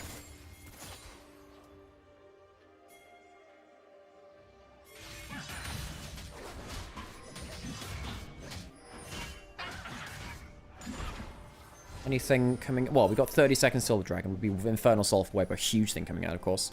Seeker's built up for Xiao. He will be able to go into stasis just the once. 3 items for Light, 3 items for Gala. He knows how important this fight is as well. I mean, there are 3 items for the Shy, too. He is very, very strong. Can't afford to take poke like that, folks. Come on, Mako. That's lazy pathing from him. Light, good damage on the other side, though. Seizing the opportunity. Let's take that ward that was just put down. Can IG hold a choke point? No, not necessarily sure. Breathe has flash, has ult. Gala's not in a fantastic spot here, actually. I don't like his positioning. And the ult pings onto him. He doesn't want to pull the ult just yet. Can you pull it now? Yes, he does. Breathe. Has he gone too far? Creep. Gala escapes the engage this time. That's the cycler coming onto it. Everything being thrown onto Gala. And IG do not peel for him. Gala was your carry. IG, where was your peel? Weibo, get everything onto the AD carry. And they'll slam through here. Can they get themselves the dragon itself? Yes, they can. Infernal Soul goes down, and Weibo get themselves an uber buff. Take down the carry, and IG just do not do enough work to make sure that Gala is safe. Gala doesn't pull the ult onto the initial Ambessa ultimate. I can somewhat understand that one. Pulls it onto the Galio ult later. I think he actually makes the right choice of when to use that. But really, IG needed to do more to get the attacking people off of that Xayah. Weibo, clean combo onto him. I think that the combo from Weibo was very good at kind of spacing IG away from their carry. Baron goes down to Weibo. No objective bounties to be taken here by IG. No 3 grubs option either. Okay, Weibo, you have yourself another insane gold lead. Ult pings onto Gala. That's fine. You can see right here. No. Nico comes through, and they just cannot stop Tien in time. Rookie is looking for the aggressive play. I wonder whether Rookie should have been closer to Gala instead, peeling away from the first person in. Shy ends up dying to Light, who's at a strong point of power himself. And IG can't do that much. Nako tried to get in for a Spellbook Smite Steal. Can't do that much with it, though. Ends up dying. Weibo. Elation there from the coaches. God, that Wukong gets so much damage in the last fight. And I think IG, this time they're going to have a lot harder time trying to win themselves the late game fight. They had themselves the have to hang on a second Flash Wars, but Light gets the reactions back. Gala, where is he? He's not in the play. They don't have that much damage. That being said, Breathe goes down. Redemption comes in to heal them as well.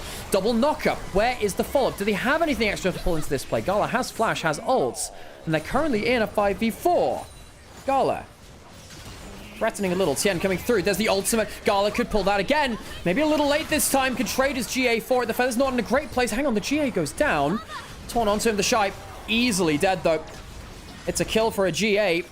IG do not like that trade at all. Feathers coming through from Gala. Again, just IG not really able to play around the Xayah point of power in a team fight where the feathers go up into the air. Not able to lock anyone down into them. Not able to allow Gala easier access as he comes down from his ult. It's a good thing that Weibo decided to randomly sub in Aja this game. Aja's pretty good at League of Legends. I will say, Breathe is also pretty good at League of Legends when you need him to. But,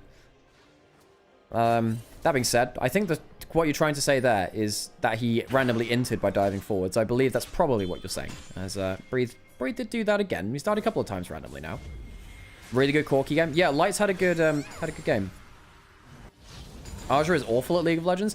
Now, I think that's a bit harsh. He's actually pretty good, especially for like PCS standards. He was very... Hang on a second. Breathe. Does he jump forwards?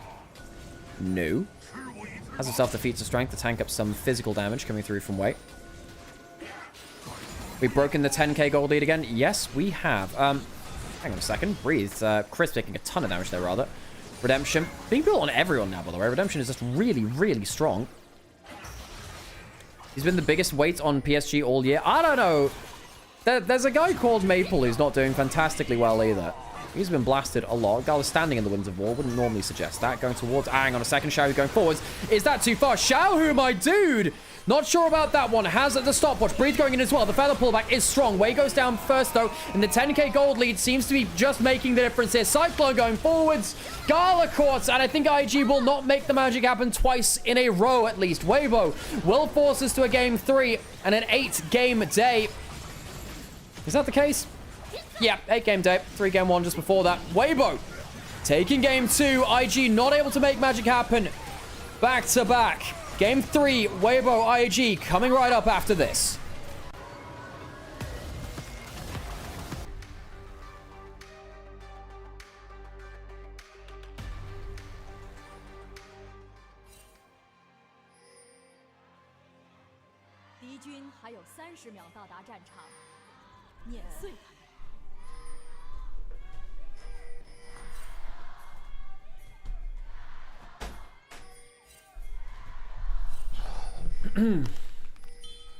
Okay, last game of the day. 8 games deep, folks.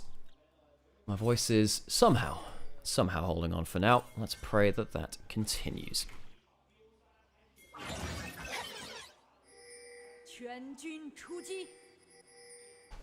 Okay.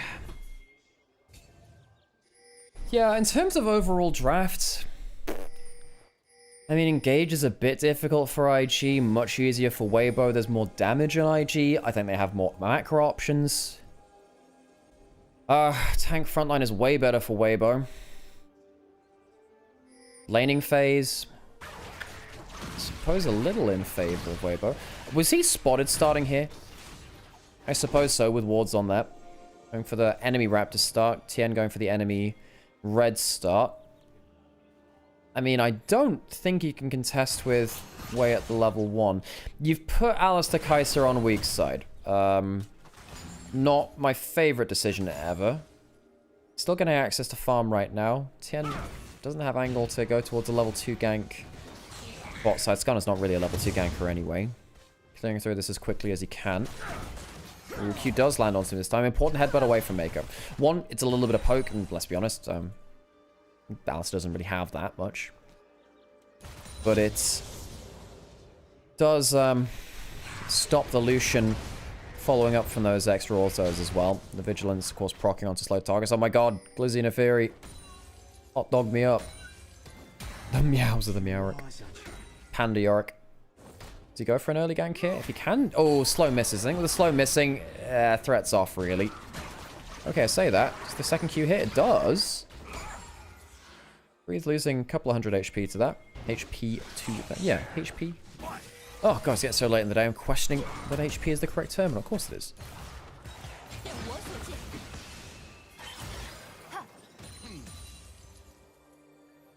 Breathe using that cookie to get that low HP healing. God, cookies are sustained. Reminder, folks, this is the most nerfed cookies have ever been. And yeah, And yet, they are still here in the meta. Jumping forwards. Heal used from Light there, actually. You should really, you know, use that. I don't know whether you had Vigilance active, but you should use that before your auto attacks go out, because it would apply your Vigilance passes to you.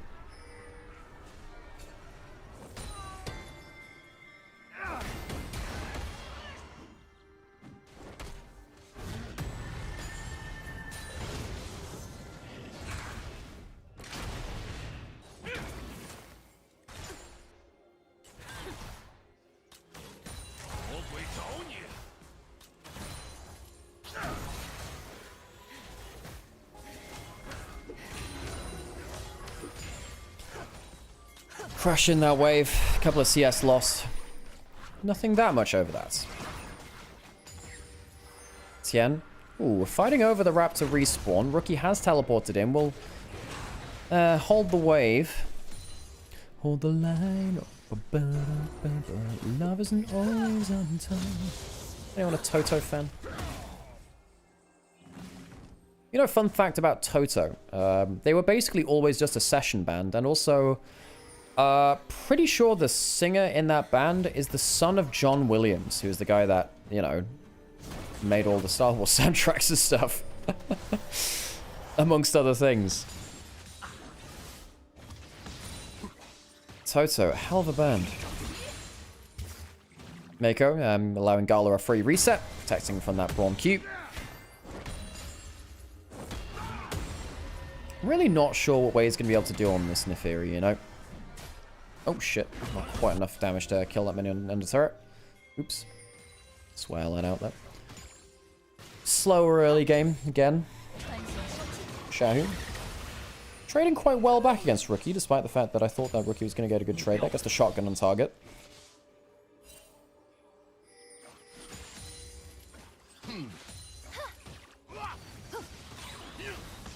Bounced her onto him as well. Shotgun lands. We did see for a while 3 points E on Aurora. It's easier to land in lane.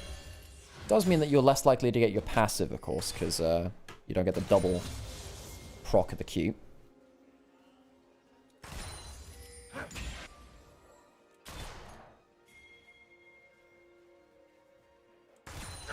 Realm Prison. Oh my god, the Realm Prison. Oh, I'd almost forgotten about it, but the Realm Prism comes back. Don't just wait until he uses his ultimate, the Rune Warp. Oh, I will never escape from misworded skills.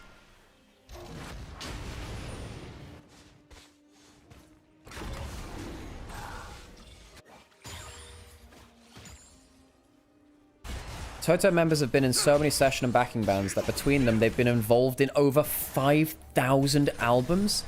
God, that's like almost half as many as Buckethead. Dragon started by Weibo. Rookie coming down, Wei coming down as well. Remember, he can hop the wall if he needs to. How's that W? Bot prior from Weibo right now. Gala doesn't have level 6.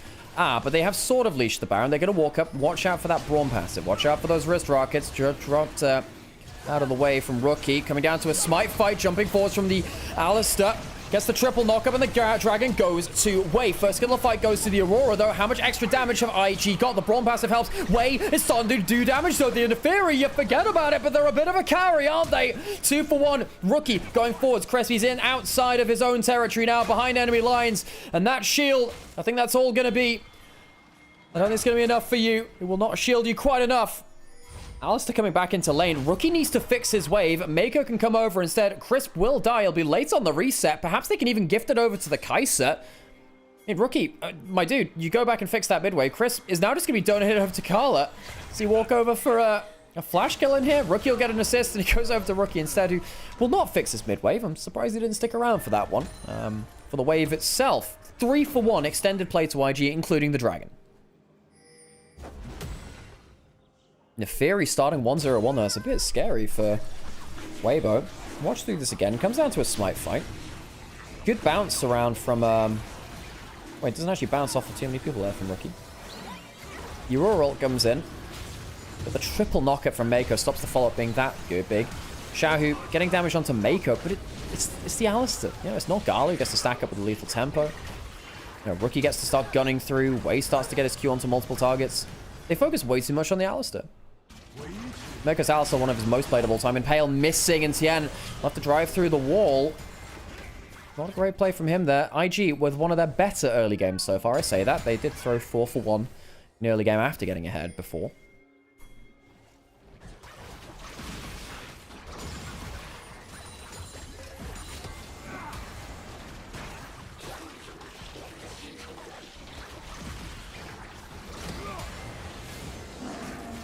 Grub's taken by IG.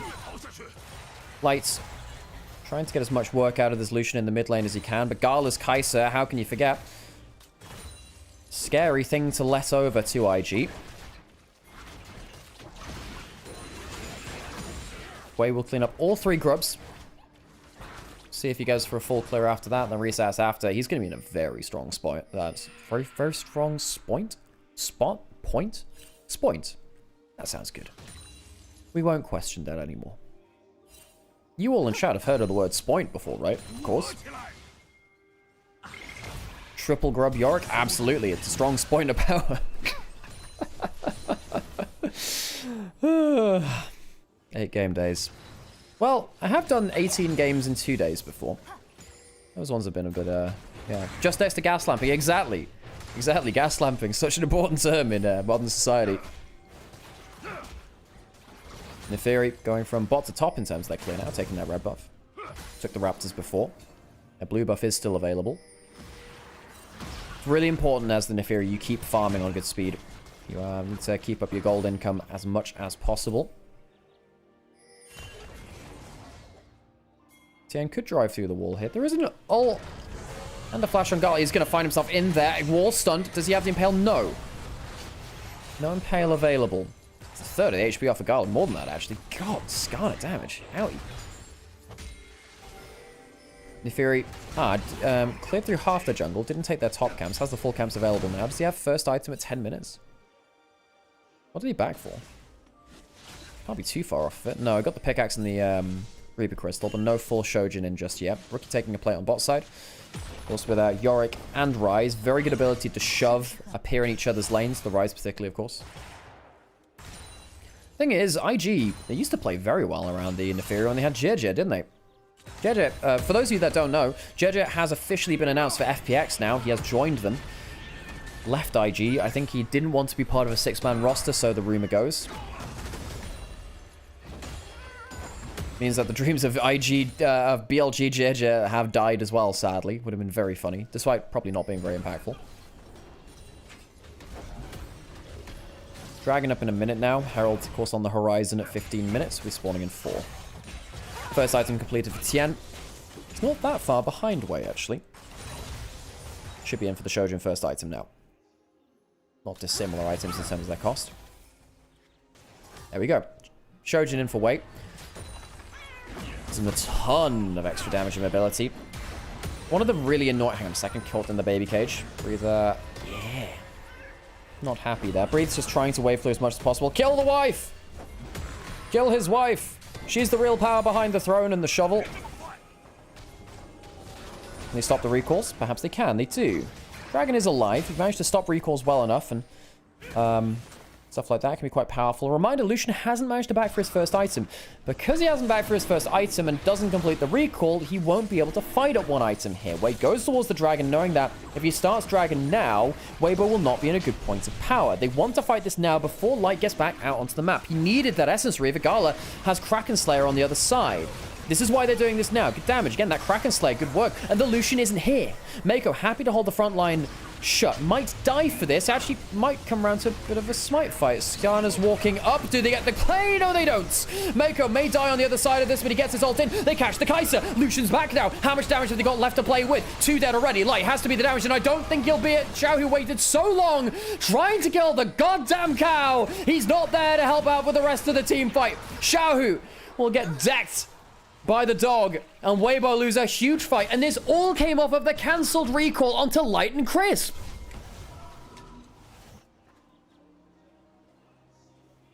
That recall cancel meant everything to IG at the end of it. We explained it as it happened. Well, he didn't get that first item. He's not necessarily able to do that much. All out coming onto on top side right now. He doesn't have the Maiden, so his damage is a lot less. Another Q lands, flashing over, realizes there's not much mana left on the Yorick either. Breed sees a key at kill angle, but the feet are swift from the Shy. The Shy, more like the sidestep. Does he have enough mana? Another one dodged. He needs one more Q and he can't quite find it. Just needs one left. The Shy sidesteps everything. He doesn't need his wife. He does it himself. He's single and ready to solo kill. It's really, really quite impressive. The Breathe Cassante can't finish it off. He must have dodged 4 Qs in that. Oh, the Shy, what a solo kill. He must have sidestepped like five Qs or something. Now, folks, if anyone wants to go and clip that and put it on Reddit, I'd love you for forever, because that one's actually a fun clip. The play down here, Mako gets a tiny bit. Oh my god, he gets the healing from his passive when Dragon dies. He gets the Triumph from Raw. Xiaohu misses the E and has to stand around for like another 4 or 5 seconds trying to kill the goddamn cow. Lucian comes in, but he's left alone diving in there. Holy crap. Holy crap. Well, they're pushing my voice a little bit today, folks, let me tell you.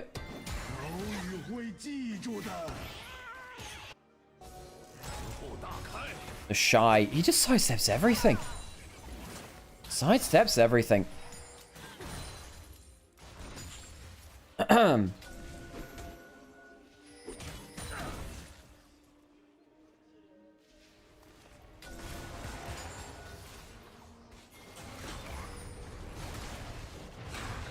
Okay, IG find themselves at a 2,500 gold lead. The Shy had flash the whole time? Yeah, he did. He didn't even need it. That says a hell of a lot, doesn't it? It says a lot. Shy has that one item now. He still has flash. He has the Maiden now. Getting jumped on by Xiaohu. He might... If Brawn passive gets on him, he might die here. Is there a teleport coming in? Is anyone roaming? No, he's on his own. IG are leaving him. They don't want to send people down here. They are taking a lot of time to kill him. Finally get the shotgun. They use the Bromal? Almost got the redemption in as well. The Shy buying a lot of time. He has teleport, chooses not to burn that flash, and Herald will die on the top side of the map.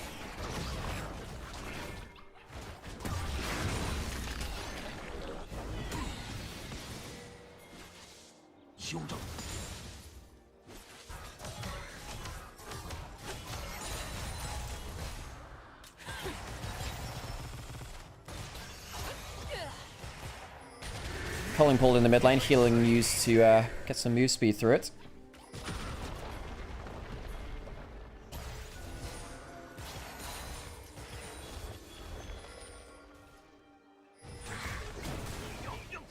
Trying to get a clip of that solo kill.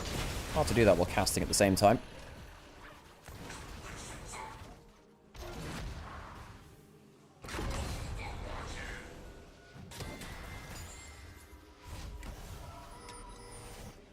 IG didn't do much to bail out the Shy. He's kind of done it all himself. Only 400 gold ahead, but you notice that, you know, with the Herald, with the 3 grubs, starting to get some real objective bonuses. 2 dragons as well.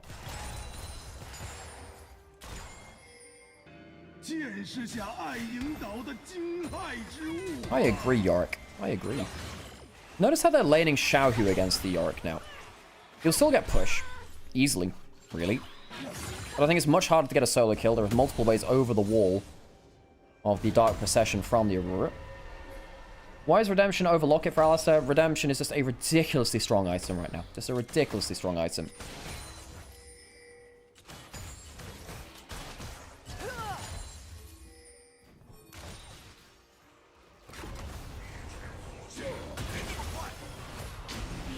I really admire your tenacity, casting 3 series a day by yourself, and also doing my own goddamn social media. We do that sometimes here. Fight around the dragon, potentially coming up.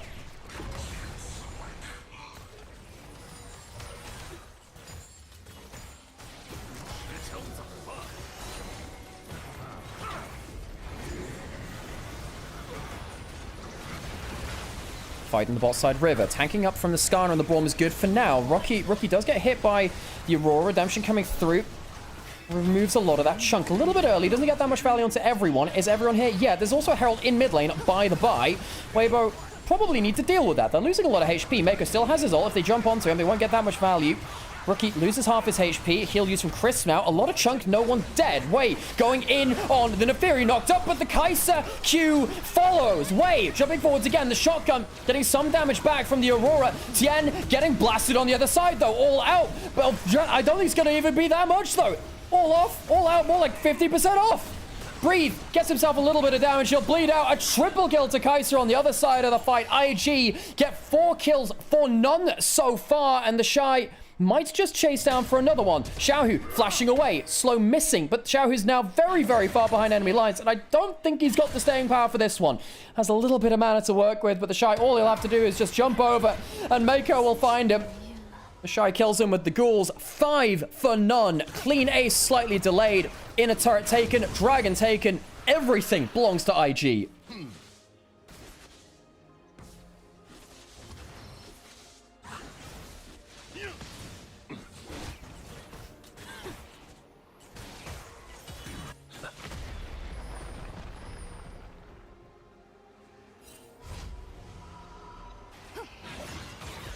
So we'll go back to the spot side fight again, full on 5v5. The redemption was used a little bit earlier onto Rookie. Chris tries to catch out Mako. Xiaohu and Chris end up them retreating in an awkward way. They split themselves up. You can see that IG controlling this choke point, controls everything. It's very much Dune, right?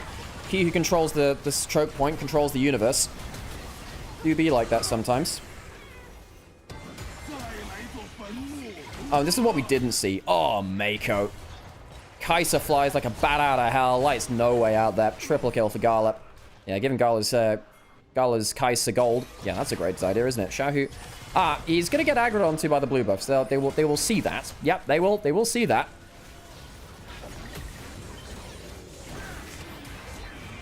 Breathe. Caught in the baby cage again. Shy, not at 2 items just yet, but God, who needs them, really? Didn't need an ultimate either, did he?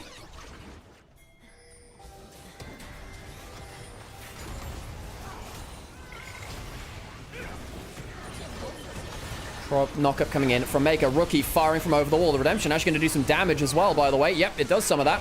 Chris taken low. Prompt secured by Tien. That'll be the grand tally of it. It's the only casualty. We are really ARAMing today, aren't we? Except it's not mid. This is... Okay, well... Okay, we won't say that. Atacon now started off.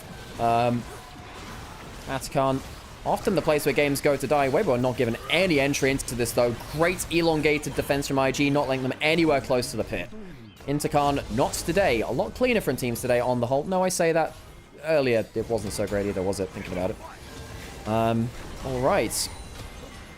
W's landing. There is... the W upgrade has come through from Kai'Sa now. Yeah. Has the AP components of the Nash's too, so you can keep pinging through for poke. So 3 in a row hit. 4 in a row now. Yeah, doing quite well there, isn't he? You can actually just fire another one at him if you wanted. Chose him not to.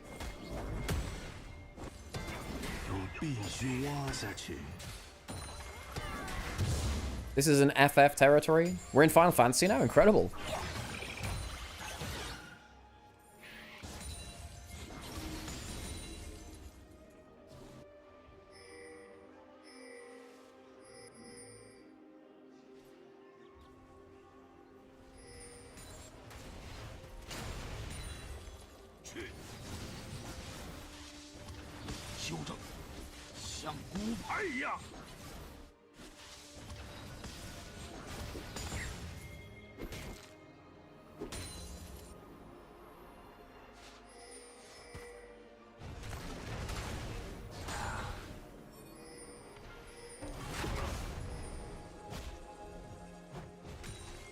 Xiaohu has himself the Blood Letters, has the DOT item with the Leandries to help that matter more. Yes, you do have 2 items on the Lucian. Sorry, a little bit quiet there, because my brain is starting to run out at the end of the day, folks.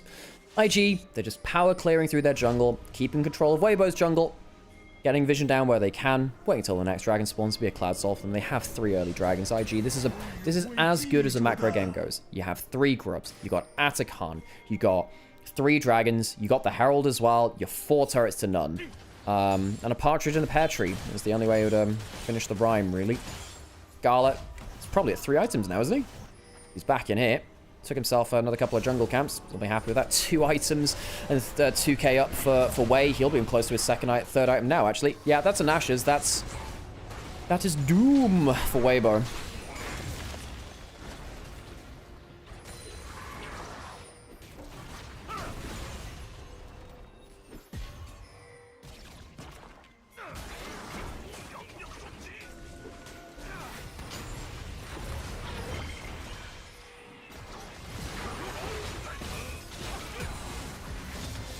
Shy. Throwing that morning mist forwards again. And look how far Weibo are pushed back out of their own jungle. Shotgun lands. That's the Dark Procession. Has to jump out. Good damage coming in from Rookie. And the Spell Flux starts bouncing. Gala can fly in anytime he wants. The Maiden does die. God damn, that Spell Flux hurts. Where's the next W from Gala? Next bit of Plasma could be the end of everything. Gala has it applied. Another knockup comes through. And Weibo simply do not have the damage or the HP. There's still a Kaiser ultimate to be thrown. No one's got any Plasma on them, though. That'll help. Breathe, flashing away. Mako will live just about. Rookie goes golden, and there's a kill on the other side as Gala finally pulls the killer instinct. Clean ace. No dead for IG. No casualties. And they'll find themselves with 3 grubs pushing in towards mid lane. Weibo have been dominated in game 3. Not close at all. Not really. Rookie will push in for the inhibitor turret. No support even needed. Cloud Soul for them. Again, a perfect objective game. No grubs, no dragons, not even a tower for Weibo. Everything taken by Invictus Game, and they have left nothing spared. This Dark Procession cutting off the entire exit to the jungle is one of the reasons why Yorick is so strong in team fights as well. He can block off, much like Onivia, just a whole access way. Rookie's Rise getting a ton of damage through the Spell Flux. And, you know, Xiao Hu jumps in, but the ult is not really doing that much. Not really. Another knockup, another Dark Procession. It's at the second rank of it now. 3 hit points makes it a little hard to kill, jumping forwards. Xiao Hu gets pinged by a little bit of Plasma. Dead after that. Gala says hello and a swift goodbye to his MSI winning teammates. With mid lane and top lane, of course. Was there for both of them. 21 and 22. Rookie going golden to survive on the other side. Baron is alive. Is there Impale to be used? No, probably not. Perhaps. Don't think it'll make much of a difference. Yeah, there's a 2-man Impale. Doesn't feel like it makes that much difference. And the Shy comes into the backside of the fight. Wei going low, but not going down. Again, Weibo not able to find a single kill. Oh, poor Weibo. Alas, the poor Weibo, they'll get one. Mako gives sword over to Light. The ghouls! The ghouls, the ghouls, the ghouls. Not enough. Light will find himself on the long journey home, walking his way back the hard way. Where there's a will, there's a way, but there's no will here today. Consistently inconsistent. Threw a gold lead earlier on, claimed another one, and this one couldn't find one at all. The full house of sad results for Weibo. Jump forwards from the Teferi. The daggers go flying. Gala will flash out of the fountain, but not before taking 2 into the dark, dark waters of the River Styx. Invictus Gaming will end off today 2-1. Weibo will be sent to 5-7 in series score. Invictus Gaming